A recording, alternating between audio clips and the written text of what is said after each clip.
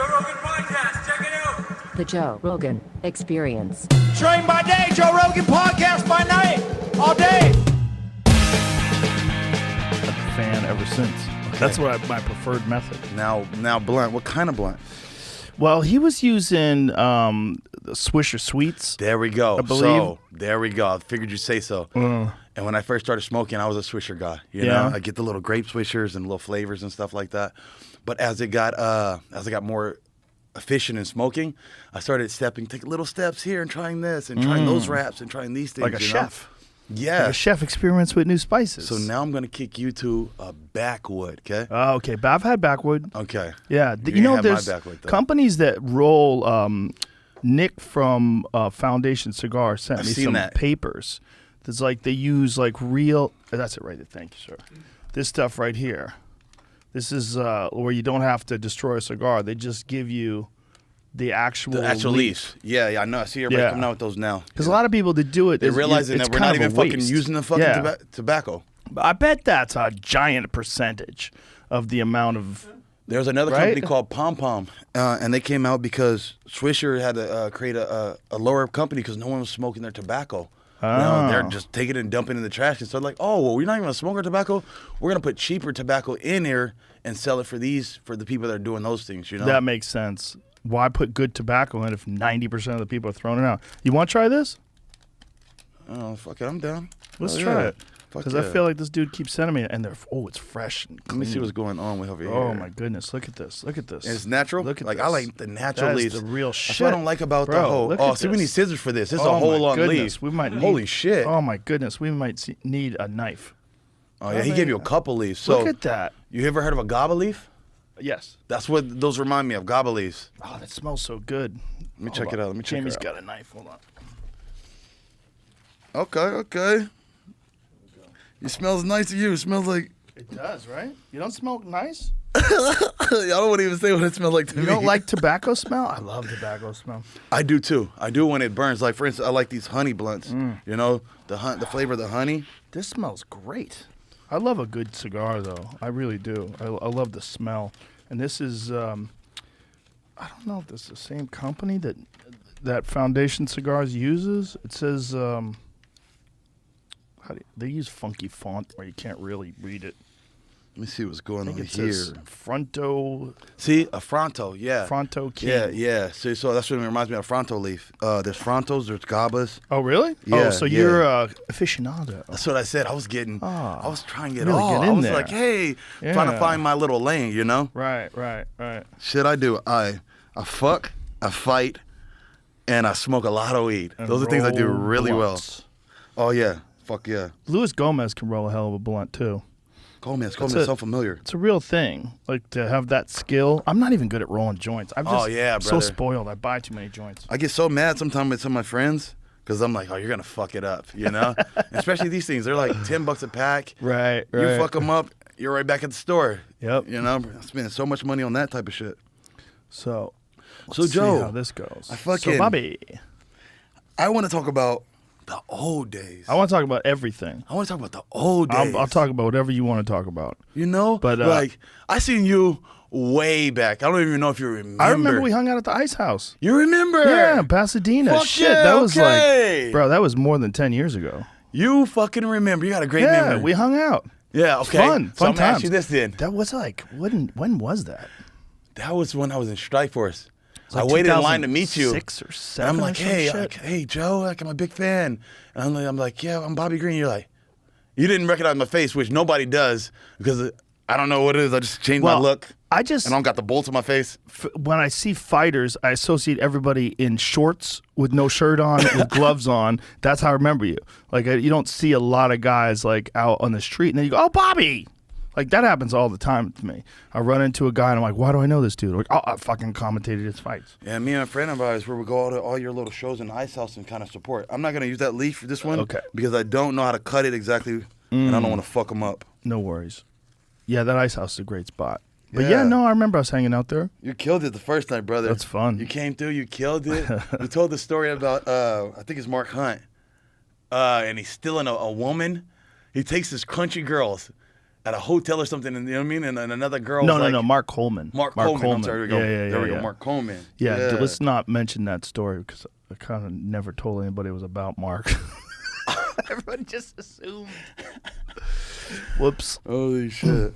So yeah, growing up in those times, like I feel like the fighters now these days, they don't know what it was like for us coming up in the interesting ways, like the different things we had to go through. Like for instance, when I got into MMA, it was still like unheard of type of thing, you know? Like you didn't have a gym you could just go to and train. What year was your first fight? I have no fucking idea. I was 21 years old. How old are you now? I'm 35. So let's do that math. 14? 14 years, yeah. 14 years is 22, so fucking 2008? Yeah. Yeah. So I think I saw you at the Ice House. It was after that, right? So it must have been 2010-ish. Because we were doing the podcast at the Ice House back then. So I think it was 2010. Wow. Damn, I have a that's terrible long time memory. I ago. smoked too much weed.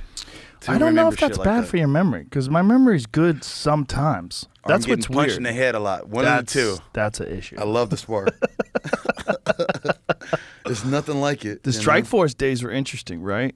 Because it's like it was there was elite fighters, but it wasn't getting quite the coverage that it deserved. Yeah. You know, I mean, there was some great fights like, my God, like that was the Nick Diaz I was going to era. say that. That was the real era of the Diaz's where they were really like, do you remember the fucking fight with Mayhem where they fucking got in the fight after the shit? These things happen in MMA. It was going down back in the days, you know? They really set that precedent for like, hey, don't fuck with us, you know? We will set this bitch off. That was, it was a wilder time of fighting.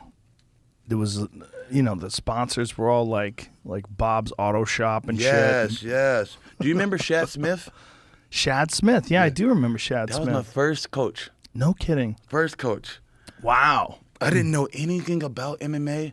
I saw Felony Fights. You know what Felony Fights is? Yes. He was on there. Didn't Shad Smith fight Dwayne Ludwig in He is King of the fought Cage? everybody, brother. He's fought everybody from every show. Crazy Horse, Uriah Faber. He's fought everyone, you know? Yeah. And so I see Felony Fights. I see this bald-headed white guy all tatted up. And I remember when he fought the guy on the show, he had him on the ground, he had him mounted, and he was pounding him, and he gave up. He's like, bro, the guy's done. He showed compassion. I didn't forget that guy. He just had a different character than all the other guys who were doing this, like, I'm a smash, I'm going to be a tough guy for YouTube, you know? I saw this one Felony fight where this dude KO'd this guy and then just kept dropping knees on his head, and they didn't stop the fight. He was out cold.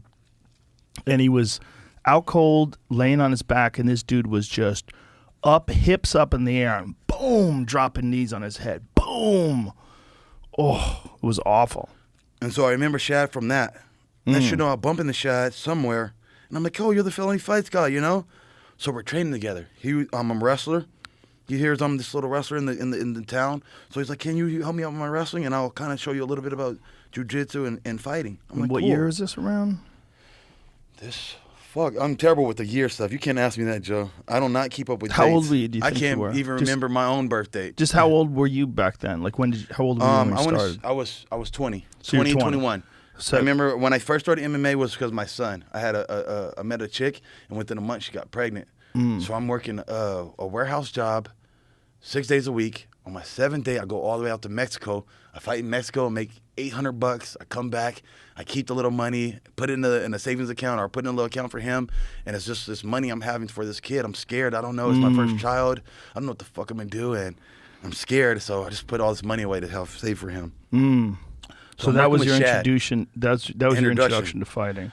Did you have any striking back then? No striking at all. Just a wrestler. I had no idea what jiu-jitsu was. I'm going around fighting guys in Mexico who 150 Muay Thai fights, you know? Oh, my God. Yeah.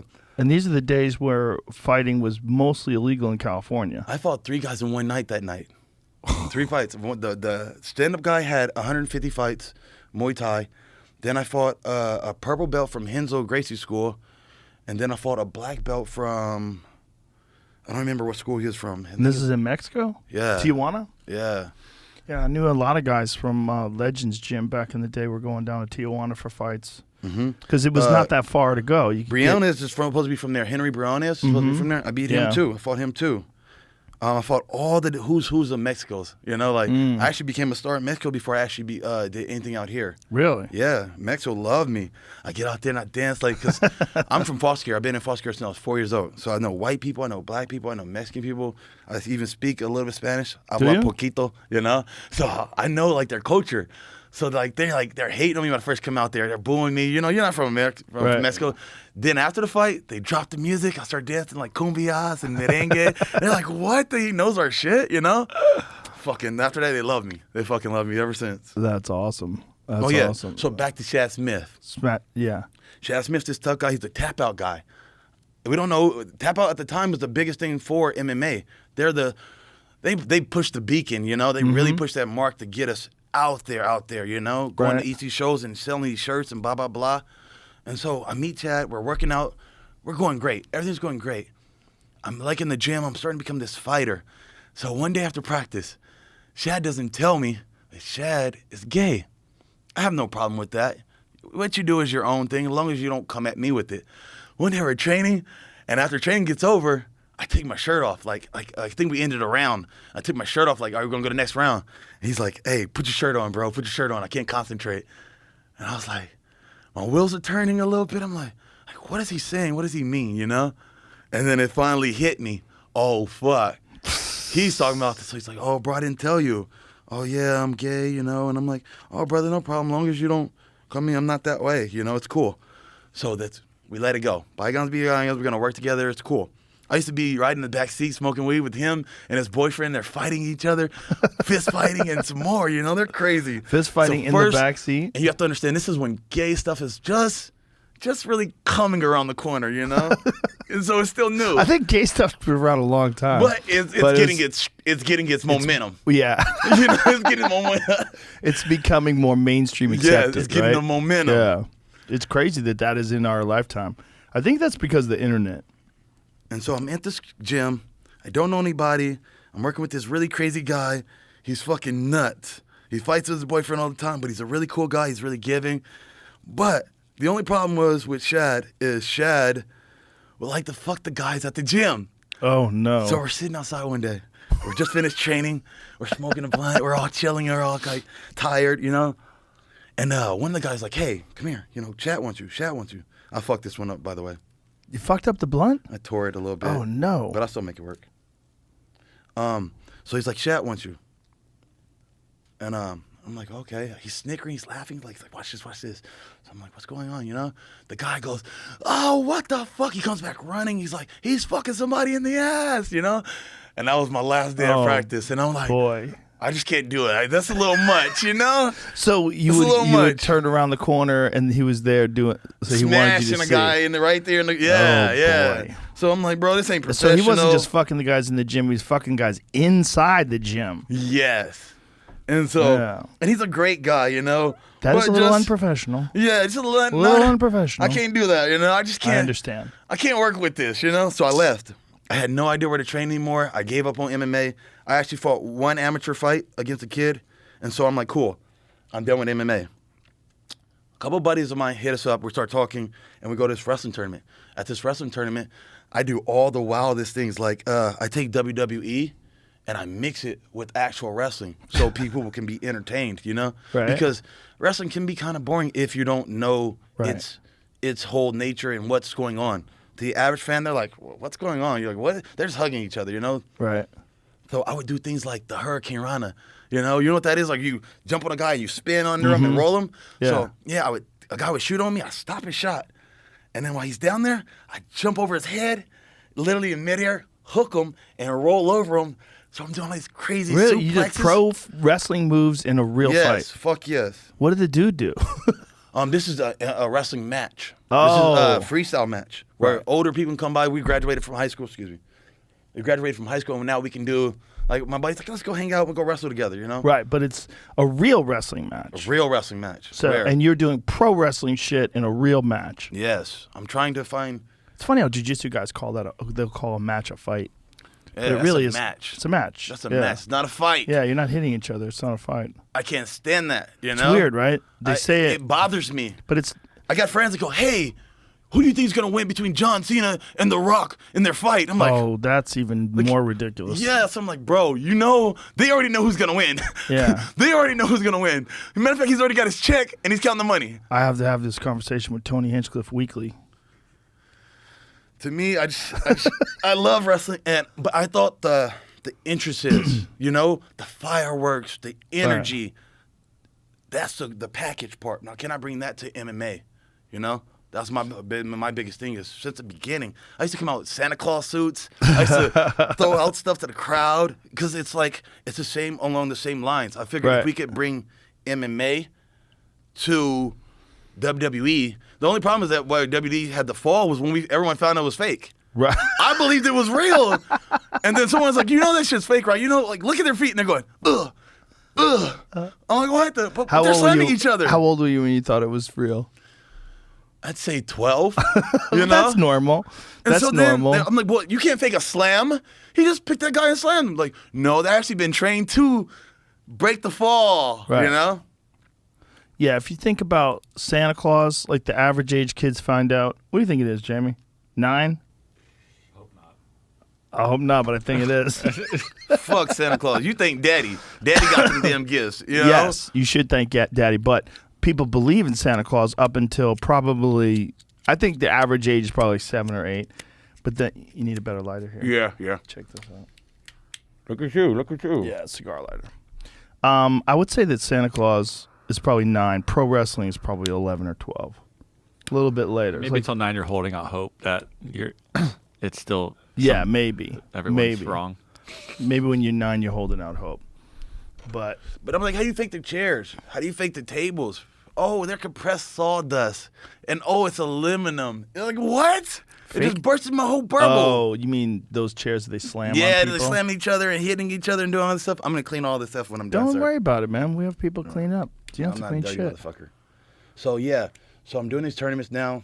Some Mexican guys find me. Mexican guys find you. Yeah, my two Mexican coaches. And they go, hey, you should fight. Back when I was with the first coach, I had that amateur fight. Right. There's a guy named Aaron Miller, Spill Miller. He's fighting for a title. I go, I beat that kid in my amateur fight. Maybe I should do fighting. So from that moment when I met those two Mexican guys, I didn't know them too well. Turns out they're a different type of gym. This gym is like full of gangsters. They train, but they gangsters. They smoke weed. We go into Mexico, we're fighting. I was literally in the gym 2 weeks. Literally 2 weeks at the max. And I had my first fight. Wow. That's crazy. This coach, he's known for he'll just throw anybody in there. He's gonna make money. I'll get $200 off of you. But watch this. I got you a fight. I got you a fight, and you a fight. I made $500. I made $200 from each 5 guys. I made $1,000 to pay my rent. Right. So that's his thinking. So he was just throwing people. I don't care if you wolves. win. Right. I don't care if you lose. I'm gonna get paid. Right. Well, that's a lot of the early day promoters, right? That's what a lot That's of what people we're are getting dealing to. with The in the early early days. days. These new kids don't know what it was like to get there. I have to explain it to my younger guys. I took every opportunity I got to get here. I took every opportunity. I fought on 24 hours notice. I fought on I fought 3 times in one night. I've done everything, Joe. Well, how many days notice was the Islam fight, the Makhachev fight? 10 days? 10 days. Yeah. How heavy were you before you took that fight? Fuck, Joe. It was a mess, brother. It was a mess. Because I know, the cut has to be planned out, if you're going to do it correctly. And I love all-you-can-eat sushi. I need to go all-you-can-eat sushi. I'm a fat guy. I'm going to be fat after my shit. Yeah? When I seen Khabib, I was like, holy fuck. He's not what happened fat. to you? He's just big. He's just not lean anymore. Yeah, but to us, He's in 200 our pounds. world, Yeah, in our world, we clown each other every day. If I come to the gym after, they call me Bobby Burger King Green, because I was fucking face is all fucking bloated and shit. A lot of fighters do that, right? At the end of their career, they get really fat. Really common. Look at Maidana. Yeah. Is that Yeah. a picture Oh, of yeah. that That's guy? a good example, right? He's losing weight though. Apparently, he's trying to make a comeback. But I'm like, that motherfucker. I've been 155. I left high school at 160. for the last 20 years, I've been the same weight. I deserve to be fat. I understand. Let me just let it go. You know, just like your hair, just let it go. Let it go. Let that belly out. You know, let it Patty go. Pimblett, that motherfucker gets fat quick. He's I fat hear as that. fuck I hear right that. now. I hear that. He's fat as fuck. His face is all round and he shows his belly. He's hilarious. People don't understand this. We actually go through depression. You know, a lot of fighters, they don't recognize that. We're kind of like cheerleaders. Right. You look sexy, you look good. You see yourself every day in the mirror for the last 4 to 8 weeks. Shredded. You're shredded. You looking like Ready to go. Yeah. And then all of a sudden, 2 days later, not even like a week, 2 days, you're like, what happened? I was in shape just 2 days ago. I fought literally 3 days ago, and I'm now 195 pounds. That happens to everybody if you go off the rails. There's Patty. Look at him now. There's Dean Thomas is making fun of him. Look at his face. Look how fat his face gets. He shows his gut before that. Oh, that's there great. it is. That's a great. He's already gelling up. And he just fought. He just fought like a Man. couple weeks ago. He Talented looks like kid. Chris. He does look like Chris from Family Guy. Somebody got to tell that guy to cut his fucking hair. Shit. No. He looks like one of the Hanson brothers or something. Yeah. But that's his shtick. True. That's his shtick, you know? Your Everybody's gotta have shtick their is you thing. got a Everything- everybody's got their tattooed thing. head and you're cool as fuck, and his shtick is he's silly. Like his hair's silly. Like I bet a lot of people underestimated him when they first saw him. Because you see like this, look at this nerd, this goofy ass hair. What is the odds that he can fight? And Yeah. he can fucking fight. He can. I'll give him that. Yeah. He's diving right into the deep end of the pool quick though. It's interesting. You know, they gave him 2 fighters. Like first guy, I forget who he fought, was pretty talented. Second guy was pretty talented too. And now they're talking about like, you know, Ilya Topuria. That's like, ooh, that's a big jump. That's not a big jump, and that's another thing too. I like that jump. Let's I do like it. 'cause I feel like I like it, but it's a big jump. Come on, I mean, Joe, I think let's get to Patty's the truth, very Joe. good. No doubt. I think Patty's very good. Don't get me wrong. His submission game is very. But I try to explain this. Like I got a little beef with what's the nigga's name? that is the worst Sean- blunt anybody's ever wrote. Yeah. It's the worst blunt. Holy Falling shit. apart. Oh yeah, I know. I felt it. I was like, "Fuck, you're fucking nervous. You're like an idiot on It's fucking all right, TV." man. It's whatever you did is way better than what I would have done. I'm terrible at. I'm gonna joints, do it again. blunts. I'm gonna get high on this show. We're already high. No, this ain't even close. Okay. I smoke 15 of these a day, Well, that's not good. and I got the greatest cardio too. You know? You do have great cardio. That's the thing about marijuana. Does not seem to affect cardio like cigarettes do. I don't not a smoke during my doctor. camps or anything. I just want to say I'm not a doctor. You don't smoke at all in camp? That's Not at good. all. You That's eat where I fucked vegan up in with the camp DSs. too, huh? Yeah, I fucked up with the DSs. Like they were getting me high. I'm like, Nate, like how long do you still smoke? He's like 11 days up to the fight. I'm like, what? Wow. Yeah. When you eat vegan, does that help you cut weight? Is that why you do it that way? Yeah, you gotta understand, like guys like me, they don't think like I'm a big 55er. If you're walking around 195 Yeah, pounds, you look very big. It's like for normal people, they would never imagine you weigh 155 pounds. That's what's crazy about fighting. And I mean, I've said this so many times. I risk repeating myself, but I do that a lot anyway. The big thing that bothers me the most is not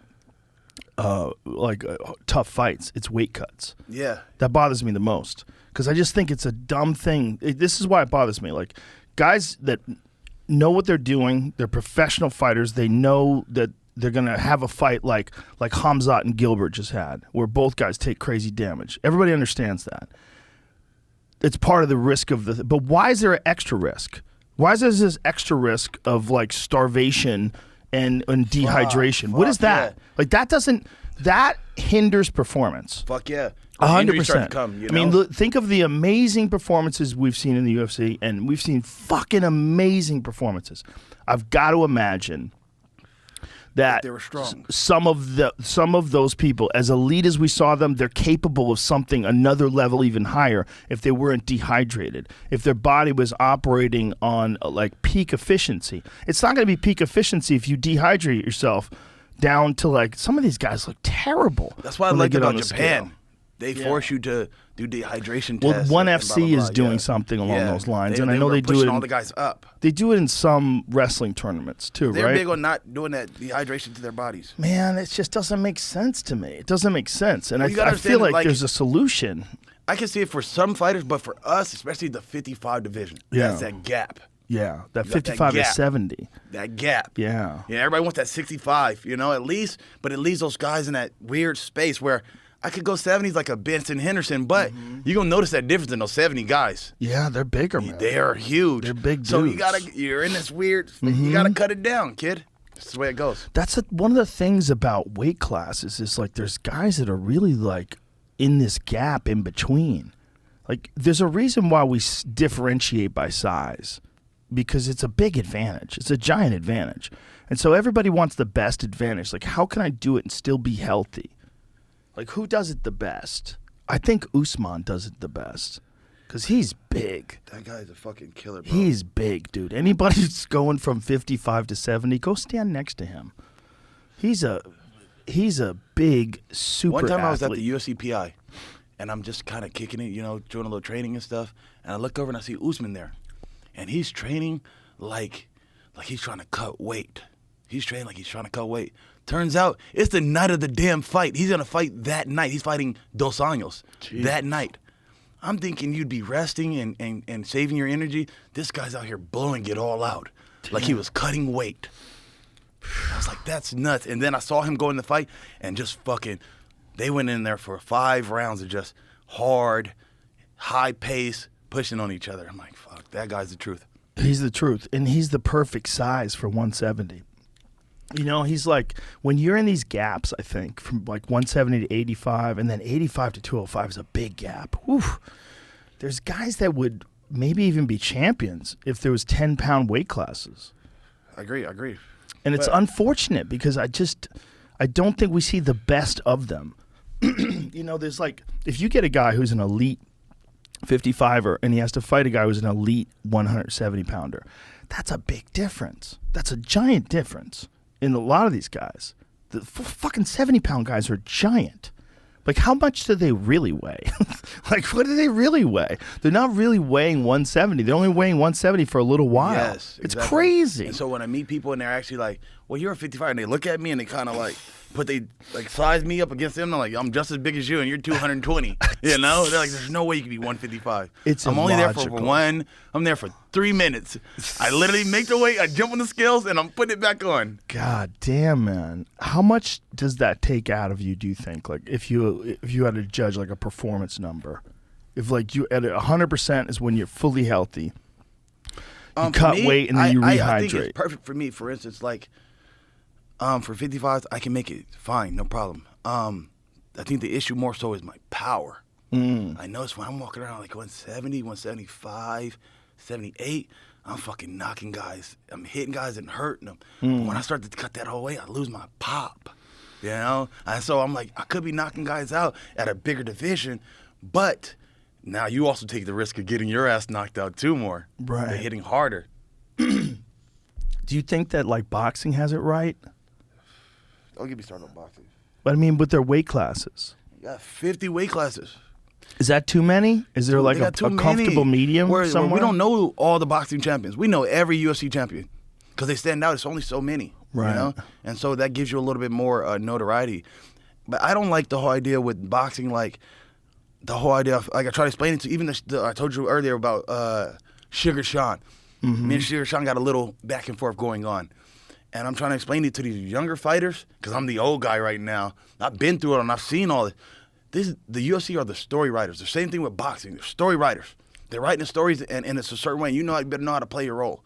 If you don't know your role, you'll get eliminated. You'll get X'd out not knowing how to play the role. Right now, you're in the great hot seat, brother. You're in the great seat. Play it cool. Shut the fuck up and play your role. But they don't know that it's this machine that it's a story. And they're going, oh, you're going to go here. You're going to fight him. You're going to do this. And they're going to write it just beautiful. There's other guys that don't get that road, okay? Like Dos Anjos, who's fought in everybody. He's fought in every killer. He can possibly come through. There's another killer. He's fighting him next. And so there's different roles and different stories. And I'm like, Sean, understand, stop talking shit. Stop. Like, he did the whole basketball drilling on a guy who just got in the UFC. This is his first fight. And I felt like, don't get me wrong, you gotta have the antics, you gotta bring the fight. But at the same time, know where you are and know what's going on. Like, don't do that to that kid. This is his first experience. You just shit on a guy who didn't even, it's his first get down. Right. He's not. And you've been fighting. You've been in here. You're talking shit. You're the man, and you're gonna do that kid like that. And he also had 15 other offers. 15 other offers. Sean gets to pick his fights. So he's picking between these guys, and he goes picks this guy who's not even in the division. You know what I'm saying? So it makes it look like he looks really good. Everybody's like, oh, he's talented. He's blah blah blah. I'm like, listen, they're writing that story really well. Same thing with boxing. They never fight. They never fight nobody. Why we didn't get Floyd Mayweather and Pacquiao at the right time. We didn't get Errol Spence and Crawford. These guys were the best. The UFC does it. And they're going to write it at the right time. They let Conor build it. They wrote his story correctly. And then they wrote this one, and it comes right, you know? At least they make it happen at some point in time. With boxing, it doesn't happen. They're just like, well, he's our star. And we don't want to lose it because in boxing, you lose, you're done. You don't have the same... I was a big Broner fan. I liked his antics. I liked everything to him. But once he lost, everybody's like, he's done. In the UFC, we don't have that. Why do you think that is? Like, why is the UFC more? Why is it okay to lose? Yeah, in MMA. Sorry, damn, that Bobby Green weed got me. But why is it okay to lose in MMA? Like, why do you think the MMA community, like some of the greatest stars, have lost a bunch of times? But there's only the few, but it's like not the even John okay Jones, to lose. Khabib. In our industry, you know, I hear the word I hear all the time: journeyman. Like Kobe Covington and got to say that he's a fucking journeyman. You know, that when they diss a guy because he got losses. You know, if you've been in this trench long enough, you will get lost. You're gonna get a lot of losses if you've been in these trenches long enough, because there's so many ways to play this chessboard. Well, if Colby Covington, Jesus Christ, damn this cottonmouth. If Colby Covington wasn't in the Usman era, he'd probably be champion. I mean, the dude is a beast. I agree. I mean, he's a fucking beast. His cardio is off the charts. I mean, it's crazy. And it's really sad. Wrestling is be solid. honest, he's so talented, and he reminds me of Chael, you know, where he had to use the mouthpiece to get more seen instead of his actual talent, you know, because he is a skilled fighter. It's sad that he's kind of almost tainted. Like, Chael did it in a great way. At first, it was little, and nobody understood what he was doing. But Chael made it funny. Chael made it interesting. He's giving I saw him giving the carrot, giving the bus a carrot, you know? Yeah. It puts him. It was funny. Yes. Yeah. Kobe doesn't deliver it the same way. It's offensive. It's hard to swallow. Yeah, he's playing psychological warfare too, you know? And the hard part about it is, like, for us, the real hardcore fans, and I mean not fans, I would like some of the real G's. The Nates, the Khabibs, the Jorges, we look at you like, hey, you got to back that shit up. If you're going to be that type of guy, go back that shit up. Go stand on it. You can't be the guy that you're talking to shit, but then when they approach you, you ain't ready with that time. You ain't on that time. Like, if I'm going to be that type of aggression with somebody, then I know what time it is when I'm saying what I'm saying, and I see that person, I know what time it is. You know, when I see Sean, like, I don't like and the reason I don't like Sean is because of Tekashi 6ix9ine. I don't like 6ix9ine.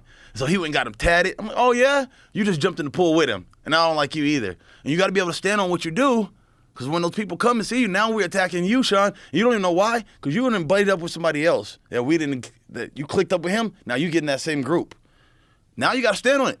Y'all want to be badasses? Well, stand on that shit. Don't be calling the police. You can't do none of that. You want to be a badass. This is what badass shit is. Like, and don't get me wrong, I feel like Jorge snuck him. Ran up, right? Hey, you know? But at the same time, you know what come with this shit. You want to live this life, stand on that shit. As a professional, though, don't you think it's a good idea to not get into fist fights in the street? I agree. As a professional. I agree. I know but exactly that's not, but what no, you're but you're saying as a professional, but I know exactly what I you're understand saying. entertainment, but hold on a second. If you're going to be professional, keep it professional. If you want to go low, then it's going low, and it's up. It's up. It's up on site. Like, it's what it is. If you want to go that way, like with my kids and my wife and bringing all this other information out that really didn't, talk shit about me all day, brother. Let's just go. We can shoot shits. We can talk jokes. But now my family and my kids, I don't think Jorge should have did that, though. I don't agree with it at all. You know, like, you had 25 minutes, brother. Right. You had 25 minutes to do anything you needed to do. It was that time. Yeah. And now you got to go get him out. You had your time, you know, and I don't let it be like that. I don't agree. But at the same time, I don't agree with Kobe either. You want to play that role? Stand on it. Come with it. You know, Chell had to deal with it. Same thing, come with it. Go ahead and walk that role. That's why a lot of people don't play that role. That's why people just play the martial arts role. They shut up to be cool because they don't want to get booed. They don't want to get chased, attacked. That's what come with that shit. Yeah, you're not a guy who got in any unnecessary beefs with people. You seem like an easy guy to get along with generally. I'm chill, brother. I'm You chill. are. But if you rub me wrong, you'll see me. Right. You'll see it. You'll see it. And there are people that will rub you wrong even if you're nice. Even if you're a nice person, there's people that are going to rub you wrong. Like unfortunately. Cowboy. I remember the first time I came into this industry. It's my first fight. I just beat Jacob Volkman. Volkman was this killer on this role. I just stopped him, and I'm doing my first signing. I'm in the UFC. I'm the new kid. I'm kind of like just figuring out what this is. This is July around the event that they have in Vegas, the Fighter Expo. I want to say this, you know. Right. And so we're signing autographs, and I'm a Cowboy fan. He comes in, and he's a little tipsy, you know, drinking, wild boy. Okay, cool. And so I tell him I'm such a fan, blah, blah, blah. And he tells me some shit like, I'll kick your ass. Like, oh, he finds I'm in his division. Oh, I'll beat your ass. I'm like, oh, he's aggressive, you know? He thinks, and in this industry, it's only 2 years long. This industry's short. There's so many people that we don't know are UFC fighters that actually came to the show. They did one show and was out. Maybe they did 2 fights and was out, you know? Right. It's so fast, the short life. So I felt like he treated me like that. Like, oh, you're not going to be around that long, you know? And he said a lot of underhanded shit that I'm not going to say on this show. He did a lot of funny shit that rubbed me wrong. And I ain't never forgave him for that. And people go, well, why you got a problem? And I tell them behind closed doors, like, this is why I don't like you. Oh, and they go, oh, okay, I can see why. And I want my revenge. I want my revenge. So Cowboy is on my shit list. But I never get him. He keeps getting away. He keeps getting out of my fingers. And he's going to retire, and I'm not going to get my revenge. I've been waiting for this for years. If I tell you the story, I'll tell you, like, off the shit, you know? Okay. And it's like, it's sweet revenge that needs to happen. I believe it's God's plan, and it's going to happen. And I'm cool. That's what I'm saying. Like, I just kept it quiet. I'm like, I'm going to get you back. I ain't going to make it. I'm going to tell you the story. And when you actually hear the story, it's so interesting that, like, so then it pieces all together. I finally think I'm going to get him, and then he slipped through my fingers. So Cowboy is one of the guys that will get it. He will get it. And I'm not gonna go attack the guy and do nothing crazy, but I'm gonna get my revenge. He's at least gotta apologize. That's it. When I tell you, at least you gotta say sorry, and we can be cool. Okay. I'm cool with where we can just apologize and be bygones. What your energy is, what my energy is. If you bring aggression, I'll match it. If you bring peace, I'll match it. Whatever you want to bring, brother. So, back to the old days. A lot of these kids don't know. They don't know, Joe. They don't know what it was like for us. Like, I hear Chael stories. I listen to all of my OGs, and like, Chael's so mad sometimes when we get like about pay. He's like, you know what? I signed up to fight. If you want to be a fighter, this is what it takes. Fuck the price. You signed the contract. This is what you get. Don't complain about it because you signed the contract, you know? And I get what he says. I listen to the old guys, and I go, okay, I can understand. They were fighting for $500. You know? And we're complaining, but look what they went through, you know? They went through the same things. We're going through these growing periods, you know? A lot of the older guys went to the Indian casino period. I was there. That's what I said. That's what I'm saying. I was there. Yeah. I fought at all the casinos. Those were the King of the Cage days. King of the Cage. I was the King of the Cage champ. I had 2 belts for him. That was a big deal. Like that, there was an organization that was able to put on shows while there was a ban on MMA, because they were able to do it in these Native American casinos. All the stars came from. There's so many stars came Uriah from King Faber, of the Cage. Rampage. Yep, Rampage. Joe Stevenson. There's so many guys. Dwayne Ludwig. You can name 1,000 guys, brother, that came from King of the Cage. It was like the tool that the UFC pulled from, you know, one of the organizations that they pulled from. And probably Pride too, right? Pride. Like a lot of guys went over to Pride. That was the days when Pride and the UFC were like kind of neck and neck for a while. If you looked at the fights that Pride had, like with Fedor versus Nogueira, Fedor versus Crow Cop. I mean, they were some of the greatest MMA fights of all time. And it was happening at the same era as the UFC, when the UFC was becoming popular. Those were interesting times, man. Really interesting times. So I'm saying, like, brother, I'm telling you, I fought one time where I was in Mexico one day. No, I was in California. I fought a guy named, what the fuck's his name? He was one of Tito's guys. My third fight, I'm fighting on Friday in L.A. I have another fight already booked Saturday in Mexico. I can't make the weigh-in because you know how you weigh in the day before. Right. So I'm literally fighting that day of the weigh-ins in Mexico. Oh, my God. So the guy weighs in. He doesn't even fucking make weight. He's at 185 pounds while I'm fighting this guy at 55s. Then I go to Mexico the next day to go fight him. I find out he's at 185s. I still fight him, fucking knock him out. It's like, these are the days, guys. Like, you guys got it so good. They don't understand. That's why I'm so thankful for what we got, because I'm like the old guys. We didn't have none of this, you know? You guys You are getting fought 2 days in a row? 2 days in a row, 3 times in one night. I've done it all, Joe. That's what I'm telling you. I want to really break the story down for you. Oh, my God. And so I met the Mexican coaches. Is that the The hardest? Mexican coaches would let me do this. They're like, okay, so every guy they're doing this with, they're all losers. They all lose. I'm the only guy that they could put a pit bull in there and he's bringing back the money. They're like, oh, shit, he won. Normally, that guy gets knocked out because we getting fed to the wolves, okay? Everybody's already got their stars that they're running at these shows. So he's the main headline. He's going to be the ticket seller, and they're going to find someone for him to bring in to slaughter. It's the way the business runs. So I happen to be that guy, and I come in and I steal the show. How are they so bad at recognizing that you're good? A lot If of they shit- thought that you were that guy. Because I'm this little street kid, and they think, oh, he don't know shit. Oh. This came later on. Like, I even talked to Big John McCarthy. My very first fight, I fought his kid. Big John was telling him not to take the fight. He's like, I heard about this kid, that he's got some wrestling and he can fight. He's like, we told him not to take the fight. My first fight, Neil Abrams. If you can find this fight, it's fucking like, it's like Forrest Griffin and Stephen Bonner. We just went toe to toe, cracking each other for 3 rounds straight. Wow. So yeah, these are beginning days.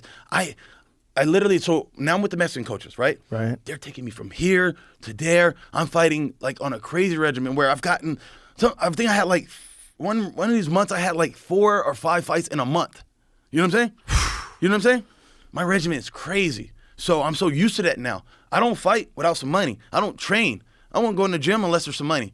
If not, I'm at my warehouse job working 6 days a week. And when they call me, oh, we got to fight, then I'll come in and train, you know? And so I train a little bit. I don't know shit about jiu-jitsu. I don't know shit about striking. I'm a wrestler, and I'm doing this. What's up? Faking like, I want to get down so that they're like, oh, he can fight up here. So they shoot in on me. Now, I know all about wrestling. So I just wrestle the guys, pick them up, slam them, get on top of them, pound them out. I did that a couple times, made it work, you know? I was making it work. So now I'm getting ready to fight Dan Lazon's little brother. No, Joe Lazon's little brother, Dan Lazon. I get the call on 24 hours notice. I'm at a warehouse. They literally say, hey, we need you to leave work. You have 30 minutes to get here and be on weight. I'm like, 30 minutes? I go up to the camera at the warehouse. I go, fuck you. I'm out of here. I quit, you know? And this is the point where I made the decision, I'm going to be a fighter from here on out. They were like, we'll give you $3,000 a show, $3,000 a win or something like that. No, I think it was $6,000. It's the biggest paycheck I had at the time. So I'm like, $6,000? I'm working this warehouse job for these pennies. I'm out of here. I go get on a treadmill, cut all the way down, and I'm fighting Dan Lazon the next day. So this is the issue with me. The issue with me is I smoke weed, and especially at this time, weed is really bad. Where in fighting, like Nick got suspended for 5 years, took a lot of his career away. I was one of them sacrificial lambs too, where I got suspended a year, 6 months, a year and a half. I kept getting caught up because they're offering me these short notice fights, and weed doesn't get out your system for 30 days. So you're gonna piss dirty. This is what it is. So I got the offer on the fight on 24 hours notice. I'm fucking dirty. I'm nervous as shit. It's Affliction. The big Affliction show is my biggest show, and I'm going, what am I gonna do? I'm so scared. My coach at the time, he's like, well, let's go get high. I'm like, what? He's like, yeah. So we go in the car, we smoke this weed, and it's the most dynamic weed I ever had at the time. I'm high on my fucking mind. Right before the fight. I'm fighting Joe Lazan. I have one of the craziest interests ever. I started all this like show shit. I used to bring the show before the fight. I break out the crowd. I'm running up the crowd. I run up the stairs. I get them all up. Let's go. They don't even know who I am. I took the fight on 24 hours notice. I'm not even on the name on the card or none of the posters or any promotion. I'm getting them riled up. I run down these stairs and I run up the next stairs on the other side of the stadium. Get up. We're at the Anaheim Pond. Get up, let's go. Slapping hands and stuff. I'm running back down and the camera crew stops me. They go, hey, stop. We're not recording. Oh no. I'm like, what? All out of breath. What? Like, that was awesome. What do you mean? They take me back behind the curtains and they want me to do it again. No. Yeah. I'm like, you can't do it again. No. It's not the fucking same. Oh no. It's not the same. It's not going to be like it's supposed to. So I just come out, do it or whatever. So now I'm fighting Dan. Me and Dan are fighting, and Dan doesn't know me, and I could tell Dan's got this fear about me. You know, I'm sorry to say it. I don't want to talk about race like that, but there's some gentlemen, white guys, that they don't understand us black guys exactly, you know? And I've been in all cultures, like my dad's white, so I've been in every culture. I know what white guys think, I know what Mexican guys think, I know what black guys think, you know, because I've been in the cultures. So I could see it on his face, you know? He's like, fuck, I gotta fight this nigga. So I'm bringing all the nigga shit to him. They ask me what my style is, I tell them hood. They're like, well, what is that, you know? So I wanted to throw them off purposely. I don't want you to know I'm a boxer, because if I'm a boxer, then you're gonna take me down and do jujitsu. If I say I jujitsu, you're gonna stand up with me. So I'm just gonna say hood. It's street fighting. They don't know what it is. Let them figure it out. We fight Dan. We're fighting. I'm beating him up, and then I give him a low blow. He takes the full 5 minutes. Full 5 minutes. Okay, cool. But I'm high as shit that we took three low blows. One of them, I'll give him one. The other two, fake as fuck, because Dan doesn't want to fight. So Tito's the announcer. Tito's like, this guy is he's fucking acting like a motherfucker. Like, literally, one of them, my toe touches his hip. Literally his hip. And he falls down. So we took him 15 minutes in the first round. It's been 15 minutes. He takes a whole break. I have no idea where time is. I'm high as shit. I'm talking to Donald Trump before he's president. I'm talking to Oscar De La Hoya. I'm like, what's up, guys? I'm just high as shit. In the middle of the fight. In the middle of the fight. Last fucking 10 seconds, he catches me in a choke. Catches me in a rear naked. Had I known where time was, I would have fucking pushed it through. But if you don't tap in MMA, you don't make money. If you could literally get your suspension. If you go out and go to sleep, you got a 6-month suspension. Really? Yes, that's the way it goes, and people don't understand that. Like, they're always like, go to sleep. Why didn't you go to sleep? You didn't be tough. Like, no, I'm going to fight tomorrow. I got another fight the next week. Right. I can't just let it go. I want to be the tough guy and go out and fight it all the way out. Right. But if you do, you don't make no more money, and I got bills to do. That's interesting. Yeah, people don't understand that. So, go to sleep. So when people tap, in a way, if you want to fight, if you tap, there's no suspension, right? They'll give you a 7-day. 7 day. Yeah. If you're fine, the doctor checks you out, 7 days, you're cool. You can go right back to work. And I'm telling you, even like I got suspended when I actually got popped for weed, I had to fight under a whole new name to make money. Yeah. I can't be suspended. That's a really good point about tapping out that I never really considered. Yeah. I didn't really consider that. If you want but to that would busy, encourage people to tap out. Because there's some guys that probably would. You got to flip the top of it. Oh, okay. You know, like look at this. You got to give me one of these, Joe. These are fucking awesome. You can have that one. Oh yeah. You can have it. You're the man. It's You're a the man. cigar. The back part cuts cigars. By the way, I just got to fucking say this real fast. This is on my fucking bucket list, and thank you for having me, sir. It's an honor. It's a blessing to be in your presence. I've seen you from the beginning, fucking Joe. I've seen you from the beginning to come to where you are. Man. You're a cool guy, to come Bobby. to where you are now, that's fucking amazing, brother. Who would have fucking known you'd be here? Did you think you would predict this? No. You know? No one can. And to be honest, you don't even realize so many things that you're doing, that you're touching and doing. For instance, I was talking to Schwab. I'm like, you took Joe's blueprint. He took your blueprint. He's running your blueprint. You did, without being the fighter, but he's running your blueprint where, okay, fighting went out the door. What's next for us? Right. What are we gonna do next? Joe took your blueprint. I mean, Schwab, and he's running it. He's doing a great job with his shows and stuff. You know. Well, I think everybody is just doing the same thing. That's all it is. We're all just, having fun, having conversations, fucking around. But who was doing that at Schwab's time?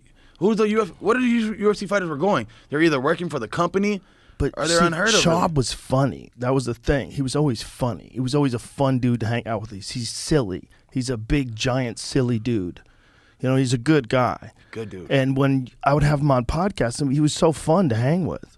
And I was like, listen, man, like, you don't have to fight anymore. Like, you can make a living doing this. I'm talking to him about a show right now I want to do with him. And I want to do some shit called the sit down. I want to take fighters who've had beefs. We take the world's the best beefs and see if we could get the two fighters in the same room. Sit them down and let's speak. Let's see if we can call a peace treaty, and we can get these two men to say, I felt like you were doing this, and you said this, and this is why I said this. Mm-hmm. Oh, we're cool. I can understand where you came from. Good, Right. Do some shit like that, and we go over the craziest beefs and stuff over time, It's my little show. That's not a bad idea. And, like, imagine if we got Nate and Connor in the room. Jesus Christ. That's right. Right. Nate like my cousin, so I think I can get Nate to do it, but Connor, I don't know about that part. Do you think Triple G and Canelo could, do you think they could, how well do they both speak English? Could they have like a conversation where they were talking shit about each other? I don't know. You got to be careful what you say around Canelo. You seen what happened when you say motherfucker around him. He took it like you fucked my mother, I think he was just looking for No, bro. And some of my Mexican homies told me that they actually like some people take it like that. A lot of like what we call like paisa Mexicans and stuff. Oh, they take it that way. Like, we say motherfucker. You mean like fuck my mother? Oh, I see. He took it like that. Oh, don't you say about my mom? And he just flipped. Really, it's really saying like, are you okay, you fucker? It ain't like, to us in our communication. Does Canelo speak English very well? You tell me, sir. I don't follow much on that end. Most of the time when I see him talking. We're in our realm. I got enough going on in our UFC thing. We're still trying to build this up. They're getting millions of dollars. We're still working on that. Fuck those guys. Fuck those guys. How dare you? I'm sorry. It's MMA. It's MMA versus boxing. I'm sorry. Is it? Because they've been shitting on us for years and disrespecting us. Don't you think that And we win all the time. But boxing is a necessary art. It's a I agree. fascinating I love it. To see it at the highest level, like as a person who likes striking. My favorite sport is boxing. For hands, it's like those guys are on such a different level. It's when you add all the other stuff like kicking and takedowns, like you're never going to get someone who's as pure a boxer. They're gonna be athletic, they're gonna be powerful, but to be able to compete with like a guy like Mayweather who's just so tuned into it. They call me the Mayweather of MMA. That we have similar styles. You have a very unusual style, Bobby. I really like the way you fight because your shit comes out of nowhere. Your hands are down a lot and you're super accurate. And it's a hard style to gauge because a lot of guys are looking for things that are coming from a high guard. I mean, it's a good defensive place to be. But you've been able to pull it off with movement and just great timing and that style that you have it's really interesting because fighting's an art. It is an art, man. I wanted you to see it. And I call my style poetry in motion. Ooh. I want you to see it and check this poetry that I'm gonna do for you. Like you go to a poetry slam and they did a little snaps and stuff. Watch this shit. What I'm gonna do for y'all. Yeah. And I'm in here to the point where I'm in the fight, but I'm in the crowd watching it from here and trying to give you what it is from the outside you want to see. Right. Yeah. So style is big for me. Style is so big. Joe. So you're an entertainer as well as a fighter. I think it's so big. You have to tell yourself with your style. What product are we selling? I tell all my young fighters that. What product are you selling? We're all selling a product. You're selling podcasts, and no one is doing it like you. That's why you're the number one. So, what product are you selling? What makes you different from the next guy? What makes your podcast different? What makes your fighting style different? So, I took all the things that people were saying you can do. You can't put your hands down. I broke all the rules, and as long as you know the rules sets and you know what comes with that, then you can take those risks. Do you remember watching Vitaly Klitschko fight? You ever watch him fight? Klitschko, Vitaly. I get them confused. I don't know which one's which. Vladimir is I know they're the both one, really good with that jab, though. Yeah, both really good with the jab. Vladimir had a more traditional style. Vitaly would keep his hands down a lot. He fought a very awkward style, but he had big power. You know who I got it from? I got the hands down from? Who? I take little pieces and stuff like, so I got the shoulder roll from Floyd Mayweather. I took the hands down from Sergio Martinez. I don't know if you know what that is. Oh, yeah, for sure. Hands down, you know? Oh, yeah. Yeah, Sergio I'm like, Martinez. He stood out to me. Right away, I'm like, he just stood out to me. I gravitated toward his style. I'm like, that's it right there. Didn't he had like a knee injury that eventually kind of fucked him up, right? Yeah. Because He's his style was so... He was a soccer player. Yeah. Well, those guys can fucking move, man. So was Aldo. Yes. Those guys, when you play that, man, that's just a sprinting game. You know, you're just sprinting over there and sprinting over there. Aldo's kick was so fast. You couldn't even stop it so fast. It's like a jab. Dude, Uriah Faber is one of the toughest fucking human beings that's ever lived. I've been through that. I know what you're talking about. I've been through that. I didn't understand it until I've been through it. I fought Barbosa. Oh, that's right. He kicked the muscle off of my leg. It literally detached and rolled up, and I didn't know it. I couldn't walk for like a week or two, and I was just smoking, getting high, and then finally it just went away, and I was like, all right, cool, let's get the next fight going. And so I was getting ready to fight somebody, and I think, no, it wasn't Al. So I'm getting ready to fight somebody, and I'm like, Coach, there's a hole in, like, there's this hole in my leg, you know? And he's like, maybe we should get you, let's go look at it, you know? They go, you need emergency surgery right now. Like, everything's, it's going to stay stuck like that. So they had to literally go and reattach it back down. Kicked it off. Luckily, you got it fixed. Because sometimes people have those big-time hamstring pulls, like rips. I know a dude who had a really badly damaged hamstring, and he didn't get it fixed, and his leg was never the same again. He could have gotten it fixed right afterwards. He could have got it reattached, but he didn't. He just tried to like tough it out, or maybe he just thought like the surgery wasn't necessary or something like that. But it always fucked with him. So I'm trying to explain to people like the early days where you couldn't just go to a gym and find an MMA. There wasn't like that. Right. You find a jiu-jitsu gym here. You find this boxing gym. You find these wrestlers over here. And you had to piece things together. You just didn't go to a gym and find everything, you know? And the coaches were weird and strange. And you had to go and find out, oh, he's just a car salesman. I had to tell that to some of my fighters. They're car salesmen. They're going to tell you, oh, you look good. Yeah. They're just fucking selling you a car, you know? They're not actually helping you. Right. So, you want a teacher. Now, after the Dan Lazan fight, I got choked out. And I'm now going, I don't know if this coach has got the best for me. Well, if you get me high before a fight, you're probably not going to be the best for me, you know? You probably don't got the best, you know? If we going to get me high before a fight. As a general rule. Yeah, I'm like, that was it rule. for me. I was like, all right. So then I left. And that's where I met my dad. And I caulk in his gym. I'm going and doing jiu-jitsu. And from the one class, he called me after. He called me and he's like, what are you taking? I'm like, what do you mean? He's like, well, like, your supplements. I'm like, what is supplement? I don't even know what it was. He's like, you know, BCAAs and stuff like that. He brought me a whole care package. And I started seeing this coach had a different love. He actually cared for the fighter. He actually was making sure your health and what are you doing? Like my dad's always told me, it's not what you do in the cage, it's what you do out, you know? He's like, you're so talented. You do this stuff in the cage, but I'm worried about what you're doing in the streets. If you're gonna get locked up, if you're gonna get all these different situations, you know.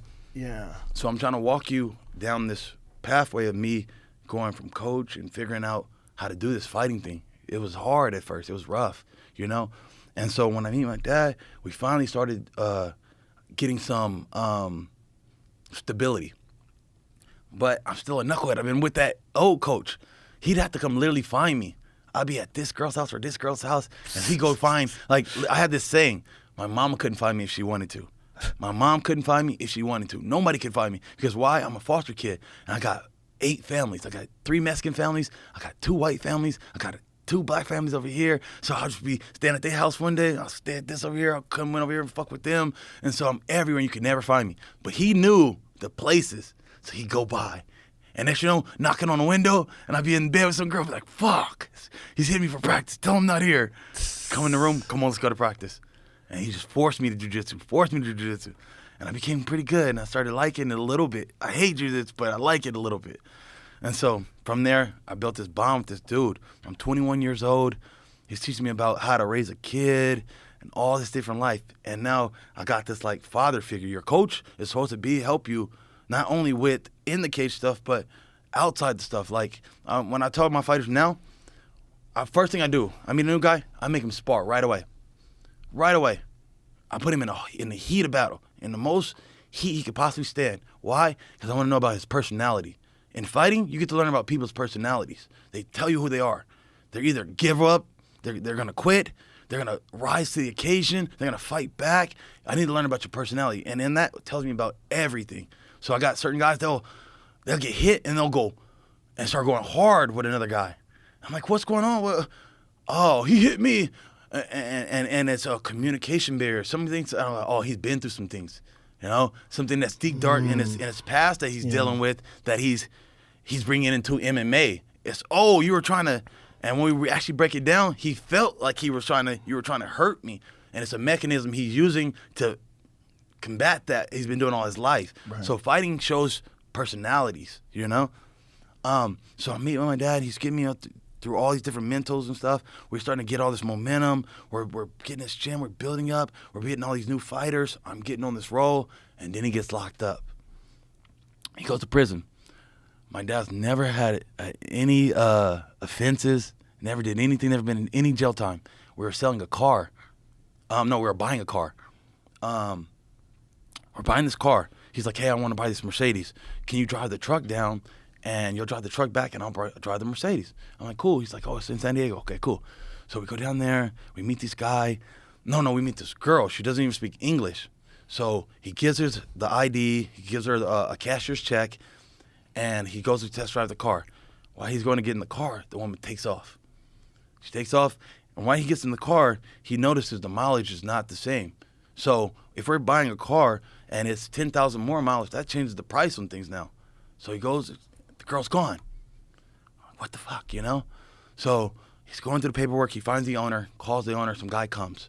We talk to him. We explain it to him. He said, we're going to fix it. We go back home. Maybe 3-4 weeks go by. The guy's not answering. Doesn't want to give my dad back his money. We gave him back the car. He's kept the car and the money. So next you know, my dad's like, fuck, like he's ignoring me, blah, blah. We need to go down and we need to go over here and talk to him. So I'm like, I can tell where this is going. I'm like, all right, Dad, we're going to go down, we're going to talk to him. But we need to be cool tongues. We need to talk with no heat in our tongues. Because why? He's already got the car. He's already got the money. You're pretty much fucked, like, because you give him a cashier's check. It's just like cash. Right. You can't get it back. We're already fucked, so let's just try to be cool. So I don't know why I think God made this all happen for some reason. So we go down to this guy's house. It's me, my dad, and a Mexican guy. And we're driving up there by the coincidence, like he's in this gated community. And so by coincidence, somebody else is driving in, the gate opens, we drive right behind them. Go in, you know? We find his house, we pull it to the house, we're looking at the house, he's like, right here. But he has another gate and cameras and stuff to actually go to his house. So we're like, if we ring the doorbell and tell him to come, he's gonna see us and he's not gonna come, he's not gonna answer it, he's not gonna give us our money, he's just gonna ignore us. So by coincidence, the pizza man comes up, you know? He's just happens to be pulling up. So we walk up right at the same time the pizza man's coming. Now, coincidentally, I told my dad, have a cool tongue. Be cool about it. But he's been already feeling like this guy's ignoring me. He already knows. His feelings up. It's a scheme. This guy's playing me on my money. Somehow they're running some scheme where they sell cars and they do this little weird thing. And so we go in. We're talking to the people. We're trying to talk it out. All of a sudden, the guy's saying, oh, I don't got the money. I don't know. He don't know anything. They're yelling back and forth. My dad and this guy are yelling back and forth. And now I see a situation that's loud. We're in this white area. I already know what's going on. Police are going to get called. So I'm like, hey, calm it down, you know. Next you know, my dad headbusts a guy. Now it's it's getting real serious. I'm like, fuck. Holy fuck. Like, I'm trying to diffuse the situation. Diffuse it, you know. Hey, look, we know you got the money. We gave you the money. Just give him his money. You got the car. Let's just go our way, guys. You know, let's just cool it down. So he's like, all right, I got the money. It's in the house. Oh. Before he didn't have the money. Now he's got the money that's in the house. But we don't want to go in the house. We're like, we're going in the house. It can be sticky. But we don't go in the house. He's gonna lock the door, and we're stuck outside, and we don't get the money, and he can call the police. And so we're in this weird position. Where do you go? You go left or you go right? All right, fuck it. We're gonna go in. Just don't touch anything. Let's just get the money, and we're gonna go in and go out. All right, so we go in. I forgot to mention there was a kid there. When my dad headbutted the kid was there. He started crying. So the kid doesn't know, he wasn't there at the time, but he just hears us yelling. So he comes out, all he knows is his dad went outside for pizza. And now he hears us yelling about some money. So the kid goes, I'll give you the money, I'll give you the money. We're like, what? Like he thinks it's about this, so we all want to go inside and defuse the situation. We go inside. They're going inside, we get the money basically. There's a lot of other stuff that happens in the house. A lot of crazy stuff. Basically, we find out he's running a scheme. He has my dad's ID. He's looking us up. He finds out that, like, when we walked right in the house, he closed the laptop. And my dad was the only person that caught it. I'm like, what the? He's like, well, what were you doing? And they started arguing about that. And I'm trying to defuse him again. Guys, like, let's just get the money. But when he opened up the laptop, he had my dad's photocopy of his ID. He was looking up his address, looking up his gym, and all this different stuff, right? I'm gonna tie you into it later on, why this is important. And so they're arguing about that. I defuse them. My dad goes and talks to the kid. Calms the kid down. Listen, this is what happened. It's okay. So I'm over there with the other guy. I'm talking to him, George, let's just get the money. Let's just get this done. We can get it back our way. We get the money. We leave. My dad's going to go to Atlanta and open a gym. This is like now a month or two later. He goes to Atlanta. Somewhere, they stop him. Whole bunch of security, not security, cops, helicopters. He's looking and he's seeing them come. He's like, whoever they're finna go at, they're in trouble, you know? But he doesn't know that old boy went to the cops about this. We got our money, we shook hands. We thinking it's okay. Everybody's cool. We're all cool. We're like, man, we see that you're running some scheme. You can do that. Somebody else don't play us. Cool, but just go away, your buddy. We shake hands, we go away. 2 months later, he gets arrested now. So he's arrested in Atlanta. Deals with all this. They're trying to give him 157 years or something like that. What? Yeah. Kidnapping. So we find out the laws. Kidnapping is if you make somebody move within 15 feet in fear, not within their own will. Like if I yelled at you right now, Joe, fuck you, what's up? And I was like, get the fuck out of here. And I made you go from here 15 feet within your own, that's kidnapping. What? Yeah. So they hit him with a kidnapping charge, assault charge, burglary, robbery. They're stacking the charges up, you know? Is that true everywhere?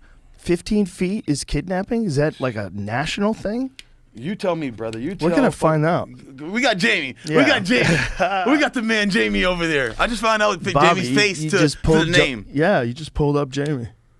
He's the fucking man. So, we're doing that shit. But that sounds They crazy. lock him up. How is I'm that going, oh, kidnapping? fuck. They locked him up. I get scared of shit. I know what's up. You're guilty by association. I didn't hit that man. I didn't want no situation. I don't want nothing to do with this. I came to defuse the situation. And now I'm looked at as an accomplice, you know? Oh. To 157 years, I go in hiding. And like I said to you earlier, can't nobody find me, not even my motherfucking mama, okay? Nobody find me. So my dad's in prison. He's trying to find me. But he can't. He's like, bro, I can't. I got to be out on the street to find him. You know, he wants me to go and talk to and work this out. He's got a lawyer and he's got it all out and he's working these things out. They're trying to give him 157 years. I'm scared. I live by the Pirates Code. Like, we're black people, the Pirates Code. Whoever falls behind gets left behind, you know? And so we all running, and whoever the police catch, they caught you and you don't tell, and we get away. Whoever gets away. If I get caught, I shut the fuck up, and that's just what it is. And so I'm not talking to my dad. I had no contact with him. I'm just like trying to stay away from it. It's been about a year. I've been having sleepless nights. The Mexican guy's like, brother, like, we didn't do anything wrong. We can't keep hiding. We're not working. We can't fight. We can't do anything. Like, we're just scared, you know? And he's like, we got to do what we need to do. We got to go back to living. So I start talking to his wife, my dad's wife, and getting in contact with him and what's going on. Turns out they were going to give him 157 years, but he hired a private investigator, followed that guy around. Turns out that guy was meeting with the judge and the DA at a golf course to his case. It's a conflict of interest, you know? And so he was able to show that, they gave him 2 years. First offense, never did nothing, never been in prison, jail, nothing like that. And now he's got to go to prison, you know? And he's dealing with a wild life. I wanted him to tell you the story about all this stuff that he had to go through and where we... Is that why you brought him here? Yes. See, I wanted him thought you... Okay. Yeah, I wanted him to explain all these different stuff so that... Let's pause then. Our relationship. Let's pause. We'll get him in here. Okay, cool, Let's cool. pause. Yeah, okay. yeah. I want to hear it. We're going to pause. We want to bring him in. Why don't you introduce your dad? Okay. First of all, I'm going to introduce my dad. He's crazy, but I wouldn't be here without him. I'm so thankful. Loyalty's big for me, and we've been through this crazy journey, and it's so dope to have him here. Jake Benny. Thank you. I appreciate just being a part of your story. Well, he wanted to bring you in before he started telling me the story, and then he's like, we got to bring him in. So you were out there. So that's why I messaged you. I was like, can I bring my dad? Because I wanted to when tell you said, but you I thought you meant to the studio. I didn't think you meant on the show. Nah, we're going to get deep on this motherfucker. Okay. I'm finna give you some real shit, Joe, like, okay. Because nobody else is going to give it to you like this. So I believe now you, Bobby Green. I meet my pop and shit, and he's got this crazy black guy in his gym, you know? And he, like the fighters that he had before, they were fighting once, twice a year, you know? Right.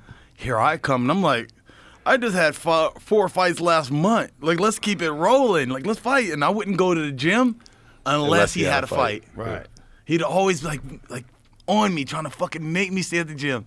And and this was a battle for us, you know? He'd have to come get me and force me. So I'm so thankful that, like, that's why I call him my dad, is that a real father is somebody that takes the time to make it better, you know? Right. See something in you, bring it out of you. Because I'll be somewhere in the streets working a freaking warehouse job if it wasn't for him. It's a hard gig to be a fighter, man. So I finally for find someone to have the kind of belief in you to be able to do that he had, that for you at that time must have been like one of the most special things, right? It didn't at that time. It didn't feel like it? And not at that time. It made sense later on, you know? Because I didn't believe it. Like, he would tell me, like, you're gonna make a lot of money. You're gonna be this. You're gonna make belts, and I'm like... So while he was pushing you, why were you resisting? What were you thinking? I was thinking about money. I was thinking short term, like, hey, okay, this stuff ain't paying enough. I'm working a warehouse job. I'm gonna be leveling up in there. I'm gonna become a lead and then a manager. No. I'm not gonna be Oh no. I'm gonna work up the ladder in the working environment. Can you imagine if that's how you went? He went that begged way? me. I would not allow Begged that me. to happen. I would, like, all the time he begged me to quit my job. All the time. I would. It's like a lot of coaches go through. You know, like they have these fighters they develop these intimate relationships with. They talk to their wives about them, their families about them, their kids about them. You know what I mean? Yeah. And next thing you know, it's just they're part of the family. You know what I mean? And he lived with us for a lot of his fights. You know, and that was really kind of how I was able to keep the reins on him. To be honest with you, for real. Like, we'd get a fight, and I'd have to go find him, you know, and bring him to my house. I told you that he had to go find me. I believe you. I'd take his keys from him, you know what I mean? Take his car keys from him and shit. And that way he'd only ride with me, you know? So we'd just do 2 a day. Wake me up, make me get up and go to kids class. And after kids class, then we got adult class. And then we got MMA's class. Like, all this stuff, I used to hate it. But I realized at that point in time, that's where I really honed into my skills. And I realized, oh, this is what it takes. Be really zoned in and really do it. Nothing else but it. Yeah. Yeah. And so eventually you just gave in. Yeah. Years. I'd say it's probably... Like, for instance, I used to, like, he first, like, with the smoking. He was against it, you know? Yeah. So you're like, well, fuck it. Well, at least do this. Can you give me 20 days clean before, you know? And I would give you, like, 15. And then it got to 20. And then I got a little better. I got 25. And I started, I saw the results in my fights. Oh, well, you need to be clean. You need your lungs. I just talked to my boy Terrence McKinney, and I was just like, he's like, bro, I'm a big fan of you. I'm like, I like, Rashad did it with me, big brother to this. Hey, give him a little advice. He hit me up and wanted to smoke with me right before the Islam fight. I'm like, what? You smoke? He's like, yeah, and he just went out there, smoked, and then smoked the guy. I'm like, yeah, I used to do that too, brother. Trust me, I used to smoke weed and beat guys too. But I realized at this level, you can't do it, big dog. Come here. Don't put that weed down. Just focus on your craft, and then after you go party, you party hard, you know? How different do you feel when you do 25 days of no weed? Like, what's the difference? It's so crazy, brother. And I was gonna get into that, like, and so. But how do you feel like when you do that? What's the difference? That's what How I'm does gonna he get into. feel? How does everybody else feel? That's what I was gonna get into. Is that what the problem is? Yes. Yeah, you get tense. Detoxing. Yes. I don't know if it's detoxing, man. I think marijuana is medicine for a lot of It's folks. the- See, no, It's the it's the blunt. tobacco. Yeah. I only smoke tobaccos. I mean, blunts. I don't smoke bongs. so you became addicted to tobacco too. So now I'm That's heavy detoxing off tobacco. of that. Yeah, that's what I thought it was the weed at first, and that's what I cut the weed out, and then I realized it's the tobacco on the weed. That is the thing, man. When I first got introduced to the blunt, I was like, what a brilliant thing. But it's no high like it. No high like it. It's a different high. It's a different high. It's a high. It's like, Yes. it's not the tobacco is a stimulant, I think. Is that what it is? It's I know it's got cognitive benefits. Tobacco enhances your thinking a lot. There's a lot of people that like are focus. writers that get addicted to smoking because it enhances their focus. It Same does thing something with to them. jiu-jitsu. Makes you creative. Yeah, All them 10 Planet guys get high and there's a lot of blunts involved in those get around positions. and move and Yeah. yeah. So now I meet the guy that I'm finding all the success with.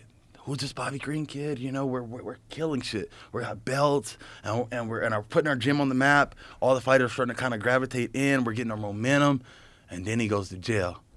And so now that he went to prison, and I was breaking that down for him, Pop, is Yeah, so Bobby welcome was to telling us story. the story, and you said, like, what's your version of the story? Yeah, one of the things I learned through this process, like he said, we didn't talk for a while. Like there was some communication with him, but for the most part, like the first 6 months, it was like I was hiding. yeah. You're hiding. So the perspective, I got to hear the victim's perspective when I was in court. Some of it was correct, some of it was a lie, flat out lie. And then I got to hear Bobby's perspective eventually, and then the other kid's perspective, and then I lived what my perspective was, and about 80% of it is correct in all the ways, but there's always that 20% that's different. Everybody else sees something different. They feel something different, Right. Especially in a time of panic. Yeah. That's the big problem. You don't see it all the same when Yeah. we're all, like somebody came shooting and like, he had a red shirt. No, he had a red striped shirt. He had a, Right.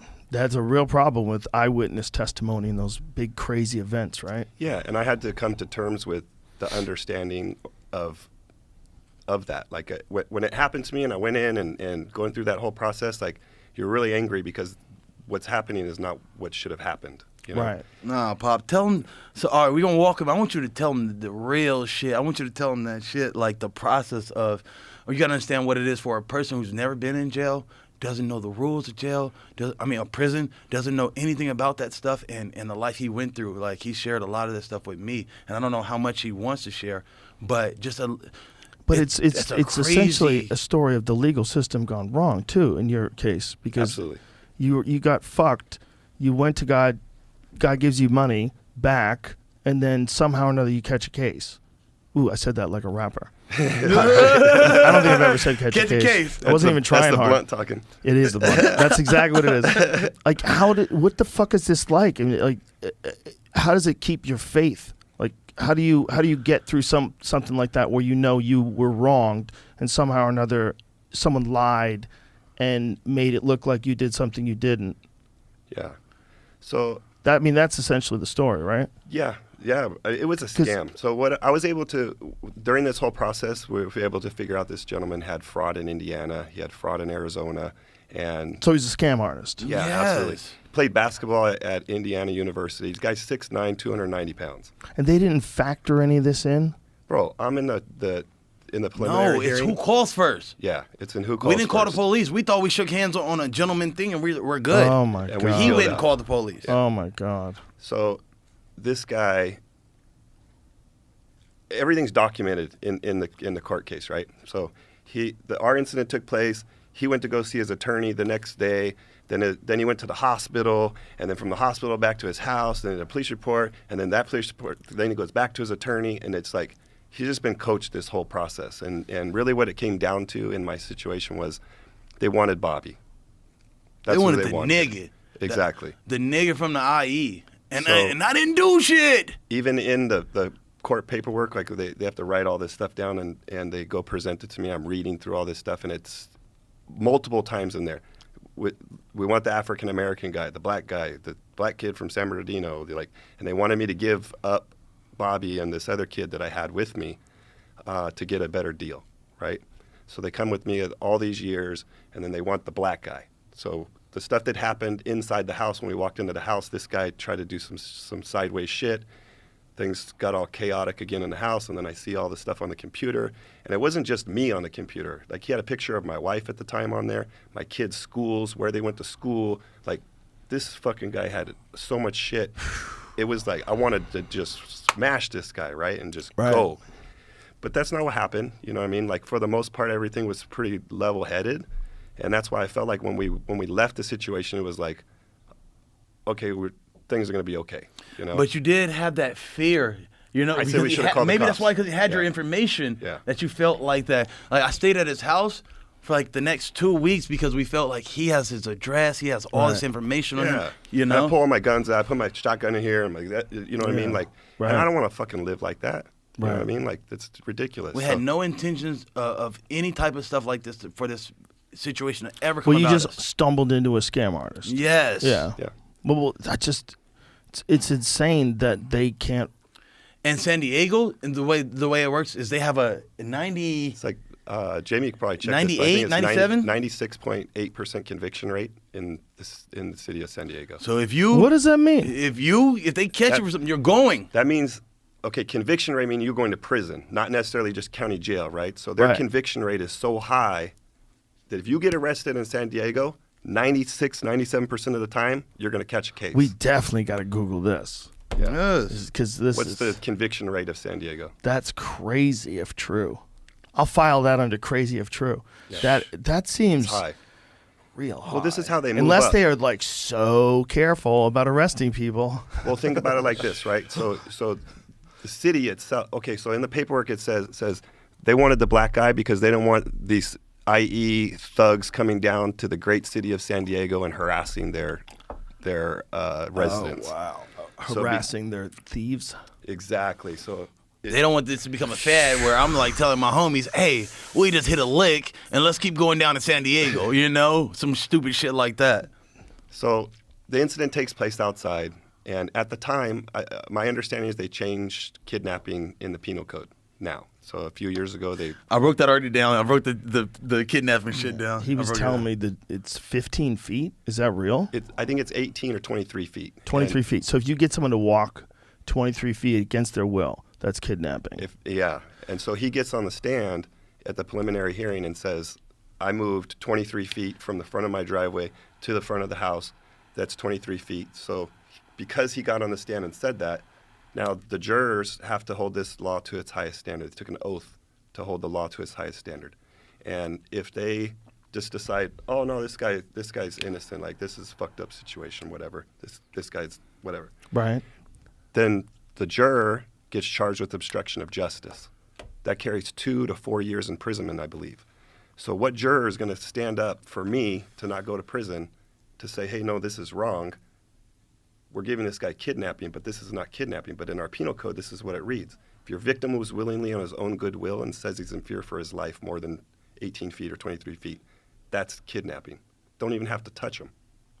So they stacked these 4 charges up because of the kid and him. So I had 4 counts of kidnapping, which was 2 that carry an L, and then 2 with the possibility of parole. Jesus Christ. Yeah, and then you start stacking up all these other charges, and all these years start adding up, right? And then all of a sudden you're facing something that you don't even know how to fight it. You don't know how to fight it. The system's too big. It Right. just swallows you up, you know? Wow. So, Tell me how you felt when you saw that, when you saw them years. man, I just broke. It was unreal. It was like Broke I down just crying. broke down, dude. You know, He said he like- was crying all over the paperwork that he couldn't even sign it. Yeah. That they had to go print another one out. So they brought me this deal, right? Okay, so they come to me. We're going to jury selection. And they come to me and say, okay, we'll give you 10 years with 85 and a strike if you sign today. And I'm like, what the fuck, man? Like, my attorneys are all telling me to sign this paperwork, right? And I just couldn't get myself to do it, man. Like, part of the problem, that's the main problem. One, I feel like I go in 10 years, I'm never going to get out. I'm a first termer. I got to go in. I got to put work in, and you're going to catch more time. So it's really hard to get out of the system if you're going to be in there that long.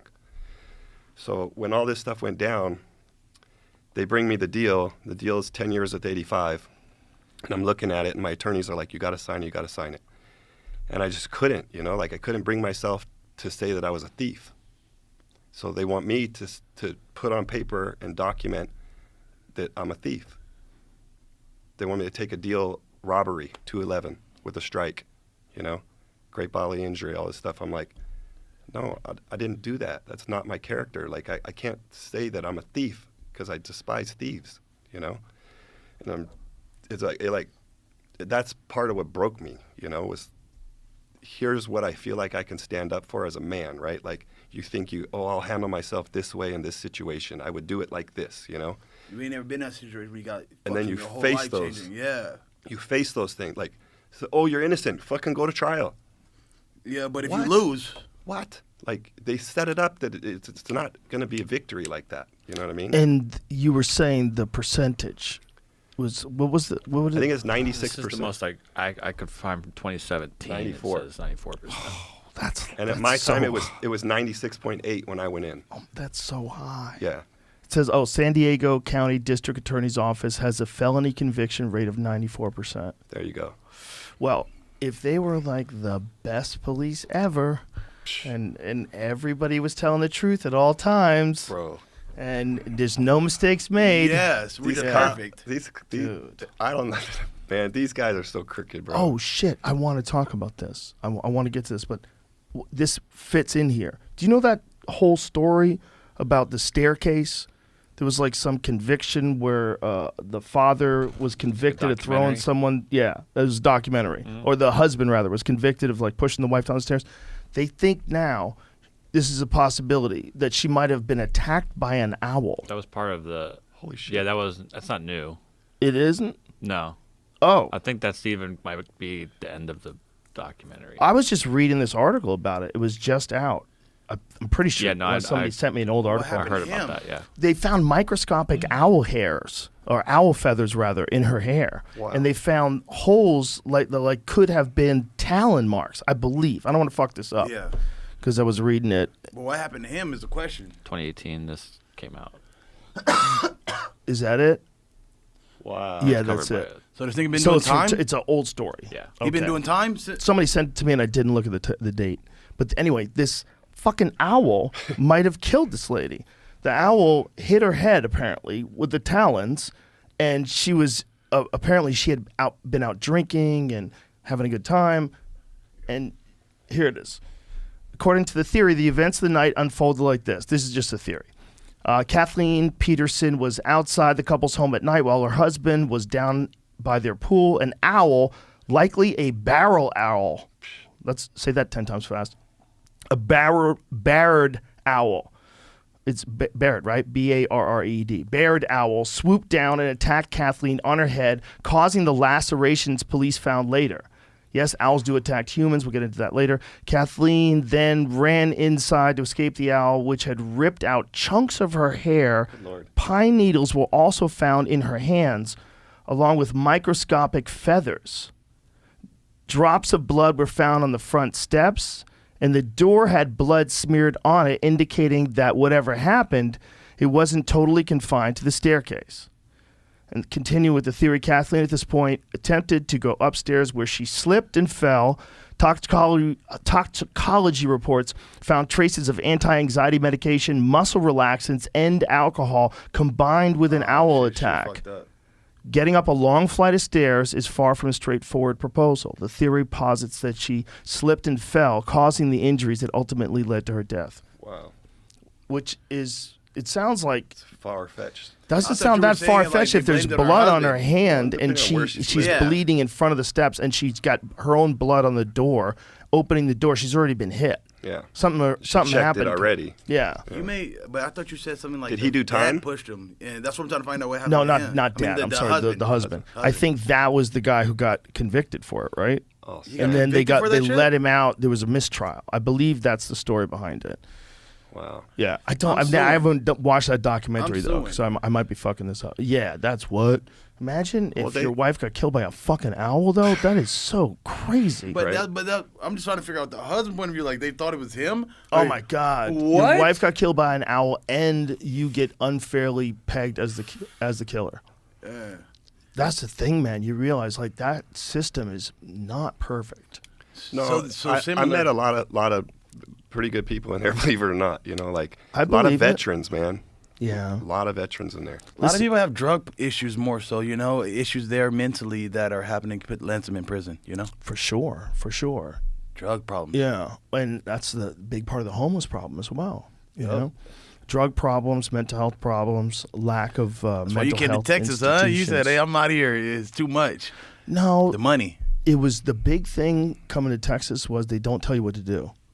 There was a thing about California stopping people from doing shows, stopping people from doing stand-up, even outside. They wouldn't let them have outside shows for a while. It didn't make any sense. The Comedy Store was trying to do shows outside. It's They were like, Newsom, no, dude. no shows outside. Terrible. We don't want any shows. I'm loving Texas, brother. It's nice. It's chill. It's nice. People are Man, friendly. yes. Yeah, it's Even the white guys, you know. And my coach told me some shit. He was like, Durant. He was like, it's because they got guns on them. they ain't worried about nothing, you know. There's a Back lot in of California, you that. can't carry it. that's an unfortunate reality. That old expression, a well-armed society is a polite society. You It know, really, unfortunately, is true. Like, because you know where it could go. yeah.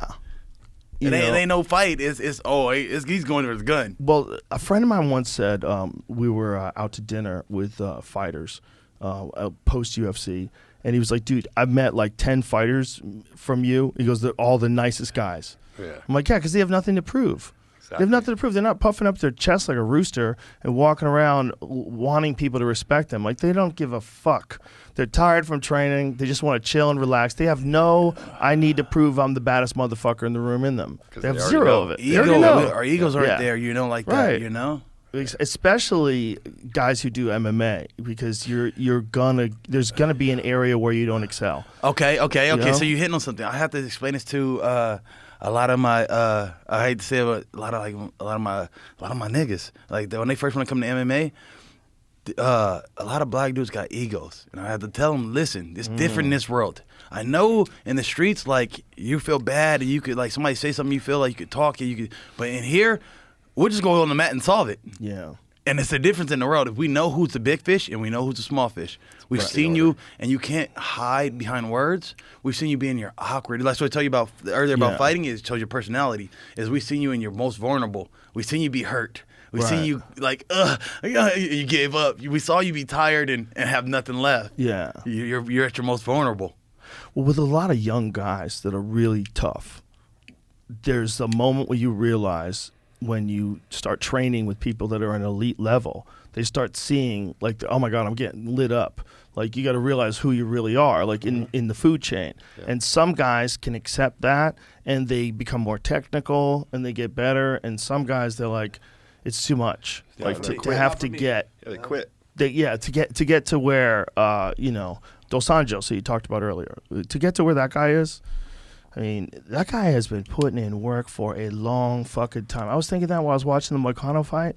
I was like, he has been putting in work for a long fucking time. Yeah. Way He's a real fighter. a real fighter. Yeah. McConnell called me out. Did he really? Yeah, and I just want to tell him, hey, I acknowledge it. I hear you. All the guys that called me out, like I get a list now that I'm somebody in somebody's eyes. Just wait until after this show. And they're like calling me out and stuff. I'm like, hey, I just want you guys to know I acknowledge you, I hear you, and I would love to fight you. But again, I have bosses, and they make the fights, so whoever they pick is who I fight. But I want you to acknowledge you because I felt like before this little bubble, I would call guys out, and they wouldn't give you the acknowledgement. You know? Like, the first person who ever said my name, and I made this in my book, is like, I write it down. I was like, if you say my name, I'm going to fight you. I'm going to get you. You know? Like Candyman. I want to, you say my name, I shall appear, you know? And so Tony called my name, but I was number 6 in the world at the time. Before Tony had his rise, and he wanted to fight me. I'm like, I accepted, I acknowledged, I gave you that opportunity. Now it's flipped. And I'm like, hey, Tony, you wanted that fight. How about that fight? Right. No answer, crickets. He's showing me he's seen it, like even messaging him, but he's not answering. Oh, come on now. Don't do that. Give me my acknowledgement, you know? Give me the acknowledgement. Acknowledge me as a man. Same like the only person acknowledged me, and I had to tell him, it was the Irish Dragon. Felder. Felder. I was like, hey, Felder, I appreciate your acknowledgement. You know, you at least let me know I'm in the room. You see me and you respect me, and hey, go do this or do that, or maybe we'll fight. At least acknowledge me. Yes. Felder's a great guy. Yeah, he's a pretty dope He guy, is I was a gonna say. great guy. The few I times love met him, doing he's cool. commentary with him this past weekend. He's a sweetheart of a guy. He's been getting. I hated that he's getting like picked on a little bit by some of the guys, you know, with the commentary. Like, It's hard, man. It's you're thinking in real time. You're thinking They in real ain't time in Joe. the middle of fights. they ain't Joe. No, I fuck it up too, man. I fuck it up too. There's no way around it, man. It's a weird thing. You're in the middle of calling something, you get excited, you get emotional, you're attached, you know people, you know, you have ideas in your head about how you thought it was going to be versus how it's actually happening. You know, every commentator experiences all of those things. You know, that's all the stuff that I had to go through. So, Paul, I want you to tell him about when the police actually came. You almost have to be animated to do it. Though, you know, I mean, I want you to tell him. so I'm in Atlanta. We're getting ready to buy a gym. Yeah. And I did some research out there to see if there was any gyms in the area. You know, we're in Alpharetta, like near Cobb County. Right. And I was buying a house in Canton, and I'm like paying the whole house off, basically, like financing like $50,000, right? Right. And there's like, oh, we're having problems with your bureaus, right? And I'm like, this is impossible. I have like 800 some credit score, you know, and I've got $450,000 right here. Like, what's going on? So she's like, oh, just go get some food and then come back and we'll have it all put together, right? So I take off, hop in this car and driving down the street, and I see a jiu-jitsu school. And there's like 40, 50 kids in this school, right? But I had been online looking and seeing who's in the area, and I never saw a school in the area. So I just like crossed over from like 2 lanes, right? Right into this parking lot, and hop out of my car, run into this jiu-jitsu school real quick, and I'm watching this class. And this fucking coach, this instructor is got all these black belts and certificates all over the wall and everything. Got like 40 guys in this class. So I sit down and I'm just watching. I'm like, man, this seems off. Like something seems off in here, you know? I'm like looking, and this fool starts teaching some shit. And he's like, hold on a second. And he runs over to the corner and he flips through this book and looking at this book. And he runs back and he shows the other half of the move, you know? And I'm like, Teaching man, from a fucking book. I'm like, that's kind of strange, you know? Like. So afterwards, I asked him. I said, hey, who'd you get your black belt from, you know? And he goes, oh, from the Gracies. And I say, well, from who? And he goes, oh, I did these things where I recorded myself doing these moves, and I sent it into them, and then they send me back this Gracie Combatives fucking black belt bullshit, right? What? Yeah. No, wait a minute. Hold on a second. You're saying you can get a black belt online? This is what this guy tells me. It's a That's not real. It's called a Gracie Combatives black belt. But that's not real. He's lying, right? No, he really did it. There was a time where I don't know who started it, okay, but you could send in, like you could do these moves, right? They give you this layout of like, here's what your criteria is to be a blue belt, purple belt, a black belt, like all this stuff, right? You could do it online with no formal instruction? I don't know how he did it. How is but that this is what he possible? That's I what we saw call the posers, though, brother. That's But what we call them posers. I don't think You've exposed I some never people. heard that. He had though. a certificate on his wall that said Gracie's Combative Certificate. But that would be a giant scandal in the MMA and jiu-jitsu community. If We call someone. them posers, you know? Yeah. But This was- I don't think a black belt is that real. I mean, we have to be real careful about this. Like, I'm being totally serious. you really can get a black Bro, belt? No, I don't know online? about. This guy said he did. Oh, Yeah. This guy These said he fake did. posers, Okay. guys. You That's know how what- that goes. He was trying to tell me that he had a black belt under You're the Gracies. weed, goddammit, Bobby Green. What the fuck have you done to my brain? I'm telling you. I was confused. I'm sorry. I thought you were saying. Okay, go ahead. So then I realized like this guy don't know shit. Right. So I'm fucking pumped, right? I'm thinking, I call his ass. I'm like, bro, we're gonna kill it out here, right? So get on the phone and call my wife. I'm like, man, I just into this school. They got like 40 students in here, and this guy sucks. Like, we're gonna kill it, right? And I'm on the phone with her, and all of a sudden I see this big truck come in the parking lot, like speeding, right? Like, and I'm like, fuck, this is crazy, right? And this other car to the other side, and all of a sudden this guy jumps out of the black truck. They pull up right on me, like this. This guy jumps out, and he's like full fucking body armor, bro. Jumps out, running at me. Everybody, get on the ground, get on. I just turned to square up with this guy, right? Square up, and he's like, like tries to stop. He takes a digger, falls into the fucking curb, into the planter. So I turn around, I'm like looking to fight with this other guy, and then I realize like fucking helicopters, Oh news my vans, God. 23 fucking. You have no 25. idea why they're attacking I have you. no clue what's going on. That is fucking crazy. So they slam me on the ground, start fucking me up, right? Get me all twisted up and shit. And this guy comes over and he's like, "We got you, motherfucker. You're going down. You're going down, motherfucker." And I'm like, whoa, like, the hell is going on? I'm like, bro, you guys got the wrong guy.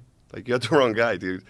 And this guy puts this picture of me down, and he's like, "I don't think so, motherfucker. You're going down."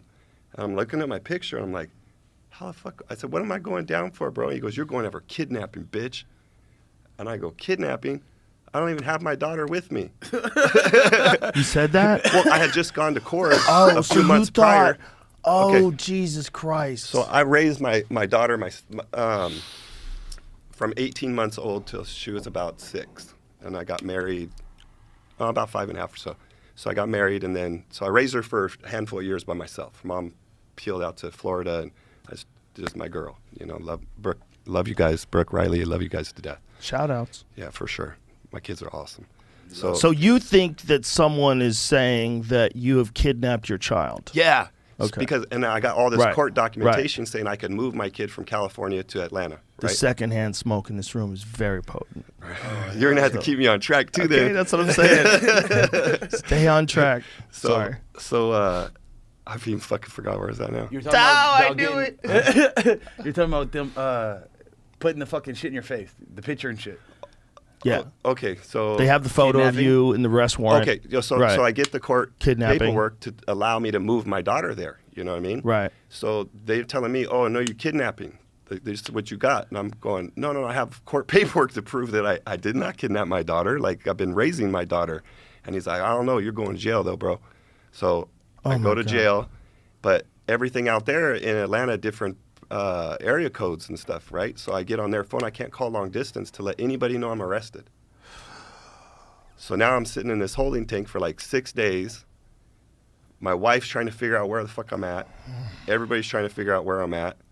And then it starts going down. Everybody starts figuring out, oh, he got arrested. And it was like all these crazy rumors and shit going around, you know. And then it just leads into this whole process of this crazy case, right? I'm in Atlanta. I'm there now, locked up for about 3 months or so. They extradite me back to California. But then you think, okay, extradite back to California, not bad, right? Bullshit. I look like fucking Hannibal Lecter, dude. They fucking put me in this shit. Fucking, I'm handcuffed, shackled, walking through the airport like this. Wow. And I had never done anything wrong. Like, I never had a speeding ticket, bro. Oh, my God. I never had a nothing. I went from sleeping on a $15,000 bed to sleeping on a metal fucking rack, you know what I mean? With no pad, concrete floor, use a milk carton for a pillow, you know, like stupid shit, you know? That's what I'm really trying to get them to understand, the audience and stuff is like, because I went to jail for my first time too, and it was such a experience for somebody who's been like, when I went to jail, I had already started getting money, and to understand this isn't normal. And to be in it, it's a crazy experience that I'm trying to get people to understand. For people like that are the normal, that you ain't been in jail, you don't do bad, and then you go in there with the people that this is normal to them. It's a different wave. Yeah, different, totally different thought processes. So how did you eventually get out? There's so much. Fuck, He bro, still got like, so much story, so they so said- much shit in between there. Yeah, but they sent Am I me to this interrupting one the place. storyline? Yeah, you're missing I'm so a much fast stuff. forward type of dude. Yeah. Well, how much of it do you want to know, really? Like, Well, no, but anything that's interesting. Just tell me what happened. oh my God, dude. So So first one day, I first feel day like, in jail. One day I feel like I'm gonna like, I want to write a book eventually, you know, like about this whole story, this journey, you know, and I feel like the journey's not justified unless we fight for a world title. It's kind of how I feel, you know. It's like that'll give me the credibility to be able to tell my story. So it's been this journey of like grinding, trying to prove that we're good enough to be there. You know what I mean? Like, Getting there, and then he gets fucking locked up right when we're getting there. I get signed to strike force and all that other stuff right when he gets locked up. yeah. Basically, leave him they alone. did some sideways shit at King of the Cage in his contract. and I had the contract. Okay. But I'm locked up and I don't have access to the contract. It's in my filing system at my school, right? So I have to get access to this contract now, get it to the right people so that we can get him out of his... While you're in cage. jail? Yeah. So I'm on the phone talking to Terry and talking to some Shingo and a couple other people, you know, and we're going through this whole thing, and I'm like, no, that's not in the contract. That's not in the contract. And they're trying to hold on to him and keep him, and basically he was supposed to get a rematch with Tim Means. So they say, okay, no, you got to beat Dom O'Grady. So now we fight Dom O'Grady, and this whole time I'm locked up, he's fighting these fights, I got a phone, right? So I get a smartphone from awesome CO in there, just like blessed me, you know. So I come in and I'm working on my phone and I start scrolling through and now we're fighting Jay-Z Cavalcante. He's doing all the fight work and breaking the fighters down from jail. What they're doing, watching videos on them, their habits. Oh, you had a whole internet connection and everything? I had everything worked. I had like the baddest phone that Really? was out at the time. Yeah, he made sure he paid $1 for it. Yeah, it was. How much of that's going on? Oh, tons of it. Like there's a phone everywhere in there. Really? Yeah, it's a big business, you know. Like if you think about it, break it down. Huge money. Of course. For fucking cell phones, Of course. it's already a lot of money on the outs, you know? So the people go on the outside that don't understand how the system works. You know, they're like, oh, how did he get these phones in there? You know, how do you get drugs in there? Well, how the fuck do you think they get in there? Is it the fucking COs that work there are making extra money? You know, so the Don't CO. be ratting them out, though, bro. I don't have no names. I'm not a rat, that's for sure. How many of them are there, so we don't have to worry about like one of them? So what they being do, obviously them. So I would say honestly, I met maybe 10% of the COs in there are actually really good guys. No, that's cool. I knew a guy who was he worked security at a prison. He was a real nice guy, but he carried it with him. Yeah. Carried it with him. All those dudes being trapped. And he would go to visit them when he worked there, and then leave and go home to his family and be able to drive around. He carried with him like there was like a certain amount of sorrow involved in it. What do you mean by that? Because he's a prison guard for these folks that don't want to be there. You're trapped. Yeah. In this environment that you've been sentenced to. And you have to, boom, the door shuts and you're locked in, and this guy was one of the people that was supposed to be in charge of keeping these people in line, and they have this relationship. You get to know each other. Yes. You talk to the COs. Was he a CO or was he? He was some security guard. I was a kid. I don't Okay. know what exactly he was. I was 21 or 21 at the time. And, he would just talk about it. It was hard. They say that Man. they're doing time with you. Man, you know? that's like, that is not. No, I'm sure some of them are fucking assholes. Man, here's the thing. I see this. I got to go on the other side of the fence. You know what I Right. mean? So in my program, in my academy that I had a lot of COs come through my academy. Had a lot of sheriffs, a lot of cops come through my academy. I always gave them extra shit, like extra help, extra this, extra. So they knew you were cool. philosophy. No, but these guys weren't in with me. They're at different institutions, right? So they didn't know that I had not been in the institution yet while I was working with these guys at the time. So I have this understanding of what their personality's like, what their character's like, just from them being in my program, right? Right. Okay, then you take that guy and now you Put him in an environment. in his environment. Yes. now. Like he's in our environment, so he's a little more humble. His Yes. character's a little bit different. He's getting his ass kicked in the room, and then you put him in that environment where now he got a badge, he got a billy club, or he got a whatever. Yeah. And this guy's different character. Now he's abusing his power. He's fucking with guys, and this is where all the problems occur because nobody in there have a problem with these COs. They don't have a problem with the cops. They don't have a problem with them. They only have a problem with them if they're fucking with them. So these cops get in there, and these COs get in there, and some of them train. Man, I'm gonna tell you right now, there's a guy that was in there that fucked with me, and I found out he trained at a school locally, not far from our school, and I went and visit the school. I went to go and roll at that on open mat that day, and he see me and he took off. But I only say this because if they don't abuse their power, the system is not that bad on the inside. Do you think as a person who's been inside that it is just a natural inclination that some people have to abuse that kind of supreme power? Like the kind of power that a security guard has over a guy who is locked up inside a cell in front of him. Like that's a crazy power. You could open the door. You keep it locked. You know, could you give let a him person food or not give him or food. not, or give him a phone or not give him a phone. Yeah. Like it's crazy that kind of power over a human being. Yeah. Like what a super unnatural environment to force upon people, and under the guise of, I guess, punishment. But the idea that you're getting rehabilitated while that's happening. He's not. There's no rehabilitation in there. The whole programs and everything, they're all bullshit. It's just a bunch of bullshit. But what do you do? I mean, how do you know when there's a situation like yours versus a situation where somebody really did rob somebody? Oh, there's a lot of guilty people in there, bro. You know what I mean? Like, and some people change, some people don't change. You know, like one of my best friends, Richard Vasek, I met in there, and he had done juvenile life for gang killing, right?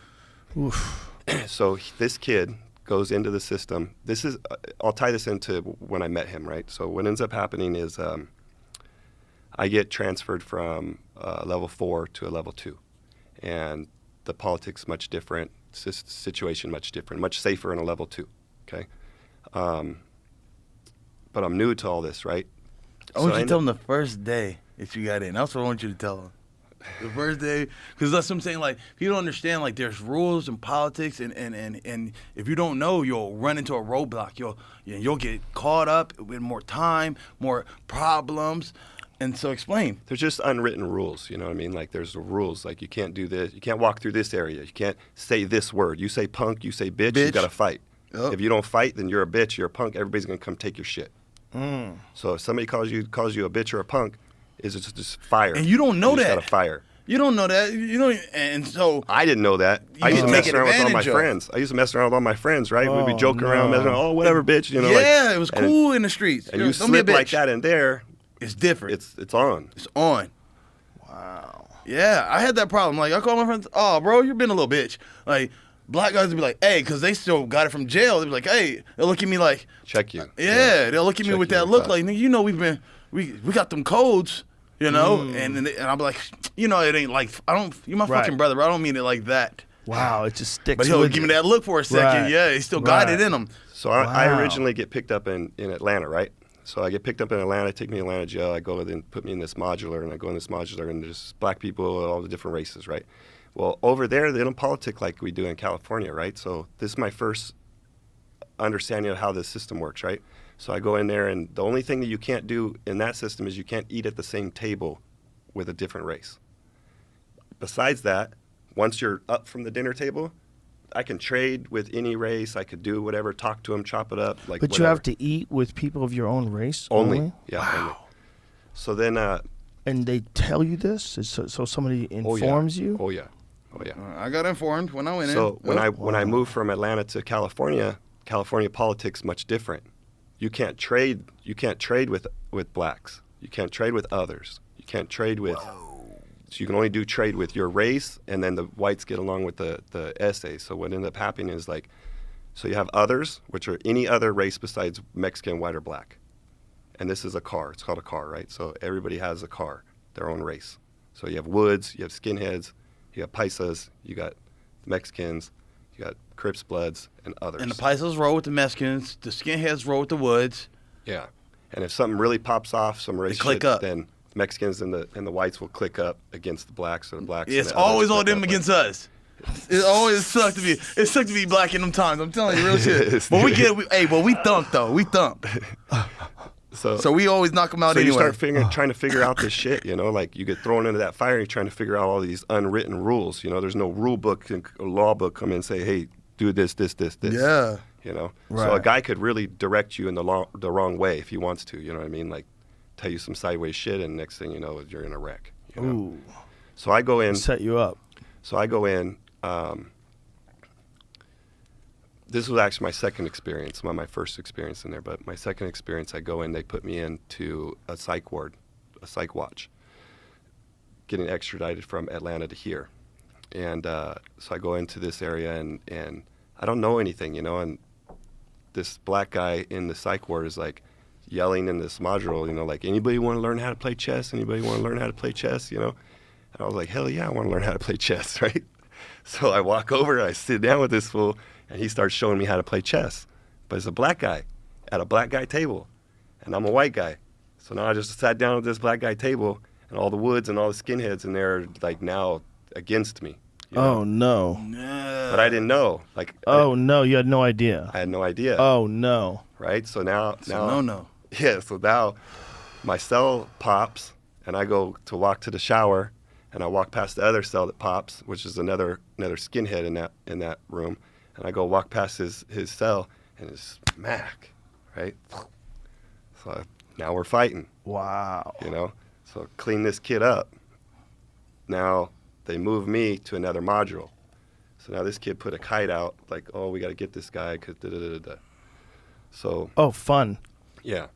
So I'm moving this other module. At the time, the institution had a lot of skinheads in there, and the skinheads will politic hard. Like, if they have numbers, then they'll push the politics, you know? And I looked like a skinhead when I went in. I had no hair, you know, like a just bald guy going in there, you know what I mean? Right. So they all start treating me like I'm one of them, but I'm not a fucking skinhead. So this guy come over, and he's trying to get me to hide this little shank in my cell. Well, that's weapons manufacturing, carries 2 more years. Oh my God. This is how people start getting hit. You So- start catching more cases when you're only supposed to do 2. Now you're doing 10. It just stacks up. But go ahead. And then there's intimidation factor, right? So this guy got a big ass swastika tattooed on his face right here, teardrops, Jesus. lightning bolts everywhere. You know what I mean? Like, this, he's lifer, you know. Right. So, big shit goes down. I end up choking this guy unconscious, Oh Jesus Christ. drag him out of my cell because he's trying to get me to hold this shank Yeah. in my cell. I can't, not doing this, bro. And you come in my cell, it's on. Right. So now we fighting, take this guy out, right? Just choke him out, beat him up, drag him out, hit him with some elbows. Now he's leaking. So drag his ass out into the little modular. So do they know you can fight before you're in They here? don't know. No. They have to No. How long before they figure it out? Well, it took word a start minute. traveling. It The took a word minute travel. because most of the fighting goes on in the cell or in a shower. You know what I mean? So when the fight actually broke out in the open, when I was fighting multiple people, is what happened. And then all the fucking guards watched. Everybody's watching from their cells. You know, like this is a different time. So this whole incident takes place. I beat this guy up, take him out of my cell. Right now, they take him away. They move this guy out of the modular. Do they get mad at you? No, they just come in. You know, they don't really care. The guards don't give Really? a shit. They don't give a shit. So you fucked that dude up. Is he out cold? So does he have a? Do I they have choked to him ask him? unconscious. Do they have to ask him what his story is? I don't give a fuck. But they don't. They don't ask you. They just let you go. It's okay. Like, No, what? they- Like, is they there a can't- punishment? That's what I'm getting at. They locked me in my cell. I couldn't get out of my cell for like 2 weeks. Oh, for 2 weeks, Yeah. just So, alone in yourself, constant, yeah, nothing, They nothing won't but pop yourself. the door. So what happens Really? is for a certain amount of hours of the day, they got to pop the door and let you into a bigger cell, a bigger Right. room. You know what I mean? So I just couldn't get into the day room for like 2 weeks. But the crazy shit of it all is, like I'm trying to tell you, I'm trying to learn this system, right? There's new rules. So what happens is this guy, okay, we talk about the cars and the races, right? So each race has their own car, which means there's a key holder. And the key holder to that car controls the race. So they make decisions for the race. They kind of keep other races out of car wrecks. Like, now we got a feud with the blacks, or we got a feud with the Mexicans, or whatever. They call them car wrecks. Yeah, well, if we get in a fight with them, the key holder is the guy that can communicate with the other key holders to the races and try and They keep don't go peace. and delegate it. Wow. Yeah. And so I done had it happen where we finna get it down with the Mexicans, and then our keys will go and they keys, and we finna change it. jump. We get ready to jump, and they shake hands. All right, it ain't going, and then it go back down. So, yeah, and you're trying to figure all this out. So what happened was I beat this fool's ass, and now I got the keys, Oh wow. but I can't have the keys because I'm a first termer. So first termer's not allowed to have the keys, but nobody wanted to try to take the keys from me. So in order for them to take the keys from me, they got to fight me to take the keys away from me. Oh boy.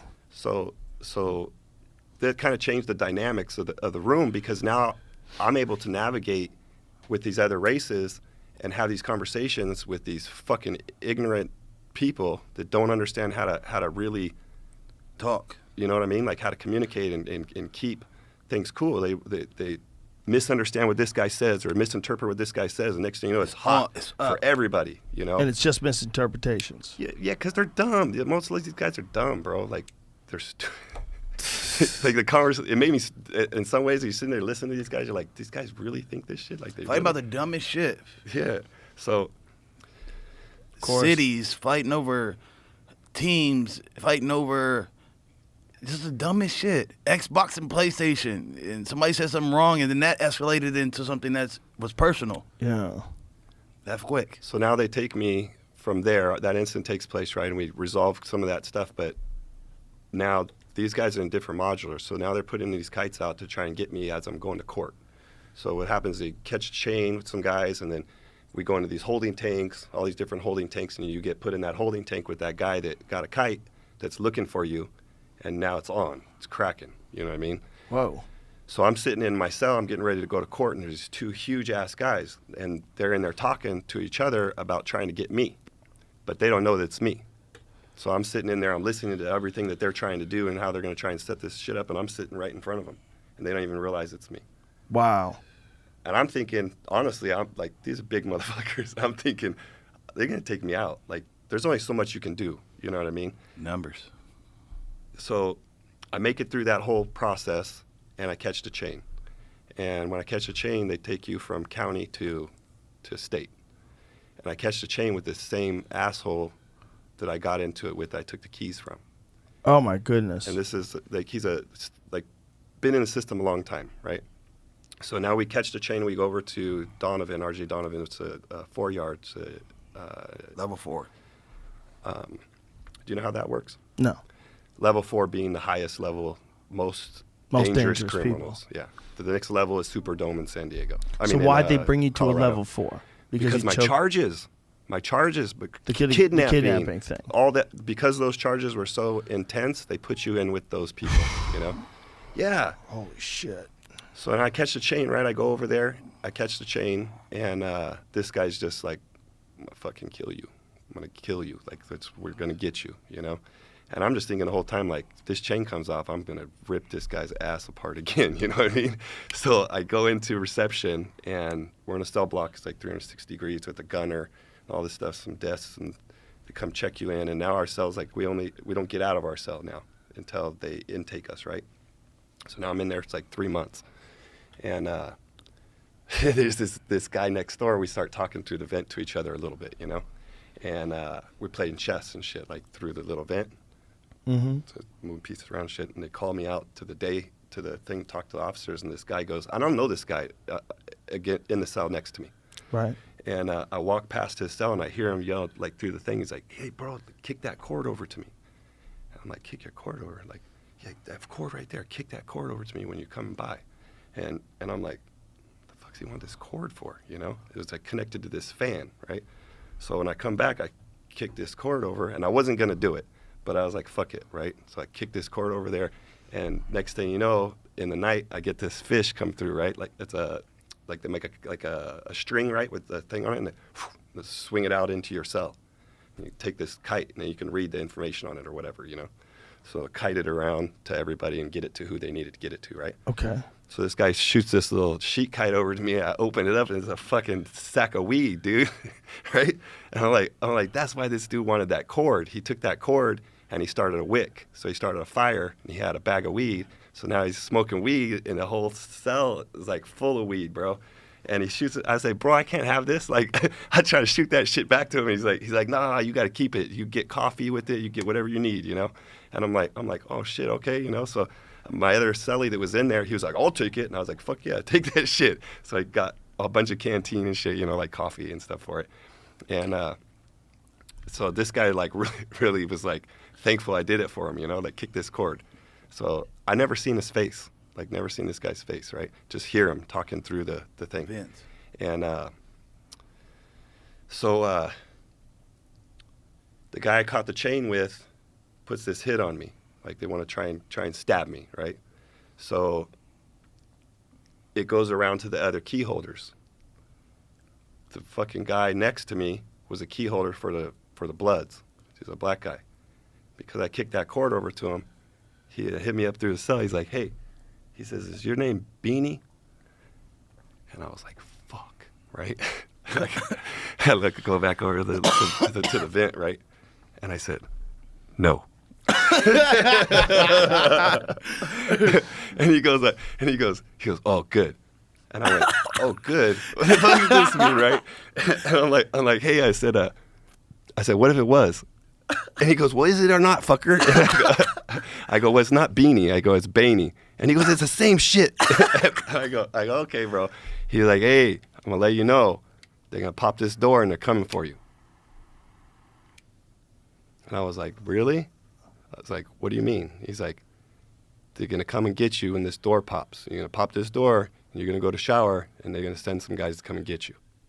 Oof. My other cellie, he knows already. He didn't tell me. In order for that to go down, they have to tell your cellie so your cellie can stay out of the fucking way. Oh, wow. So he knows about it. He's known about it. And now he tells me through the wall, and now I know he knows about it. You know what I mean? And I'm living in this room with this guy. So door pops. My cellie takes off running out of the cell. So I just posted up at the back of the cell, just waiting, you know. And sure as shit, two guys come flying in. One guy flying in, try to stab me. And then we're fucking scrapping, rapping all over the place. Fall out of the cell. We're up the stairs. Fucking push the guy down the stairs. We fall down the stairs. I'm tired as fuck. Like, fighting two guys. I'm tired. I'm lumped up a little bit. And I look over this way, and I'm barely breathing. Look over this way, and all the fucking cops just watching. They're just watching. Oh, my God. So this other guy come over, he's kicking. I grab the other guy, drag him on top of me, and I'm just choking him, you know, and like trying to use him to deflect this guy from getting at me. Right. And then realize this guy's out. He's not even awake. Push him off me, and now it's just me and this guy and everybody in the cells watching, and all the cops watching. So let's tear this fucking guy's ass up. We leave, and this guy never got up. The guy was choking. Never got up. Just eyes full of blood, right? So they send me to another cell block. I go in there for a couple of days. Guard comes in. We're going to move you to the gymnasium. So you move me to the gymnasium. So now I'm out of the cell block. I'm in a gym with 300 guys. I can walk around. I get yard access, all this stuff, right? And the cop says, I really appreciate what you did for us out there. He's like, that was pretty fucking amazing. And I'm just thinking to myself, like, I want to get the fuck out of here. Like, I can't be in here. Like, I'm not going to make it out Now of you this get shit. known to be that guy that's going around. Oh, no. And seeing your skills. I had a similar thing happen to me. First day in, first weekend. And I had to fight this one guy. Fight that one guy. Beat the shit out of him. And now they're like, oh, well, King. And now you're getting this. People are starting to see it. And Right. get this name. It comes with that. And now people want you to teach them. And different shit. Like, he's actually was in there working out with guys and teaching guys That's how to another- roll. You're just trying to survive your time. You know what I Right. mean? Like, not let the time do How much you. time did you have to do? I did a little over 2 years. It was short, you know what I mean? But in the grand scheme of Short? things, Fuck it was no. really long. You know, like I it did just wrecks 90 your life. days, okay? And it was the longest time, and I never go back to jail, and I never ever make those mistakes. Like, and I was for driving on suspended license. I did 90 days. Imagine 2 years. Like, fuck, he sent us short time. No, it was a fucking forever. Do you have any legal repercussions for, like, So going back originally to this whole process was when they came in and offered me that deal when I hired that private investigator and we figure out all this stuff that's going on. When they dismissed, it wasn't my judge, it was a judge. Mm-hmm. But it was my DA. So it was my DA, a judge, and my victim at this country club, we got on surveillance. So when we brought that in as evidence, I'm facing, the deal they gave me was 10 years with 85. And I mean, I served 85% of my 10-year sentence. So the head judge, I don't know what he's called, comes in and he says, look, young man, this is the deal you're going to get today. If you don't sign it, we're going to jury selection. And it was 2 years with 85 with a strike. And I just said, okay, you know, took the deal. Jesus Christ. Took the deal. What they wanted him. So the 10 years with 85, the 10 years for 85, when they came to me with another deal, the deal was county year, which means I go home because I already did 6 months.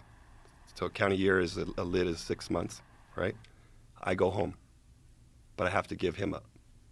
and I have to give up my other guy that was with me. So if I give them up, he gets 2 years. Did they give you any indication why they wanted him? Black guy. They was in it, we want the black guy, the African American from San Bernardino. That's what they kept saying. And so how do you get out of this? So, I've been in hiding. You know what I mean? I've been hiding, and that's why I wanted him to tell a story. So Well, he kind of gets out of it because I don't say shit. Yes. that's Right. it. That's it. That's it. So you stay in, and you would have had to have said something about him being guilty of something. No. That's what they wanted I to do. wanted to call him and my buddy as witnesses. So the pizza guy that showed up and him and the other guy I'm telling my attorney, no, that's not what happened. I have witnesses. But you're saying they're trying to get you to turn him in? Yeah, because I'm saying I have witnesses, right? Right. So I'm telling my attorney, I said, hey, I have witnesses. These guys were there. And she said, no. She goes, that's who they want. Like, you can't, like, if you do that, we can get a deal, but they will charge them with all the same crimes because they were there. They were there and they didn't call the police, right? So they get charged with all the same shit I got charged with. So if you bring him in as a witness, they were going to charge him. They will charge him right on the stand. Oh, my goodness. Yeah. Oh, my goodness. So now I have so no it's a witnesses. Trap. Yeah, I have no witnesses. I can't call them, and now I'm fucked. I either have to give them up, or and I can't. You just can't do that. Like, you can't. He came down there to help me. You know what I mean? Like, to look after the situation. So Wow. I can't expect him to have to do that time. You know. Jesus Christ. So one time, What a terrible I'm predicament. driving in Fontana. I get pulled over. I'm like, oh, I'm Bobby Green, you know, yeah, like, professional fighter. Like, I talk to the officers, cool. You can give them respect, and yes, sir, no, sir. Like, okay, cool. They go back to the car. Next, you know, they came back and they had guns drawn. Boom, they had drunk. Show me your hands. I was with me and my homie. And they're like, show me your hands, show me your hands, show me your hands. I'm like, what? And I already knew what they were doing. I already knew.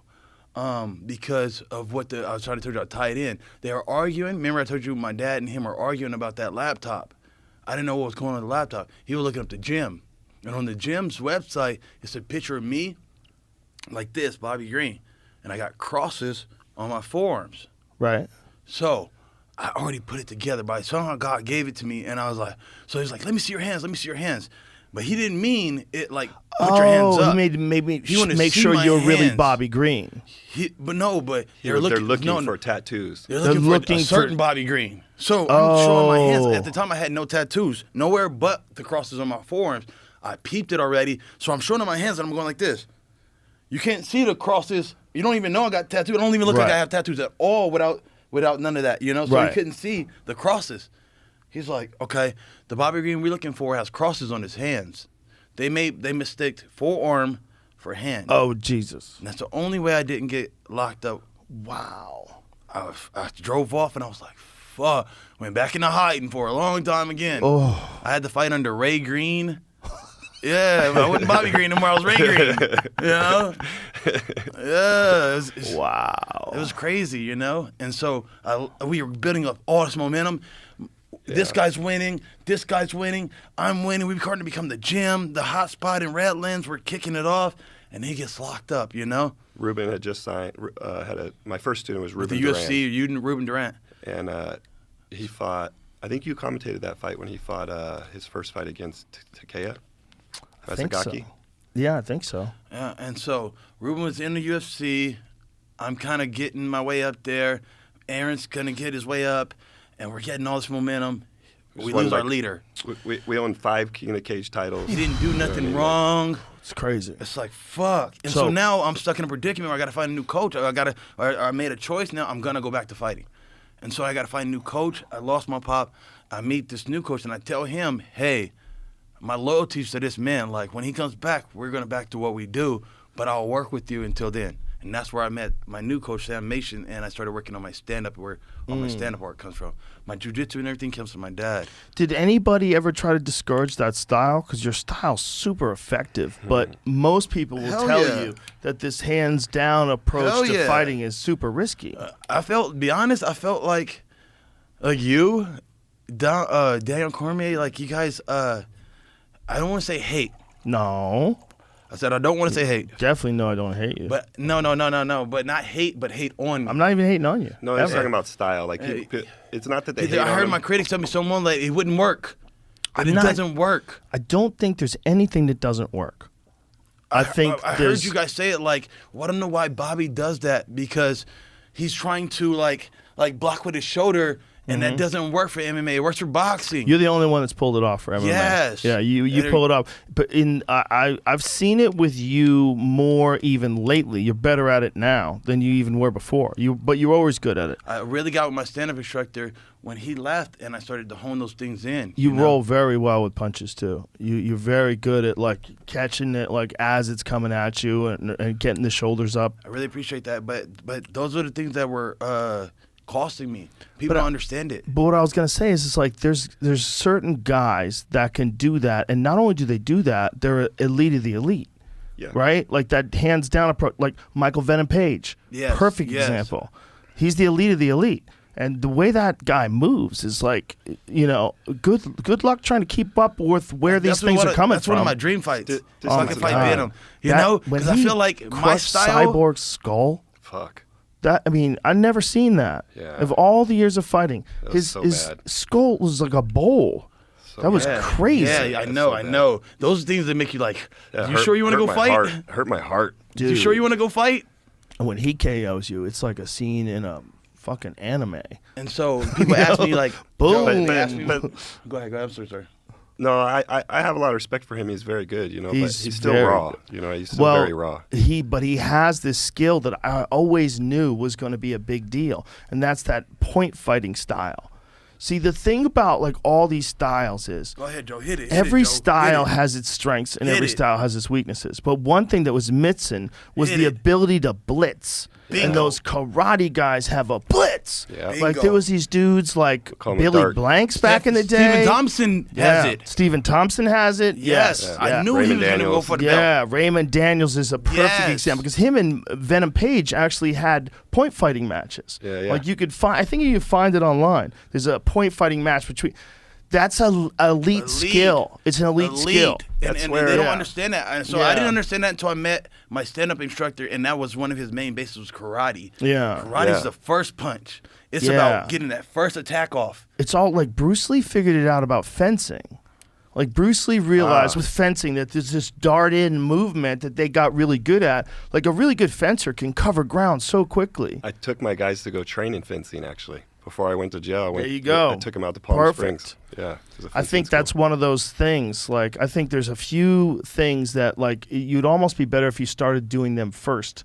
Like, these two guys together. This is, Raymond Daniels. what year is and this? Venom? Yes, this is, let's say 2009. That's how long they've been doing this. Let me see this. I don't know. I've seen this yet. My money's on Raymond Daniels.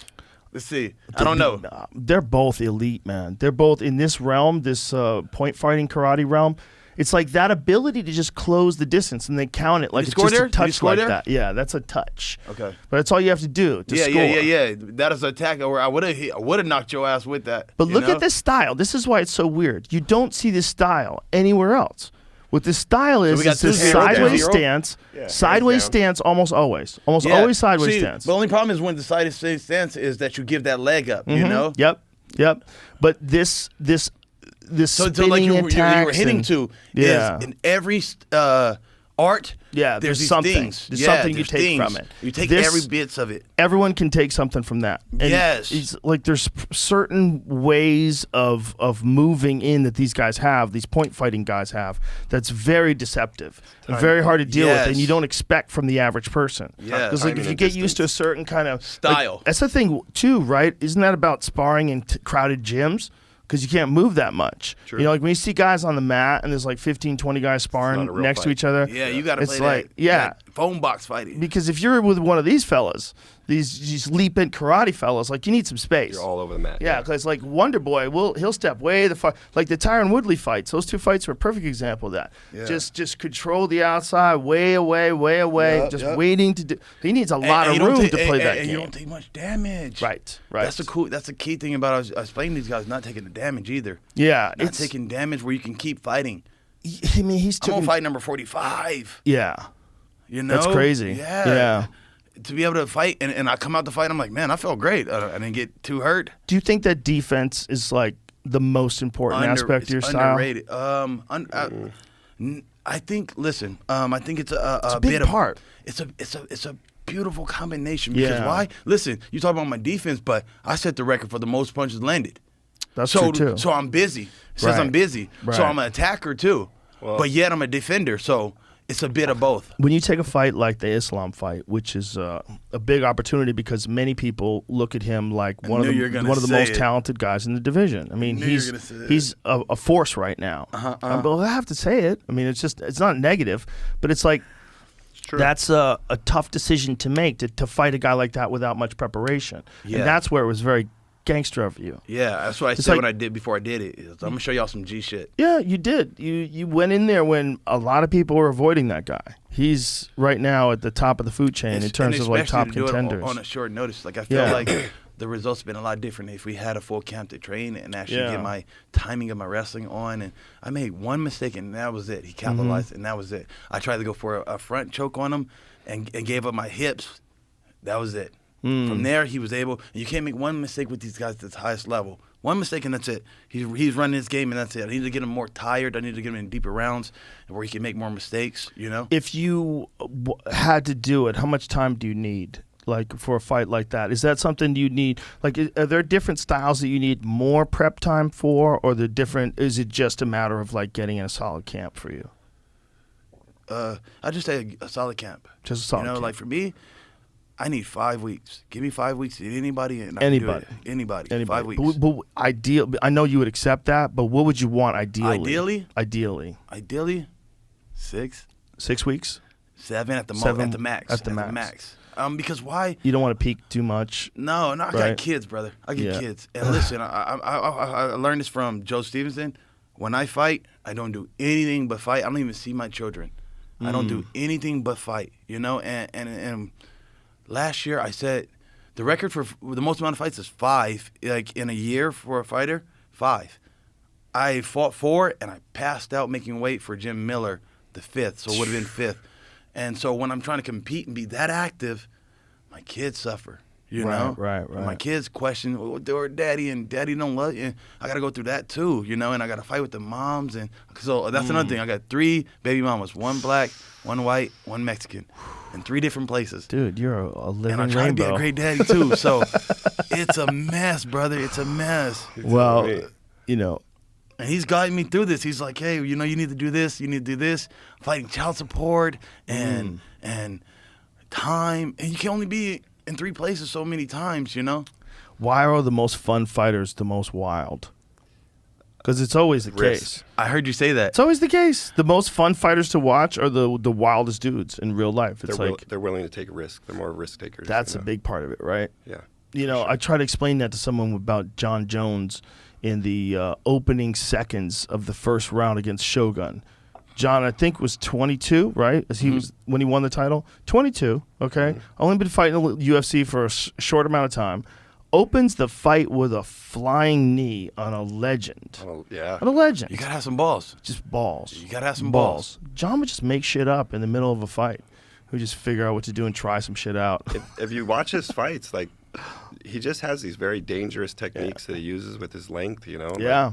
I haven't got that free yet. Like where I'm working on things in the gym, but I haven't like, oh, I'm running in the actual camp. I'm gonna work the things at work. You know, I haven't got that free where I'm like, hey, I really want to show y'all what I really been working on. Like you guys see me doing with this. What I really work on in the gym is something really nuts. You know. Here it is. Boom. I mean, that is so crazy to do. Opening seconds of the But fight. at the same time, you don't have no fear of the takedown. Well, he wasn't afraid of takedowns, and also he was very proficient at striking. He was he just has like one If I'm of the being honest, best he's- fight IQs ever. But he's not a good striker. But it doesn't matter. He's enough. He's Yes. enough to get on top of you It's and his smash you. length. It's not that he knows how to use it well. he uses it very well. Yes. It's not like he's a glory kickboxing champion. Yes. But if he wanted to be, he could be. You think so? Yes. You think guys, so? guys that are that Yeah, good he at probably MMA, could. that fucking dude could do anything. He's just got a very specific and lethal style. You cannot question the John So, Jones you're trying style. to, so listen, you're trying to say those guys fighting saying- another guy his size, length, and reach, like a If he had adequate time. what's his name? Like an Alistair or the Alistair guy who beat Overeem? Alistair, the guy who beat Alistair for the K1 belt. You know what I mean? Those strikers. I'm saying I forgot what his name is. Oh, Big, tall guy. Badr Hari. Yeah, those Yeah. guys. You trying to say he's gonna beat those guys? That's a different level of Different striking. level. Different level, but he could be if he started out when they did. He could do Okay, anything. if he started This is what out, I'm no, saying. no, no. I'm not saying he can do okay. it right now. Yeah. That's okay. That's What I'm saying is, a guy who gets that good, he could be that good at fucking tennis. He could be that good at anything he wants. John Jones never lost. Yeah. You always have to remember that. They took that win away from him Yeah. in the Matt Hamill fight, Yeah. but he was putting a destroying ferocious beat down on that guy. There is in no way that is a loss. And it's one of the dumbest rules ever because it's the downward elbow rule, which is the dumbest fucking rule. It's not even a harder elbow than a regular elbow. It's just dumb. Yeah. I've seen people say it's almost like getting stomped and you shouldn't. I feel like wise people who I really respect say that. They say it should be illegal. I'm like, wow. I don't want to take anything But you from can John. soccer kick somebody. I'm not saying that. What I'm saying is like in terms of strikers, you know, like as I got into the striking realm, and we really respect striking, like a Izzy guy and stuff like that. Right. He that's why I don't see it like that. I see he's very creative. I think this was dope about him. Like he created from the takedown to the elbow up. You know, Yeah. those type of things was makes him where you didn't expect that. Yep. Yeah, he You did a know? lot of that That's what too. makes him so dope. I don't think just- it's more so like he's got a great jab or he's got a 1-2. Like he just Just an he's amazing long fighter. legs and he can kick you, can use his legs and his reach, but it's nothing really technical that I feel like. That's all I'm saying in terms of that. But in terms of his creativity, But don't you remember he high kicked DC? I mean, that was it's pretty. a high kick. Yeah, but the way Stop. he set it up, knowing And it was that DC has his tendency to DC's lean not to his like right. a striker. Stop. Come on, big dog. That's a big victory. You That's- don't think that's a big victory? It is, but no, but it's think not what- like he head kicked fucking. I think what's going down right now That's is, all I'm is saying. Bobby's talking about the style of it all, the flow of the fight, right? Right. Where things are flowing, they're smooth. I understand You what see you're that beep, saying. beep, beep, No, beep, no. beep. What Yeah, I'm saying I'm saying- is that John Jones, you have to look at him as a whole. You Yeah. can't just look at him as a striker because his striking is sometimes a means to get his fucking hands on you Yeah. and smash you. Yeah, I was you gonna got to say realize his he's dirty a boxing fighter. and What he's a I'm true saying is, MMA if he fighter. just wanted to be a kickboxer, he would have been elite of the elite at that. What he is just a fighter. So in fighting form, he's arguably one of best. the greats. Without doubt. Yes. Without doubt. Without doubt. Like either he's your number one GOAT or he's number two. It's like Yeah, Mighty one or Mouse, two. Anderson Silva in his prime. Don't forget Anderson in his prime. Yeah. Anderson in his prime was a motherfucker, dude. There was a period of like a few years where Anderson was lighting everybody on fire. But let's break that down. For me, personally, because I'm like a style guy.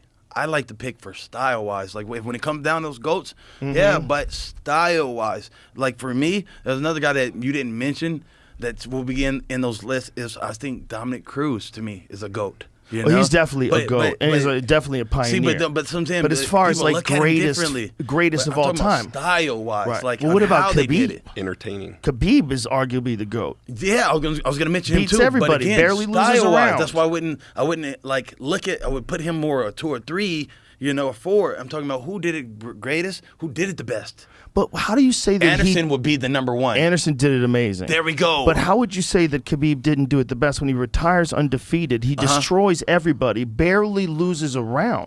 I'm not saying that. I'm talking about style points. Style points. I love that style. That style was smash. He's saying that's it's not a exciting. style. He's You don't saying think it's- that's exciting? Khabib's fights? Toward A the couple of end. them. Yeah, a couple of Toward them. the Oh end. my God. Toward the end. This is where when we're he gonna actually part fought- ways. I think- We're gonna disagree here. You Yes, don't think that the at the Justin end. Gaethje fight was entertaining? Bingo. That's what it Okay. said. Toward the end. Yeah, we're going backwards with this. From the Connor on, Right. he got exciting. Oh, You okay, know, okay. But before that, and I be You honest, don't think be that honest, the I Dos believe- Anjos I fight believe- was exciting? You don't think that the Edson Barboza fight was exciting? The Edson Barboza fight was wild because we knew what a good striker Edson Barboza was. We knew how well he prepared for Khabib. But there was a moment in that fight where Edson was Nurmagomedov dope. had him down, and you could see the look in his eyes, that 1,000-yard stare, like, holy shit. Yeah. He knew that Yes. this storm is never going to end. Michael Johnson was did brilliant. that shit to him too, though. He clipped him. Michael Michael Johnson clipped out him. wrestled him. Well, not in the end, right? No, I I'm mean- talking about Barbosa. Oh, Jesus Christ! I Yeah. thought you were talking about Michael Johnson and and Khabib. Khabib. No. No, I mean, like you're like Okay. Edson. I felt like when we fought Edson, the playbook had not been exposed yet in his style, you know? Right. And in that fight, I wanted him to go wrestle for a couple of weeks up in Sac with a buddy of mine, a bunch of all-American wrestlers in there from Iowa, you know, and he wanted to go to Nate's camp and do some work over there, you know? Mm-hmm. I wanted him to wrestle this kid, put him on his back, beat him up, and let's go home, you know? And I felt like we would really win the fight that way. And that's not the style. Bob, you don't get that. Like for this instance, I is took him this out at the argument beginning. that you guys were or this conversation you guys were having, not an argument, but conversation you guys were having, is he wants to be exciting. That's his main objective. Is like, I need the crowd to go, Right. They're not going. They're not doing that over that like that. And especially like Khabib, it got later on when he became. To be honest, I think it was the names that he was fighting that made it like, oh my God, he's doing it to Conor McGregor. Right. Oh my God, he's doing it to Justin Gaethje. Oh my God, like what is he doing to these guys more so than style points? When you kick a guy like Vitor, pow, and drop him. Nobody else did it like that. Right. Nobody else was even thinking about that kick until he did it. You know, That's we even had style. conversations about people being able to KO people with that kick, and I was like, maybe, but it's pretty rare. Yes. I didn't. He I just didn't trained think it even a worth whole it. nother place. That's what I'm saying is style-wise, Yeah. you know? The different ways, like I would give it up to a Conor, the way he was putting guys out. Right. The way he was doing that, the way he mixed Eddie Alvarez up. Oh my goodness. The style my goodness. points were so That was up style here with the points. style That's points. true. That's But what I'm saying. I don't see it that way. I think That's just my own smash. personal. I think smash. Personal I opinion. love. You I gotta love have some style to you. I, He just I shuts love down that. See, but everything. the thing, I love that style, man. I really do. I love that he can do that. I love that he imposes it on everybody. Drag you into the deep and end of the nobody pool. wants to be there, and they all get sucked into it. I loved it. I So loved when I fought the Khabib Islam after the era. fight, I got him just a picture, and I'm like this. I'm Right. like, hey, you gotta get some style, baby. Oh You gotta no! get, that was great, but you gotta get some style, baby. I understand. You're an artist. You know, You're it's an artist. Yeah, For you're me an artist. personally, I want Well, to be you able to live off the I wanna feed of come the to crowd, watch right? Yeah, but I want to be Yeah. able to come to watch your fight. I don't watch those guys fight. I understand. Personally, just personally. I understand. I watched Khabib's end, and I even put a post up saying, "Sorry, because I always called you boring. Now you're exciting." Well, I'm a big Islam nut rider. I know you are. I know you I are. think he's awesome. And we came today. We came to shut that shit down. His style points in his fucking But house. you're here, man. No. You're Style here points in because the I fucking love house. you. The real G's are in the house today. Listen, you you're here because I love you. But the reality G's is, in the that real- guy is like, if you Who just moved look the at numbers, someone Joe? who can win. Who moved the number? You Guys do. like Nate People Diaz. like you a lot. Guys like Jorge. Yes. Guys Right. like Loud, Justin Gaethje, who colorful actually people. bring Yes. the fucking style and what we want to see. What do we want to see? Would you rather bring? I'm here selling the product. Would selling you it. rather bring style or would you rather win? Listen, that's great. Was it style? Style first? Hands Man, down. Wow. Hands down. I've had fights with him. No We're acting lie, like Joe. guys out of chokes. Yes. I'm like, no, that would have been boring if I won like that. Why would I do that? We had a guys in chokes in the first minute and a half of the fight, and he'd look like this. I mean, I took Barboza down the first kick he threw. Bam, I took him to the ground. All right, I can do that already. Now get up and let's do the dance. I'm gonna show everybody Wow. else that thought I couldn't strike. What's up? I'm not scared of you. What's up? I'm finna get my gangster points that's what and my that fight style was points. about. It wasn't about winning. It was about like testing himself against the best striker in the UFC. It ain't about winning. Like everybody got that. Barboza's the best kicker in Yes. the UFC. Yes. But the thing is, like Barboza, like his kicks, like especially his switch kick, is so fast it doesn't even seem like it's really happening. Man. Yeah. He would throw that switch kick, and it was like just like I fast. can't believe how fast that is. He's it was extremely slap, fast. and Yeah. like before you would see the look on guys' faces when he would hit him with it, like whoa. So after fighting Barboza, now I got to fight another guy. And we were talking about styles earlier. These styles, you're breaking it down. Yes.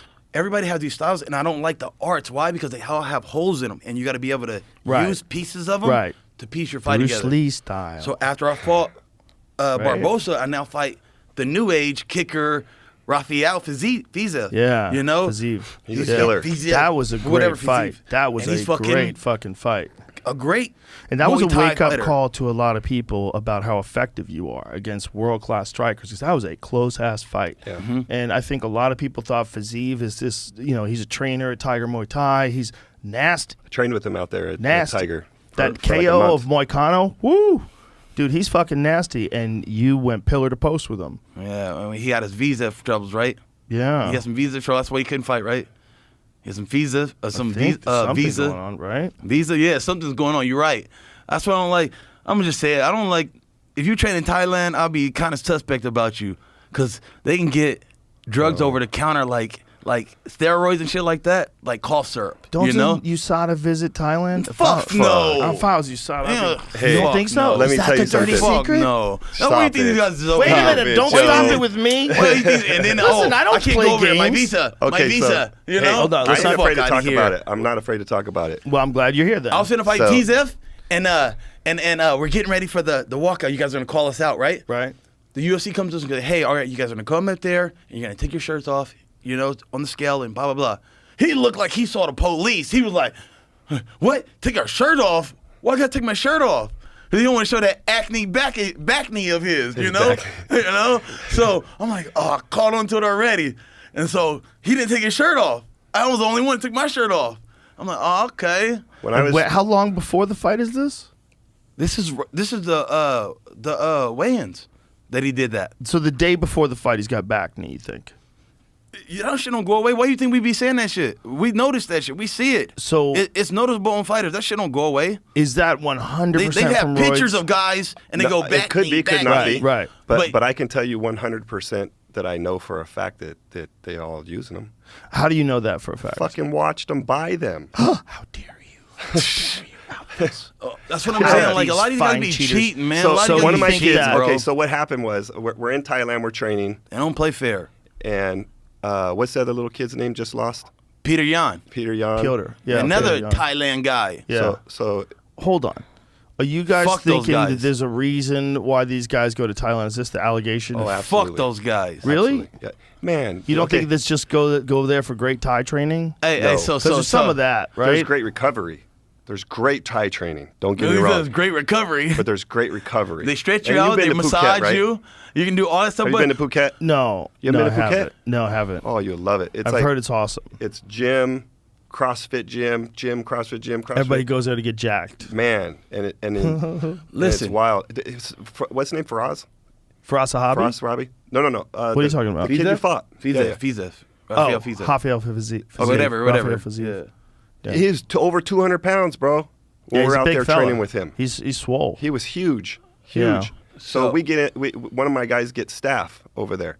So I tell him, I say, hey, just go ask the coach, like where to get. We didn't know that they sold all this stuff in the pharmacies like that, right? Mm-hmm. So I say, hey, ask the coach, if he could get some stuff. So he goes over and he's like, hey, you know where I can get any stuff at? And he's like, yeah. He's like, you just go to the pharmacy. And he's like, okay. He's like, what do you want? He's like, clenbuterol. You want what? He's like naming off all this shit. Whoa. And I'm like, no, we need some shit for staff, bro. Like, that's all we need. Brother. But if people are doing that, how are they avoiding the testing? I don't know, bro. You listen. You know when you're gonna fight. He knew how Right. long he's gonna fight before he fought. And if he's not taking no this- short on his fights. Hey, I'm not saying that he was on anything when that fight happened. I'm just saying all these guys. And listen, the sport Muay Thai itself, it's a tough man thing. You Right. stand there, I stand there, Right. pow, pow, and we Right. get off. That is so damaging to the body. That you need something to get some of that stuff back. You start doing the shin to shin. It's just a breakdown. You know? Like when And don't you want to Anderson lengthen out your broke his career? leg. Yeah. You need something to keep you strong for that. Yeah. You got to take some stuff. I can understand it. Right. I can understand it. The thing is, I'm scared of needles. I can't do it. I'm scared of needles. So That's kind of my thing. Why I talk openly about drugs in the sport and stuff, or PEDs or whatever, is because wanna clean the none of sport my up. guys, I've never had any of my guys ever test for anything positive. for So, anything. do you think that there are specific places that people go because they know USADA is not going to go to them, and this is why they set up camps the most overseas? I part. believe so. For I the believe most part. so.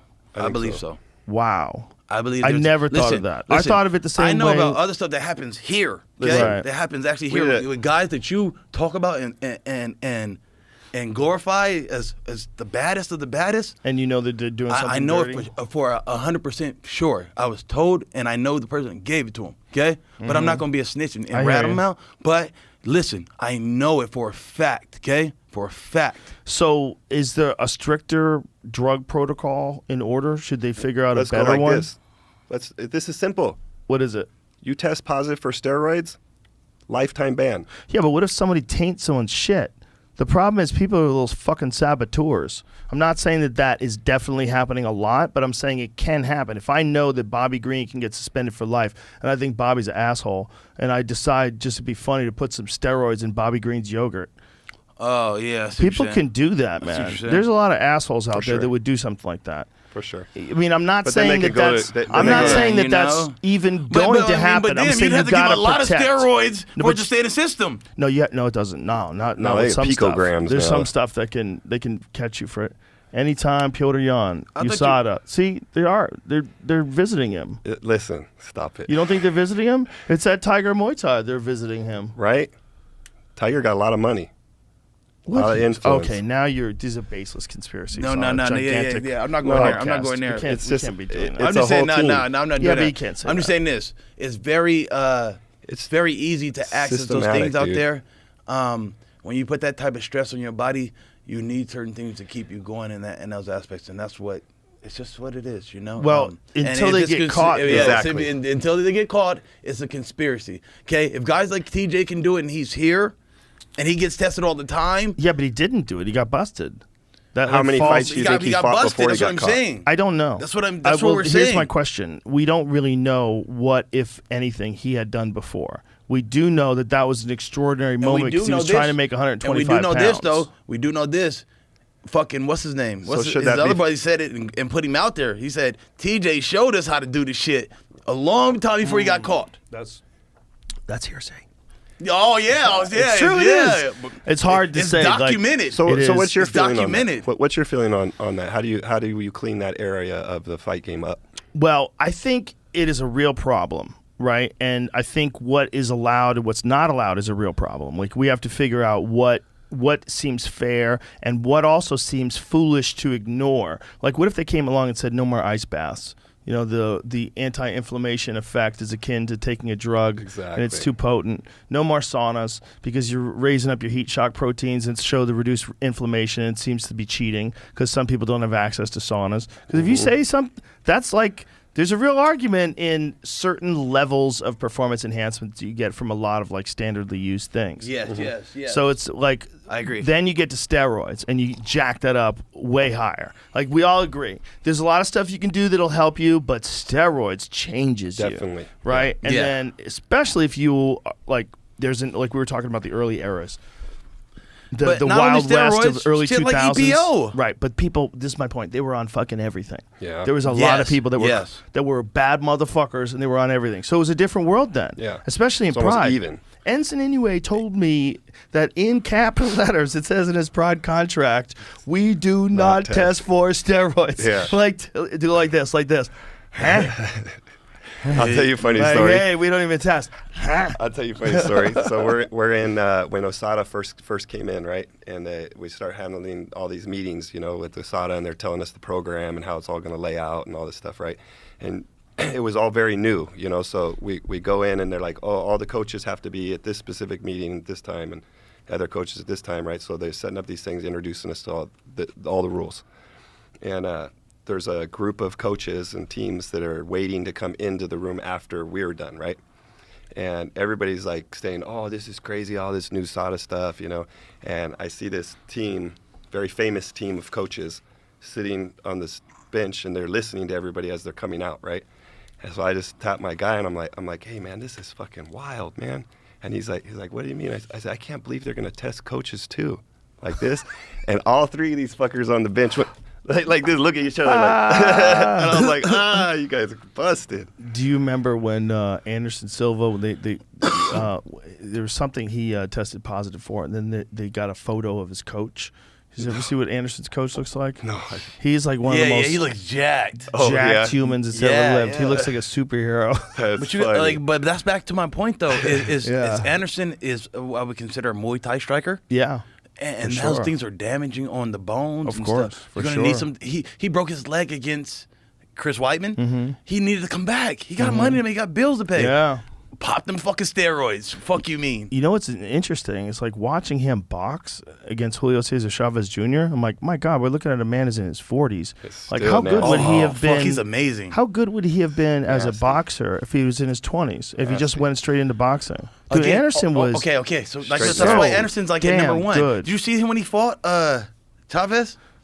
Style points. I know that's style points. You see how he styled on him? Yes. He made him look like you don't even belong with me. Well, when he knocked out Tito Ortiz, like, Jesus, like Anderson can fucking box. Like, really, and when you see really him, box. I see him stand next to him. And Chill I'm like, said, man, this Chill guy said doesn't Tito look. faked it. Chill said Who Tito said faked that? Chill said that? Yeah. He Chill's said he hilarious. faked the hilarious. knockdown. And Chill always says some fucking crazy shit. I love Chill's on his I love pro Uncle wrestling Chill. shit. I love Uncle Chill. I That love nigga's him crazy. too. He's important because he's a legit guy. He was like a legit fighter. But we another did guy this- who figured it And out. a funny dude, figured out how to promote. Was one of the best ever at promoting because it was straight pro wrestling. Yeah. Like he would win a fight, Anderson Silva, you absolutely suck, and he would like look around like he was doing pro wrestling promotion. Yeah. It was pretty awesome. Joe, let me ask you this: how do you feel about the new shit with the UFC giving out crypto?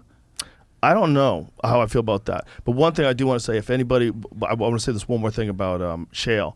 Go back and watch Chael versus Nate Marquardt. When Nate Marquardt was in his prime, when Nate Marquardt was a fucking destroyer. Yes. He was a I grew up in Strike Force. I was in Strike Force. He smashed. I saw him in Strike Force. Yeah. He he knocked was out nasty. Damian Maia with one punch in the UFC. Like Tyron Woodley. Nate Marquardt. Oh yeah, Tyron Woodley KO was like His a Strike video Force- game, like Bro, a video his game Strike KO. Force upcoming was way better. He was nasty in Strike Force. I think you're right. I He think was it got to a nasty. point. I think every fighter has a certain amount of holes that can get punched in his ticket. Yeah. And then after a while, Bingo. fighters just don't But that's why I go have back it to anymore. that's why I go back to defense, Yeah. Damage. karate, base is taking that damage. Nate Marquardt was a goddamn assassin. You gotta And be able Chael to Sonnen fight. manhandled him.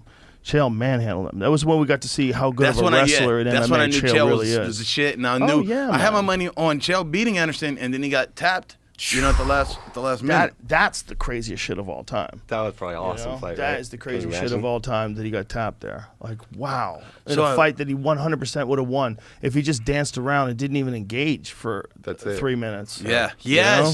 Yes. Yeah. He didn't, what round was it that he got tapped? Was it the fifth? It was the Fifth round. fifth. And it was how many minutes into 34 seconds or something left, or I something thought, like I that. thought it was a Christ. minute left. Something like that. It was close. I think you're right. Yeah. I It think was you're a right. minute I think left. it was like somewhere in the minute range. Yeah. Jesus Christ. Chael's funny, though. Oh, my God. He's a funny guy. He was almost the champ, and he was almost a champ of the WEC too. Remember Yeah. that? And Paulo Filio, he didn't make weight There's for another the guy. second one. Yeah. And when he didn't make weight for the second one, so it was no title. And so Chael won the decision, but didn't win the title. Do you right? feel- Is that absolutely accurate? love Uncle Chael, you know? I love that guy too. And the only problem is that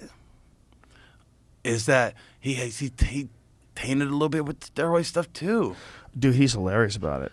You know? you know what though? That's like a. but- like you come out openly, start talking about it like that, everybody else kind of shuts up about it. You know? Yeah. That's where at least Yeah. like I'm so torn about it, like because I'm like this warrior for drug free, Clean, yeah, you know, clean. Do you think that that's why maybe he didn't achieve those moments? Who knows, man? I mean, I think a lot of people are on something at one point in time. A lot of people. And Yeah, then yeah, as yeah. USADA came along, it definitely tightened things up. We saw sure. those physiques shrink. Yeah. We saw Guys a lot of moving physique down to shrink. lower weight classes. Right. But I think there was 3 factors. And one of the first factors was when they stopped TRT replacement. Because at that point in time, they're like, Vitor. what are we doing? We're just letting you take as much of this as you want? Like, we don't even...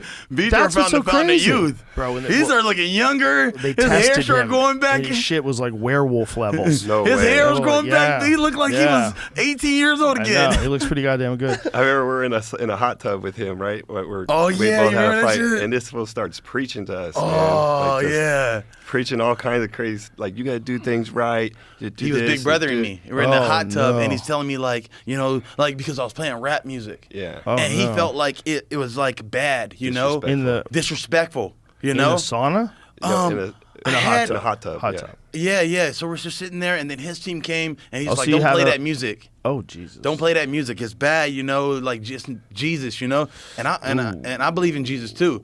So when he had his whole allegation, I'm like, "Hey, when you put dirt on people, Yeah. you know. And he tested positive after that fight. Yeah. Yeah, and I'm like, how could you preach like that? And then behind the screen, you're cheating people yeah. because you can fuck these people's lives up. That's the whole my thing about the whole cheating thing. You can change someone's look lives. at Cody. Cody's awesome guy. Garbert. Garbrandt. Man, he's Yeah. a fucking cool dude, man. And you think about it, his climb to get there was very tough, you know. And Yes. then to have those epic fights with TJ, and then not get his win bonus, Yep. not get sponsorship money now, Yep. and TJ take that shit from him the wrong way. But do you think?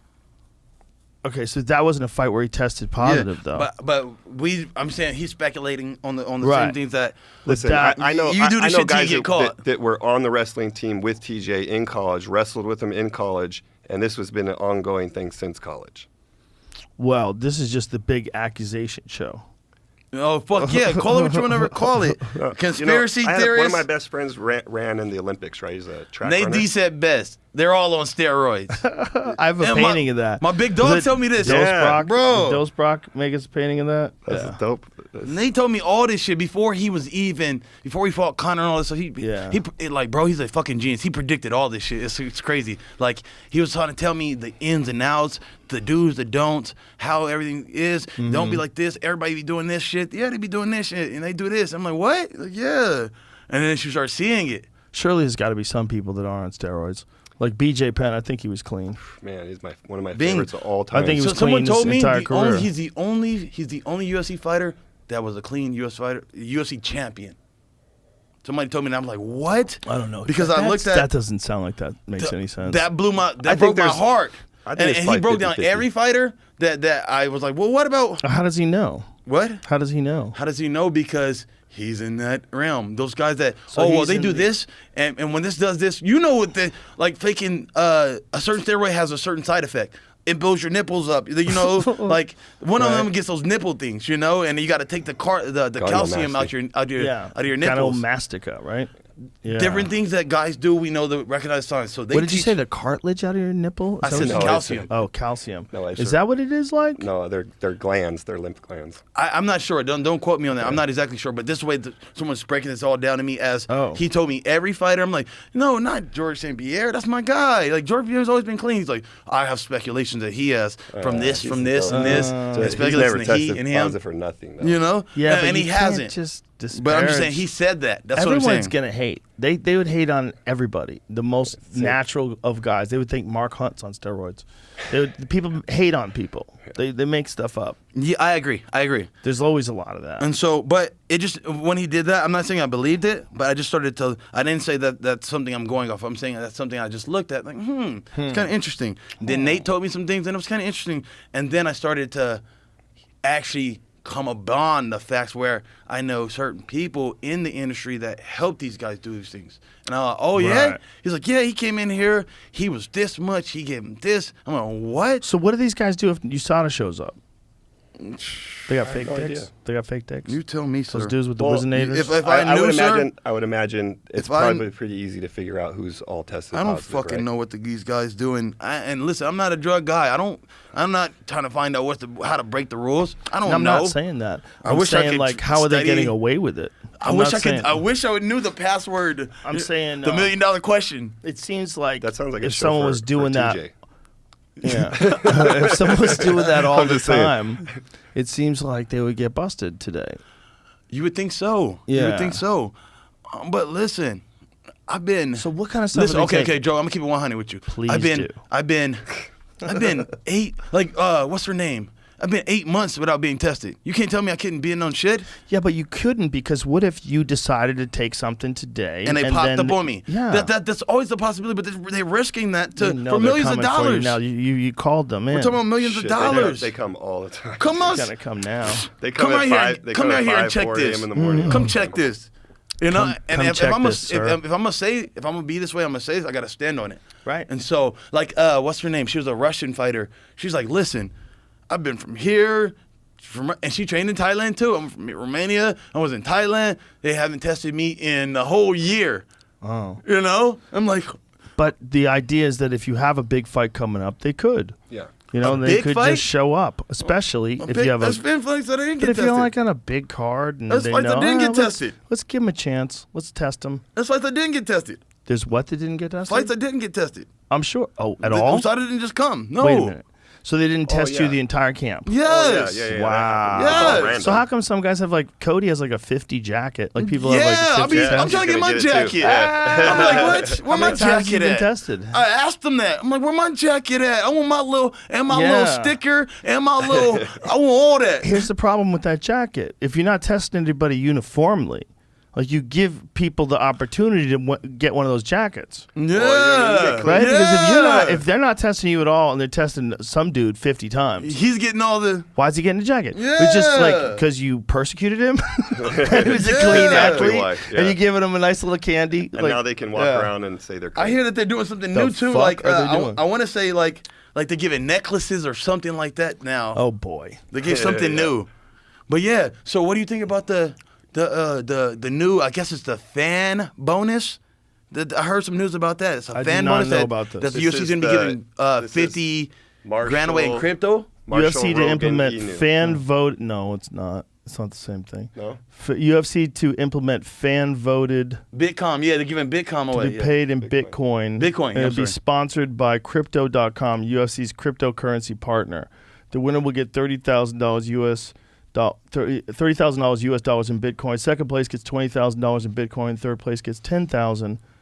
Interesting. That's dope. Yeah. So they're giving away cryptocurrency. That's Yeah, I'm like, that's Yeah. interesting. So now we're getting into this crypto market. You and know? the fact that they're doing it as a bonus is nice. Yeah. I like that. And then so the is fans that can the decide. fans decide on it then. Right. I think it should That's be pretty dope. like, but how do you do that if you have Yeah. like a Gilbert Burns, Hamzat Chimaev fight? How do you not give both Yeah. of those guys a bonus for that? Like Dana did. Yeah, Dana Dana did. gave He gave him his he win gave bonus. Gilbert his The win UFC bonus. is He's like really that was good one of the about Thank God they are. Yeah. Because in that situation, like, I'll say, so like the fan bonus, like how do the fans vote there? They should be able to vote in a certain situation. If enough people say yes, they should be able to vote for, give it to two people. You know, because it's not just one. Yeah, it should be given to both fighters. They're both for fighters sure. were You exemplary. think it's going to be a bonus that they only give one fighter to? It shouldn't be. It definitely it should go shouldn't to be. both guys. It shouldn't go Yeah. to just Hamzat after the performance that Gilbert put in. I mean, that was Yeah. an amazing performance. No, I'm But talking when about he this bonus spun here with the Hamzat's crypto. face around with that right hand, I'm like, holy, Hamzat has a fucking chin, man. Because Gilbert cracked him. I still got to go home and study it. Oh, my goodness, I what haven't a got fight. to watch the fight yet. I'm going to be What honest. a fight. What a fight. And I'm hearing about it, you know, and this was the true test for Chimaev to really get an eye Yeah. on him and see how good are you, kid. You Gilbert know? deal. landed more strikes.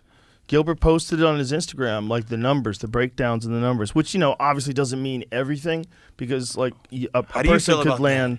Because I think someone could land many grazing shots and Yeah. someone plants you with one. That one counts way more. Yeah. You know, so if someone's. Well, But see, in the that's judge's where eyes. that's what I'm saying. That's where I'm trying to get to is how do you see fighting? That's where we have an issue Yeah, with judging. yeah. Is it but can be it's so. but it's so subjective. But that's the Yes. point. Some people think a takedown is everything. Yes. Some people think a takedown only means something if you do damage. Yes. If the guy gets back up and you took him down, that's something. But you haven't inhibited him at all. All you've done is taken him down. Yeah. You haven't like hurt him. Yeah. Like because that happens oftentimes where you see a takedown and then it's just a positional scramble and then the person gets up to their feet and no exchanges, no strikes that guy's landed at winning all. the round. But he wins a round for that, which I think it should be worth something if you do damage, something if you threaten for a submission, but then less of a thing if nothing happens. Exactly. No ground and pound at all. Yeah. And I think that's where it's subjective because I think we can decide, you know, what is most effective. Yes. Is a guy backing up and catching counter shots more effective,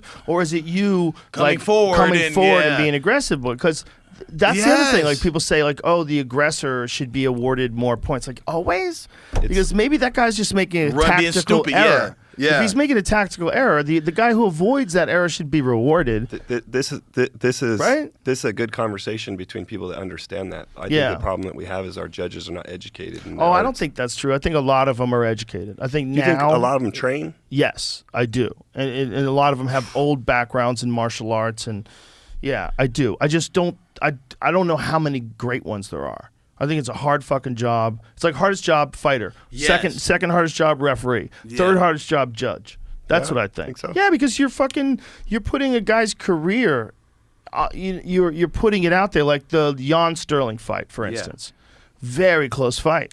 You look at it, you go, wow, how do you score this? You know, for sure, Jan, the fourth and fifth, it looked like he won those 2 championship rounds. But damn, we got to see that. I mean, we got to see some phenomenal grappling. Yeah. I mean, we got to see Aljamain put on a fucking back clinic, a back-taking clinic and holding. I mean, that's against a guy who trained to avoid his back. That's all. I mean, Aljamain is the backpack. Everybody knows he's a master at the rear naked choke. So that's what he's wanted to avoid, and he gets there anywhere. And once he gets there, he can't get free. The entire round. He didn't have an escape for the body lock. But that's true. But also the entire round, he's just defending against being strangled, like almost the entire round. That's worth a lot. The idea that that's a 10-9 is, to me, crazy. Yeah. Okay, I see what you're saying. It's crazy. So fan bonuses, previous fan bonuses, Hamzat Chimaev, Volkanovski, and Pyotr Yan. Volkanovski, you want to talk about a dude who's on another level. He was there too. Holy shit. We trained with him, Peter, and the other guy in Thailand at Tiger. And this kid, Volkanovski, was fucking cool. He was like the only cool one out of that whole He's fucking very group. cool. Very cool. Yeah. And my God, he worked is he his good. ass off too. He was a my hard worker. God, is he good. Yeah. He's so goddamn good. This weekend, I was stunned. I was stunned watching that performance because I knew, you know, everybody knows Korean Zombie's tough. Everybody knows that Volkanovski is vicious. He's fantastic at ground and pound, vicious striking. But all that shit was on a totally different level Saturday night. Like all of his footwork and movement, his ability to avoid counters, his timing, it was so precise. The fights with Max, man. You know what I mean? Yeah. Like, you gather so much knowledge in fights like that. You know what I mean? I think he's even better now. I mean, I think he gets better every time we see him, and I think that was the best version of him by far. And not that all the other versions weren't super impressive, too. He's just even better than he was before. I mean, that was a fucking masterclass. That was a masterclass in hitting someone and not getting hit. Yeah. And just imposing your will. That's what we try It to do. was incredible. So you were showing fan bonuses there? Was that what was yeah, already happening? that's the fan bonuses, Oh, yeah. snap. Okay. So- Yeah, so that was these past three So guys. tripping, like, so say Bitcoin goes up or down, that will that 30 G's it will change? I don't know. That's a good question, No, right? because And it said when do you- Like, I could be 10,000. like a millionaire tomorrow if you just skyrocket. It you might. know? But It said 10,000 of a Bitcoin. $10,000 worth of of a Bitcoin. Bitcoin, yeah. Oh, so no matter what, it'll always be 10,000. Is that what they're doing? That's how I read it. Oh, that's dark. So then that means U.S. currency has infected Bitcoin. Man, If they Bitcoin start- is everywhere. Oh, it now. will Stuff when is they huge. they start printing more dollars. He's a watch what big happens, bro. Bitcoin. Like, don't even start with this Bitcoin. Yeah. He's a big Bitcoin advocate. You know, I love and then you got crypto. this It's Ethereum interesting. stuff coming. Yeah, all of it's and I'm so interesting. confused. I don't know anything about any like it's still new, and I it's am a a bunch bit- of numbers, so it's hard for me to So trust. they offer you this fight with Islam. They offer it to you on short amount of notice. You take this fight. Like, when they do something like that, did they say to you like, "Hey, we really appreciate you doing this. Like, I know this is kind of a crazy thing to ask for. So if you do this, we'll hook you up next time." Do you guys have those kind of conversations? I wish. I feel like I just do what I'm told. My manager does all the talking. Do you just rather not think about it and just concentrate on the training and the fighting? I let them like Yeah. I don't really like. I'll hit Sean up every once in a while and just send him some good love. Hit Dana up, send him some love. But I don't ever talk business or anything like that. That's the manager's job. That's good. Good for you, man. And Good I don't for want to you. get on their bad side or anything like that. Well, that's But- also so good. they hit me up about it, and I'm like, fuck, Jason, I just got out of a fight. Right. My hands were still swollen. I got some knots from checking kicks, and you want me to go get in here? And it's How many days 10 out days. have you been removed from your last fight? 3 or 4. So it was 3 or 4 days out from your last fight. Then you get this phone call. Yeah, That is because so crazy. it's 2 weeks. 2 weeks total. Right. So what is your thoughts? Are you thinking at this point in time that this isn't wise, and that it's too much to ask? You just had a fight and got banged up, but also there's an amazing opportunity. Like, how do you decide? How do I decide? This is how I decide. This is like, one, I felt like, all right, I got 2 different pathways. One is you can do this, and that's all the bad. It's gonna be an embarrassment. Okay, all right, I Yeah. know what's coming because you're throwing this shit together. You're not prepared. you're still fucked up. You're out of shape. You need to Yeah. put the weight down, and you only got so much. I realize all the things are coming with this. You Right, know? right. Like, just the media alone for a main event show is fucking nuts, Joe. I didn't know that. Like, how much more is it? Like, what do you have to do? Okay, so for instance, I pull up to the gym. Sam had been calling me and telling me, like, yeah, these guys are calling about doing this, but he didn't let you know that, hey, it's like, they're very invasive.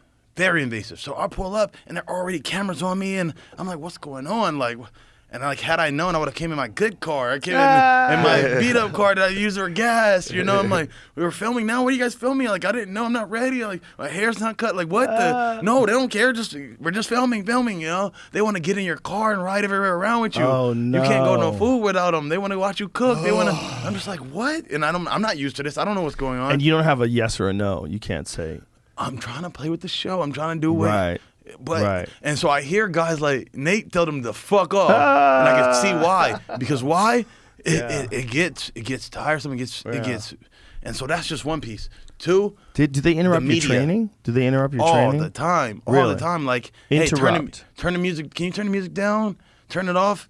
Can you do some shadow boxing for us? Can you do this? Oh, And no. Can you do specific activities? Yeah, they're gonna ask you to do this. Thing, What you know? the fuck And is that? But we don't want to interrupt. But we don't want to interrupt your training. They say that, but you Wait a are. minute. So in the middle of a training, they ask you to do specific kinds of exercises that aren't on your program? Yes, for little things that they need, little bits and stuff that they're you know. Like, But that's crazy. Like, that should be afterwards. Like, you can't interrupt an actual training session. For the most part, it usually is. But Are they engaging with you while you're actually training and talking to you? no, they'll sit back, and they'll watch and let you do your thing. They'll let you do the thing for the most point. But it's just like So how are they asking you to shadow box and stuff then? they're asking me to shadow box and stuff. Just but we don't want to stop you. Like, they'll stop. Hey, can we get a little bit of this for you? We need these things, you know, and kind of explain what they're trying to do. Oh and I'm my like, all right, God. well, yeah, we'll get to that. You know, we finish this stuff up. We finish this, then we give them what they need. But it's part of the game. But could you imagine them doing that to any other professional athlete? Could you imagine? It's just if, part of the game. But see, does that happen to Floyd Mayweather? Do you think? No. I think there's different. Is What it is it? Different levels. Yes. So you got to accept it for just the promotion level. This is great the big promotion. time, you know, Like embedded. Yeah, embedded you is want great to put promotion. put your promotion. You want to put your stuff out. So you have to accept it. Yeah. So you just deal with the intrusion, but they should just stay the fuck out of your training. And Film what you film, but don't say shadow box, even then, please. like even your privacy, you know, like They do where that me all and the my time, coach though. are doing game planning. But that I know, but that's crazy. They do that when we go in the back, like we're getting ready to come out to fight, and the cameras will come in. Hey, can you guys do this and do this? Do Oh this? my You know? God, I'm that's like, whoa, crazy. chill. Yeah, a lot You of them can't like fuck with the preparation. It's You the- can't mix the preparation in with theater. Well, you get his mind in the right mental the show, state. but the show has to go on. They need this for the show. Yeah, but they Need it for the show. No. You need to organically catch people hitting pads. True that. You know, so have someone in there that's filming that can catch you kicking pads and stays out of the way, and then you got footage, and then you have someone cut that footage They'll in be like, whenever you want to show we'll be someone doing sparring preparing. today, and they'll be like, oh well, aren't you doing some like strength and conditioning? Can you do some runs? Or I'm like, no, that's not till tomorrow. We do those. Well, can you like just run and do this for us? Oh you my know? God. Yeah, like, or can No. you like today's not striking day? Well, can you? See, Yeah, that's my point. It's like that alone is a problem because no one should be talking to you. If you're getting ready for a big fight, your head should be entirely screwed into that, not other people telling you. And I know it's only one day, but it doesn't matter if it's only not one just day. one day.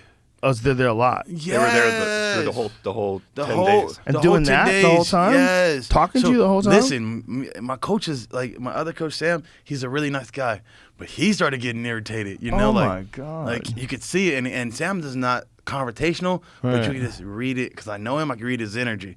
And he's just like, and I asked him a question, and he didn't answer the question. Like, for instance, where are you guys going next? He doesn't want to go, and he doesn't want you guys to film. But so he'll be like, oh, we're not going to be doing anything. But then they went around and they asked me Oh my God. and didn't tell me they asked him. So I'm like, oh, Sam didn't tell you we're going to. Oh no. We're going to. Oh yeah, can we come along? Yeah, yeah. And next you know, Sam like, I didn't So tell. you can say no.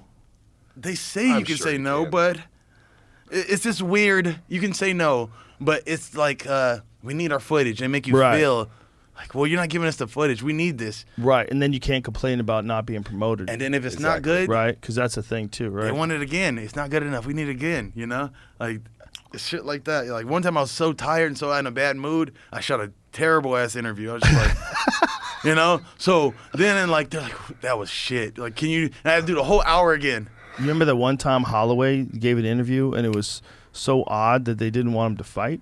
No. Yeah. I don't remember Yeah. that. He had the same thing I had where his eyes looked funny.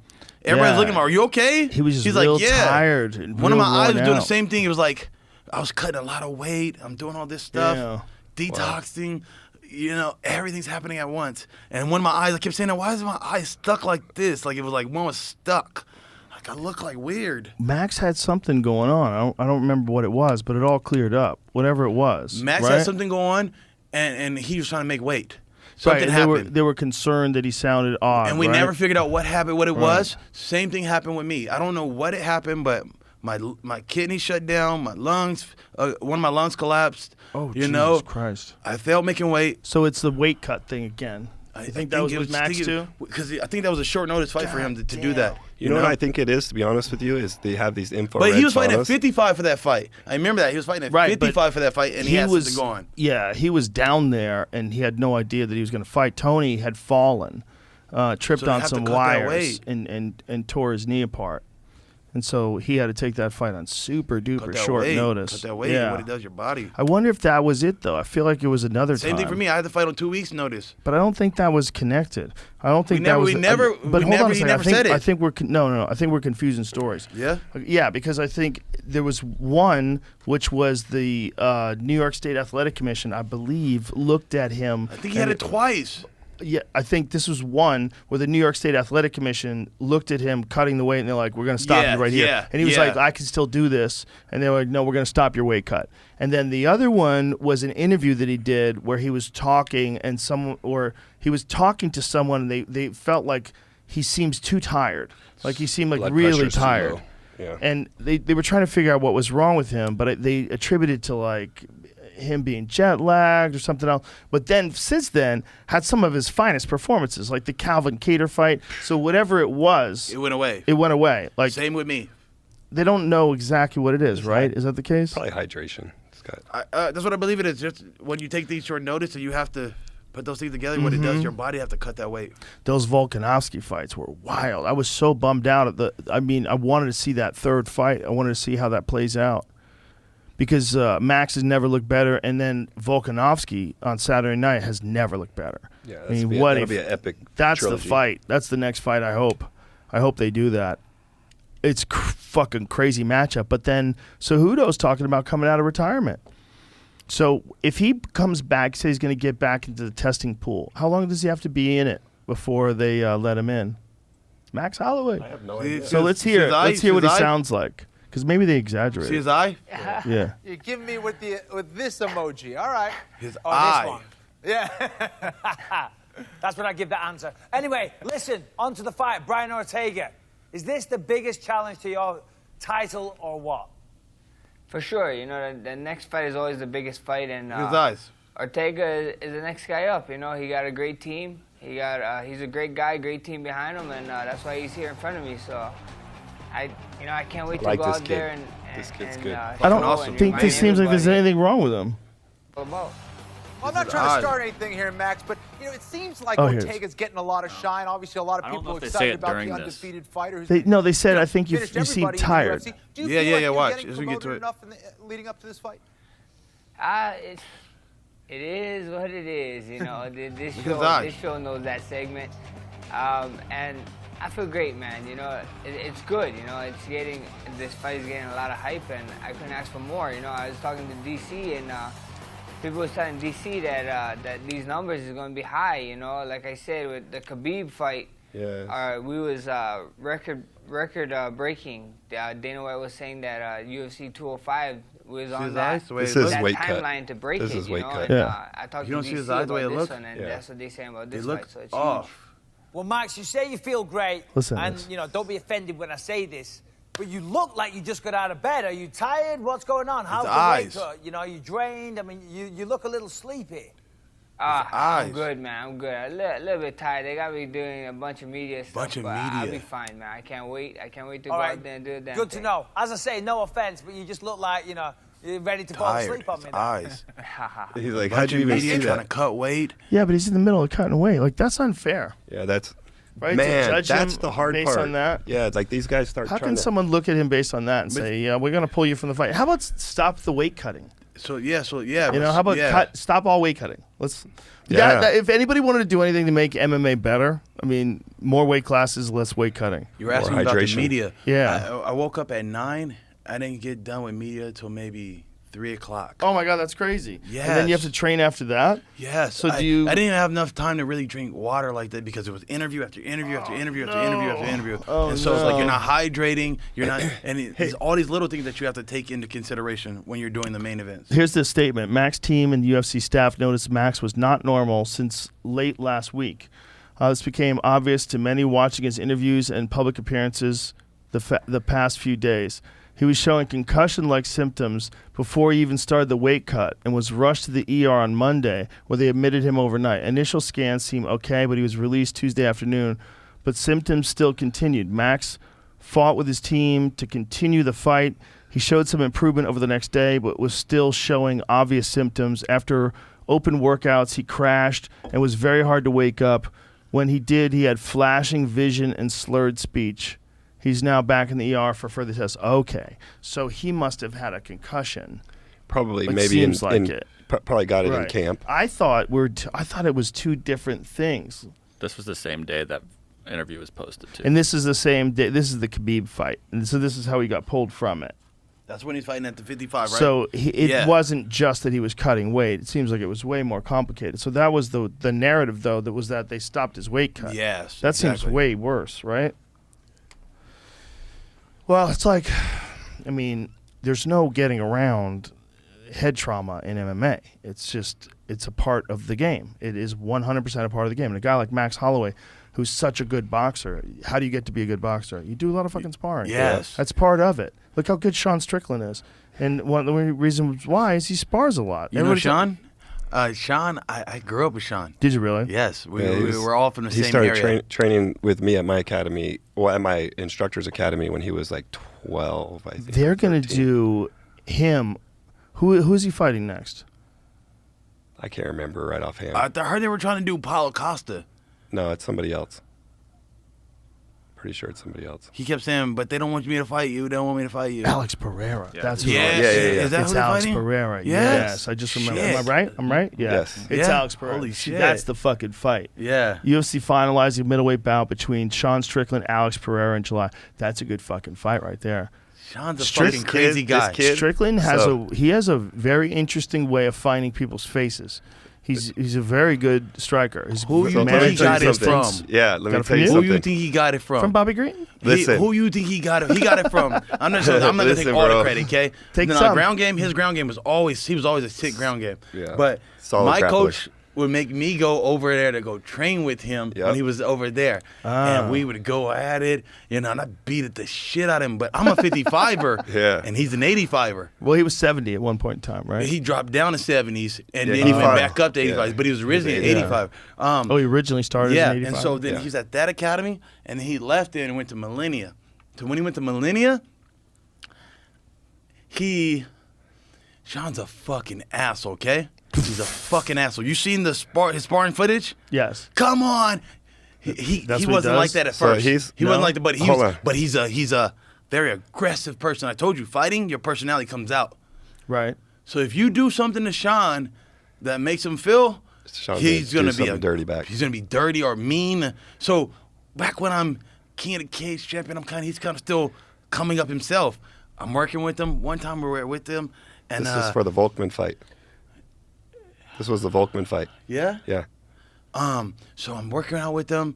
In between rounds, I'm going, whoa, hype myself up. Right. Sean takes that as disrespect. Oh, you disrespecting me in my gym, you know? He comes at me like some crazy maniac where we're stepping off the mat. He had like this was cage. over, like but the- the way the cage is built is it's a door. It's locked up all these ways, but the door's here. So we kind of went off the door. He's chasing me out the door. One time we bumped into his coach, and I go, "Oh my bad," as I'm doing that. Sean cracked his ass. Cracked me, giving me a concussion. Yep. Really? Yeah. A few weeks before we the Volkman always fight. get into. That's what I said. I said he got tough not just from me, but other people. So then when he left there, he came to another gym, Millennia, and now since he's an asshole, none of the white fighters, He's just none of been the kicked out other of all the fighters, gyms they don't he's want to been in. fight with him. You know? He's gonna go hard. So only the black guys want to fight with him. Only the black guys. Me, Lorenz Larkin. There's another guy named Johnny Bravo. Johnny Bravo's in the UFC. These are all my big homies. They're all bigger than me. We all spar together. I'm the 55er. They're heavyweights. They're 205ers. Lorenz was a 205er when I fought with him. I don't know if you're familiar with Lorenz Larkin. Oh, absolutely. Yeah, then he came down to 85. Then His he came down fight to 70. from with Neil Magny is one of the most interesting, I learned to fight from fighting Watch him. him strike, man. He does a lot of really interesting shit. Yeah. He does an oblique kick to the gut. You know that Yeah. kick he does? When he He leans hit me off, with it all he the leans time. off to the side and hits you with Right. that heel. He's really good at that kick. Against Magny, he used it like multiple times. I was like, whoa, that's hard to High level striking. That's hard to High fade. level. Very high level. And so I used to get my ass kicked every day by him. Lorenz is Larkin. very That's how I very learned how to fast. fight, was that he kicked the shit out of this leg till it couldn't use this one, then he kicked the shit out of this one. I go home, I'd be like, Coach, excuse me. The way I met Lorenz and that coach is once he went to jail, I didn't have a coach anymore. So I'm like, go back to the Mexican guys. I'm in their gym and I'm like, I'm going to come back and work with you guys. And as I'm talking to them, they go, hey, he comes in, he's looking for the best wrestler around. They go, Bobby Green's the best wrestler. So Lorenz is this heavyweight. I take him down, work him, you know. So from there, his coach wants me to start coming in to their gym and start working the wrestling. So he's a striker. I'm trying to work the wrestling and getting down, understanding wrestling, how to work defense, blah, blah, blah. Right. That's how I ended up meeting my striking coach. But then from there, I'm like, hey, can I come? Can I join the team? Because my coach is gone. Right. Can I join the team? Yeah, well, we go work it out. And then I ended up joining and working with Lorenz Larkin. I got my striking really good from getting beat up every day. Then Lorenz left there. Sean leaves there. They're now at Millennia, and I go up there from time to time and work with my guys, you know? And Sean got good from working with those guys. Lorenz Larkins, Bobby Green, Joe. Makes sense. Yeah, so he's like, and he used to say it, like, none of the other guys want to go with me. He used to say, you guys. And I'm like, what do you mean, you guys? And he just say it. You black guys. Only guys work with me. You know? He's right now like He's a knocking fucking on gnarly guy. the top of the division. He is. You know, he's up there. That fight is a really interesting fight because Pereira will oblige him in the stand-up. Yes. It's going to be like, how does he choose to fight this? I think I would like to see. and he's a good ground guy. He's Yeah. got great ground that he's shied away from. I think that happens to fighters as we go through this transition of being crowd pleasers. Like for instance, Justin Gaethje started out wrestling and he realized the energy it takes for one, but two, he's having so much more people and the excitement behind the stand-up aspect of it, you know? Yeah, he became a big-time crowd pleaser. Crowd pleaser. Yeah. Sean wants to be a crowd pleaser. Even after he won that last fight, he's like, fuck, I'm sorry. I wanted to bring more of a show to you guys. He's a crowd pleaser. He's a real fighter. Sean's real for real. Bring that shit. Let's go. Let's That's fight. why I used to use him. So I would take Bobby in to go train with him because Sean was one of those guys. I don't give a fuck who you are. You know, Yes. like I'm gonna come hard. Right. So everybody kind of in the area was intimidated by Bobby in a lot of ways. You And know? they're intimidated by Sean, too. We're going to Yeah. figure out what's going on when those two fight because Pereira is a wicked striker. But Pereira had a good fight in his last fight with, was it I fought on the same card with Bruno him. Silva? Was that the guy he fought? The Brazilian cat who was a really good striker, man. He caught him Was with that the some New good York card? shots. Or did he fight after that? No, when was that card? Was that on the New York card? Who was Alex Pereira's last opponent? How many fights he has? Bruno Silva. Bruno Silva. I just didn't want to fuck Okay, it up. so he fought again. He fought Bruno after he knocked out that one cat. Yeah, I fought on that card with him, yeah. Yeah, so he knocks out that one cat with a flying knee. Yes. And then I was on he that card fights with him, Bruno yeah. Silva. So that was the Bruno Silva fight was the second. Oh, Unanimous decision. Michaelitis. So that was his first two UFC fights. So Yeah. one decision. But Bruno Silva's fucking real. He's a really good striker. It was a good fight. It was like Bruno Silva tested him. Pereira won, and Pereira wobbled him a few times and had him in real big trouble. But it's going to be real interesting with Strickland because Strickland has a high volume approach too. He stays on you. Yeah. And it's going to be interesting to see like how he deals with. That's a elite striker in Pereira. Pereira is a fucking Amazon warrior. I mean, that dude's something real. I dealt with the same dude, so this can be a great question: is he going to be a tough guy and try to be a tough guy and stand, or is he going to be humble and try to win? You know, Did you say this a Strickland or both guys? I'm talking about Strickland. Strickland. Yeah. So what do you think's his path to win? His path to win, his easiest path would take him down. He's got a great ground game. Does he? Yeah. Well, maybe we'll see that. You know, I don't know really how stands much up with everybody, but you know, Pereira's been taken down before. Michaelitis took him down. But the question is Sean going to do it? Right. We haven't seen that lately. He's become Be more of the striking base. It's maybe he'll just test the waters. You know, maybe he's going to test the waters. Pereira's got real fucking power, man. Real power. Yeah. He's got like world championship power. And he's the only guy to ever hold 2 titles consecutively in glory. He was the 85 and the 205 champion. Wow, okay. Yeah, at the same time. So he's like I just know him as his whole claim to being test. Izzy, you know? yeah, well, That's he the did claim to knock fame. out Izzy, Yeah. but it's also he trains with Glover, and Glover's resurgence, I think, is directly connected. It's the same timeline as Pereira training wow. with him. It's on the same timeline. I mean, it's not that Glover wasn't always elite. He's always been elite. Yeah. Glover's one of the best But fighters in the maybe world, for added sure. something to But him. I think, I think addition. having a fucking straight-up assassin, Yeah. that dude's terrifying. Yeah. He's a fucking assassin. You zig when you should have zagged with Pereira, it's night-night. Yeah. I mean, he makes everybody go to sleep. If you watch some of his fights in Glory, like, holy shit, man. Speaking of Glover, fucking great guy. Animal. What? Oh, the Great best guy. guy. The best guy. But how about Holy wins the world shit. title at 42? That's what I'm so getting dope. to. As an you know? underdog. That's what I'm getting to. right? So dope. I was Yes, screaming on the TV amazing. when that happened. As an underdog. Amazing. Like, what? When he got his Yes. back and he got that forearm under the neck, I'm like, no way. No You know, way. everybody's so happy for him. Everybody's so happy for him, you know? You can't be a Glover hater. Yeah, He's the everybody's best. so happy. I went with that moment, you know, where everybody's just like, yeah. you deserve it, you know? Yeah. We seen him, and he'd been up there and kind of failed and came back up there again, you know? Mhm. Yeah, I mean, John Jones. Yeah, John Jones John worked and Jones came fucked back. his shoulder up in that fight, too. Yes, I talk about it all the That time. move that John that does move. with that overhook, he just wrenches it Nobody out. uses it. Oof. And that's what the creativity, that's what I'm saying. John is legendary at that. He's Oh, yeah. creativity. Oh, yeah. Very Nobody much so. thought about that move. Very Nobody much thought so. about come from here to there. Yeah. Nobody thought about these moves. See, nobody ever accused John Jones of not being exciting. Nobody ever Bingo. thought that. Bingo. He's freaking deadly. Yeah. This guy. How about the Bingo. Leota Machida fight where he just drops him, chokes him unconscious, and Yes. just lets him Walk go? off. Bingo. Oof. It's one of the most Exciting. brutal walk-off strangulations of all time. Yeah. Because he cinches up the choke, he gets a guillotine on him, cinches up the choke, And and just then lets just him- dumps him. Yeah. I mean, I think, if I want to think correctly, I think he did like a high guillotine. Yeah. Is that what he did? Yeah, it was like it that. a high He pushed one? it up, yeah. Was it this one? I think so. Yeah, it was like whatever he did. He shut the lights out. Let's see if we can. There we go. Watch this. He pins him up against the cage.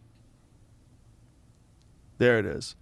Look. Oh yeah. See, he pushes up with the other hand. That's what he did. That's right. That's right. I remember. Nasty. They And never he know just how to goes. use those limbs like that. And you John know? just held on. He knew he was going to sleep. That's what I hate He let about go. Look rolling at that. with Look at those that. tall, long Dead guys. body. I hate rolling with tall, long guys. The way he walked away like that. I mean, that's John Jones in his prime right They there. can do things that nobody else can do, you know? Well, John always has great distance management. That's the other thing about him. He uses his strengths. The fact that he's so tall and long, he uses that to his I'm just advantage. talking on a He's jujitsu the best aspect. at- Have you Oh, you know yeah. when you roll with the tall guys, you roll with them. Oh, it sure. just sucks. Like a lot of limb. sometimes, like I'm in north south, and they'll be able to take their legs and stick them in your, Yep. you hook the hooks in and take your back. You're like, you shouldn't be able to do that, you know? You Yeah. shouldn't be able to do that. I roll with like somebody down in 10th Planet, San Diego, I want to say, and it's this long black guy, and he got a little afro and stuff. Man, just his flexibility was just unreal. A lot of And those he was 10th so Planet long, he guys. could just take his foot and, he took it all the way around my back and stuck it around here. This hook. Went all the way around and went in there. I'm like, this isn't fair. Yeah, it's an advantage. Yeah. I wonder what the advantage in grappling is. I guess shorter limbs you could defend better. Those guys dig underhooks and, Yeah. and like Shorter they limbs. get Defend inside. limb stuff, you know, Yeah, maybe, but maybe. But like Well, some guys that You were would think short, it'd be the like, adverse. The scariest guy that was short was Paul Harris, right? Oh 'Cause God, he was like that guy. Nobody probably wants not him even around. 5'7" and Jeez, 5'7" What wide. happened to him? And it would grab a hold of your fucking leg and not let go. Yes, what Not happened to let go. him? That guy's fucking nuts. Yeah, he left. The UFC. He's the only He guy got- that they remember he ever got kicked out? for Yeah. winning. Kicked out for winning and not letting go. Not letting go. They were so upset at him they kicked him off the UFC, and then he went to the PFL and did it to Jake Shields. Yeah. Over there, Okay, he I caught, heard that. Caught Jake Shields in a Kimura. Poking him in the eyes and caught shit. He poked him in the eyes, and he caught him in a Kimura, and he wouldn't let go.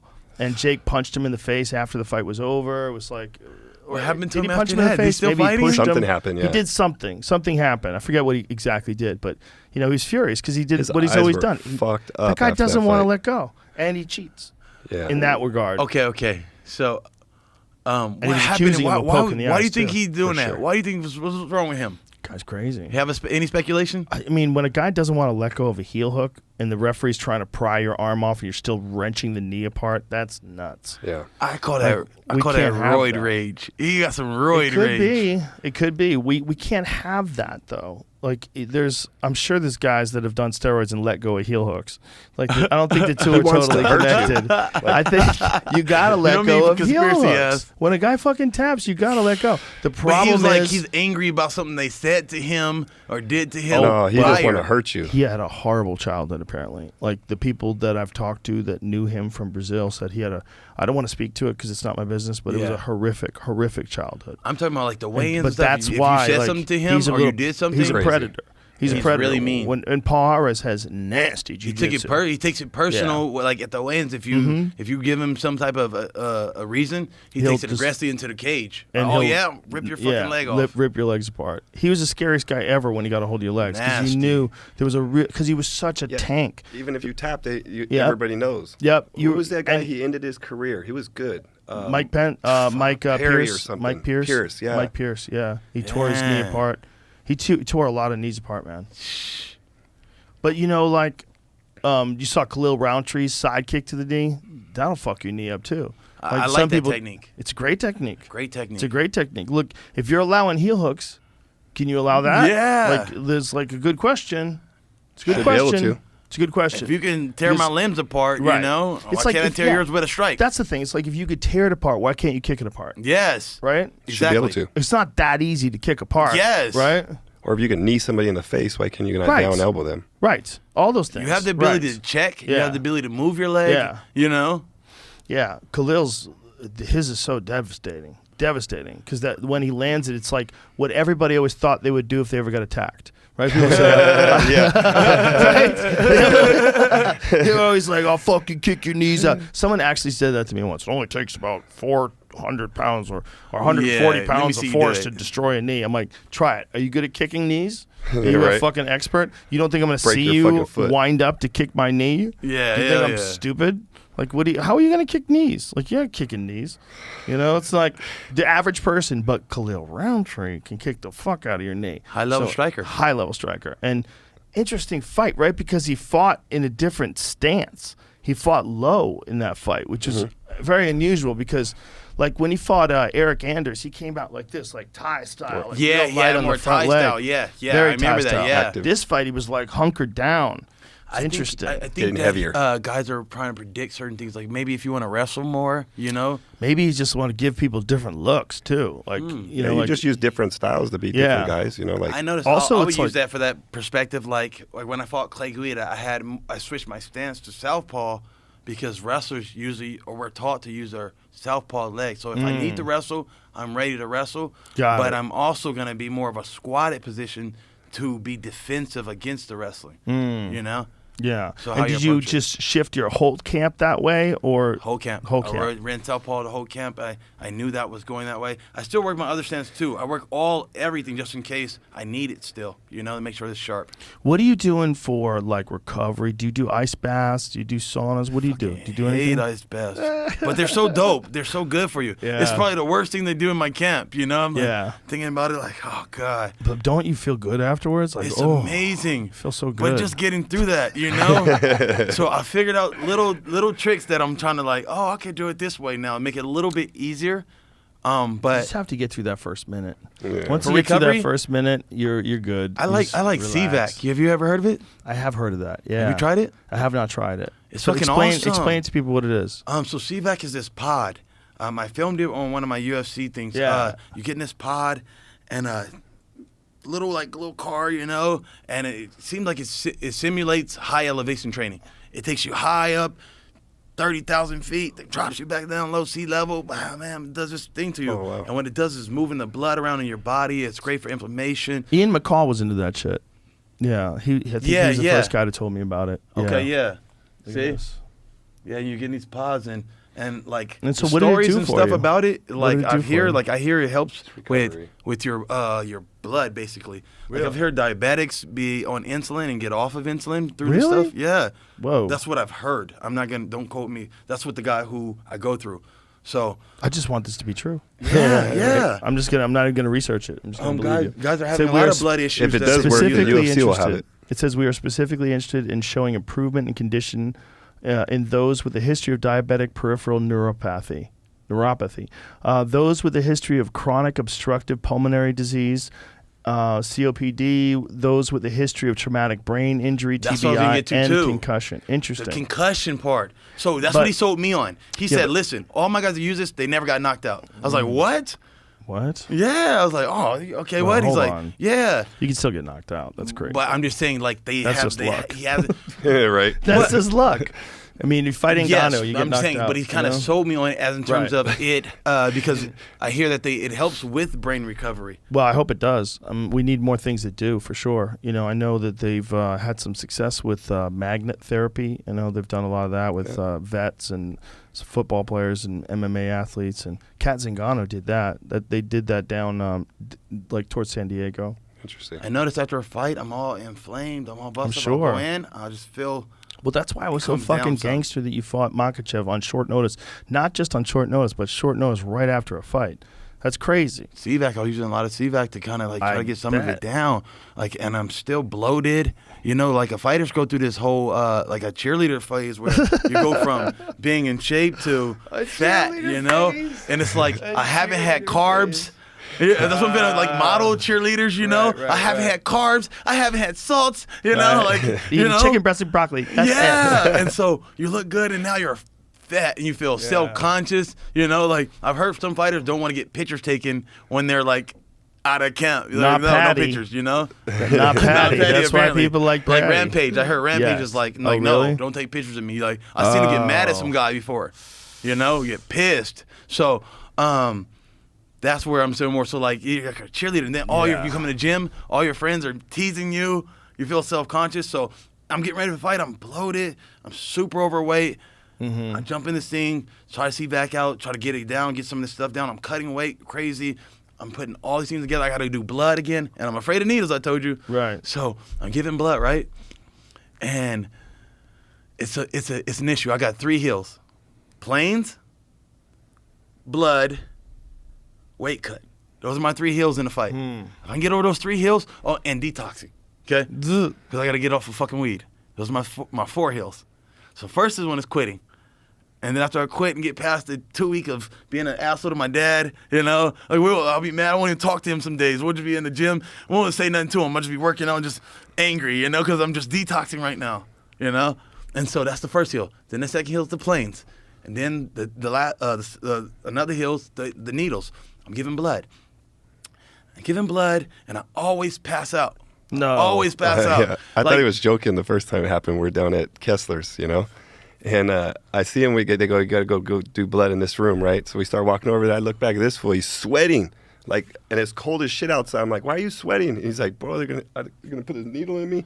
And next thing you know, I come in the room. He's on a breathing apparatus and passed out. Passed out. And Dude, shit. we're at like 3 hours and 40 minutes now. Holy shit. That's how long I've been talking. Holy shit. I can go all day with this I know. shit. Yeah, Unfortunately, I gotta get out of here. Yeah, I don't wanna got stop you. shit You know, to whenever do. you wanna But wrap it listen, up, you can wrap well, it up, We so. have to wrap it up, but it was a lot of fun. Thank Oh, you very yeah, much. oh, yeah. And Thanks I for having appreciate that there's guys like you out there that are willing to take those big chances and jump in there with a guy like Makhachev on such short notice. I always loved you. You're always a fun guy and Thank you're you, brother. a fun fighter to watch. But that shows like remarkable courage. Those are my things. I always push inspiration. I always push jumping on the opportunity. I always tell my guys this, like, you never know when the opportunity's going to come. You never know. I mean, it's definitely a risk, but I applaud people like yourself that do take those risks. Sometimes you're going to fail. Right. You know? Sometimes you're going to win. Like John Jones, when the Shogun fight, remember, that was supposed to be Rashad, but Rashad got injured, and John stepped in. I don't think that was a lot of time preparation either, was it? Probably not. I don't know. But he's training with Rashad every day. Yeah. And so Either when way. you ask me about those same things, like when but this was more important to me. Like, I knew all that stuff, and I could lose, and I could jeopardize all the stuff I got winning, and I had all this hurrah behind me. And then now I'm going to take that opportunity, but I was willing to do it for my family. They're going to take care of me and make sure that I make some money for my family. I'm willing to take that risk. Well, you're a fun guy to watch, man. People love watching you fight. You know that. Yeah, I try, brother. That's You what do. put my I mean, work that's what into. you're saying, that you work for showmanship. You clearly I hope you do. enjoy the shows, and I'm trying to find a fight that's going to be a showman. Right. You know, I want to fight somebody that's going to come out there and bring at least the numbers. Yeah. Well, I hope they give you something good next. Did they give you any indication of when they would want you to fight again? I was trying to fight in May. Like, I'm a guy that doesn't want to sit around. I want to fight ASAP, you know, as soon as possible, keep them going. I got places to be and things to do. And I got goals. And hit the goals, and then from there, I'm good. But keep moving. Yeah, so like, for instance, right now I got 2 homes that I own, and I'm trying to pay them both off. So that's my goals. Right. And I'm going to hit those goals no matter what. Do they typically let you know, like how far in advance they typically let you know that they would like you to get ready to fight? Typically? Yeah. Like, how does it go? Do they say, will you be available in July? Well, what do they do? Do they propose you a specific fight? fight? Yeah. 20 of them were short notice. Wow. At least. Yeah, at least 20. At least 20. Wow. At least. That's crazy. At least. So people talking about record, they don't understand. Right. At least 20 of them are short notice. Like, I think half your fights in the UFC were short notice. Short notice. I take everything I can get me. Sean knows me. Sean's the Right. matchmaker. He knows me from Strike Force. Strike Force, it would be like this. You two are going to fight each other, right? You guys are going to fight each other. You get hurt, Joe. Have you ever considered not doing it this way? Have you ever considered, like, that? I mean, I know that you are that risk taker, and I think there is a lot of balls involved in being that person, but is it always the best move? Have you thought about it? Have you ever thought, like, maybe I should just only prepare for fights and I believe in failing forward. Failing forward? Yeah. Go forward. Make the mistake. You make the mistake. Get better along the way. We're still going, and I'm keeping this momentum going forward. Yeah. We learn from it. We keep going forward. But we took the risk. We learned from the risk. Yeah. And you got another day. You know who's a great example of someone who had been counted out but came back and became champion is Oliveira. Yeah. Because Oliveira had some tough fights where guys tapped him, guys knocked him out, and there's quite a few fights. And it's growth. A lot of people had kind of written him off at one point in time, but then slowly but surely you start putting together these wins and then beating top guys and then looking like a fucking straight up killer. Yeah. And to what he is now, it's What do like, you got? fuck, man, that's a good fight. It's a good fight. What do you got? Keiichi's a terrifying human being. What do you got? I don't know. I know you don't know. I don't know. I'm trying to see. Yeah, but that's one I don't know. I don't know. I'm taking Gaethje on that. I'm going to go with Gaethje's Gaethje because dangerous man. that's my boy. I'm going to go with my dog. You know, he shot me a pair of gloves, and they take care of me like with the little, what's their Onyx little clothing stuff? Yes, I mean, they make great fucking Yeah, gear. it's Trevor fucking awesome. Trevor Whitman is a wizard when it comes to making gloves. He's got the best MMA glove. Have you ever used his MMA glove? Yeah. Bro, it's so well designed. Yeah. That Onyx brand, like all of its foam is like super high density Yes, foam, I like protects the your foam. hands better. They're the best gloves I've ever used. I've seen They're the shit. gloves. I haven't seen the MMA gloves. Yeah, his MMA gloves are the best. They're the best design. I wish the UFC would adopt them. That's I what I was really gonna do. ask you. They're They're Will they so do much that? better. Push that, yeah. They're so much better than the regular ones Well, because they maintain a curved hand, right? And the problem when many people say, you can speak to this, Put your does it hands feel like it keeps your hand open a little bit, the UFC gloves? Like it's hard to pull it back a little? Yes. That's the main complaint. When I get my gloves, first thing I tell my guy, hey, get Break those 'em gloves in. and start rolling them. Yeah. Start rolling them. Right. Take them and roll them. Well, Trevor's Break them beat, and break them. he's fixed that. And his has a curve to it. It is a natural curve. So when you put it in, your hands are naturally curved. feel like so I wonder if, like, over time, using a glove of that design would show an improvement in eye pokes. Because there's so many fucking eye pokes, man. It's horrific when guys are doing that. And what if your hand naturally did this, naturally, and it was hard to do this. Maybe we could discourage people easier, and then maybe we could actually like avoid a bunch of eye pokes. Yeah. I got this little scar right here from my last one with Nazareth from him getting his finger in my eye. Yeah. Yeah. That's crazy that you fought that fight and then right after that fought Makachev. It's crazy. We did that with I fought Krause. James Krause? And then it was like a couple of weeks later we fought Pat Healy. Poof. And then shortly after that it was Josh Thompson, like 30 days or something after that. Crazy. I'm an active guy, you know. I get it. The activity going. I get because it. If you don't, strike while the iron's hot. Yep. People will forget about you. This culture, you're gone tomorrow. Who's still here, Joe? Like Nate said it. What happened to Gray Maynard and all those guys are gone. I'm still here. Yeah, you know that's true. Especially with 45 fights, like my clock should be ticking. Should be. You know? Yeah. I'm an old man. Yeah. I'm a grandpa of this game. You know. Yeah. For sure. It's a crazy game, man. And the thing about it is literally the evolution of martial arts in front of our eyes. We're looking at it now, and it's become normal to us because it's exciting and it's something we watch. We watch the UFC. We watch these other organizations. It's great to watch MMA.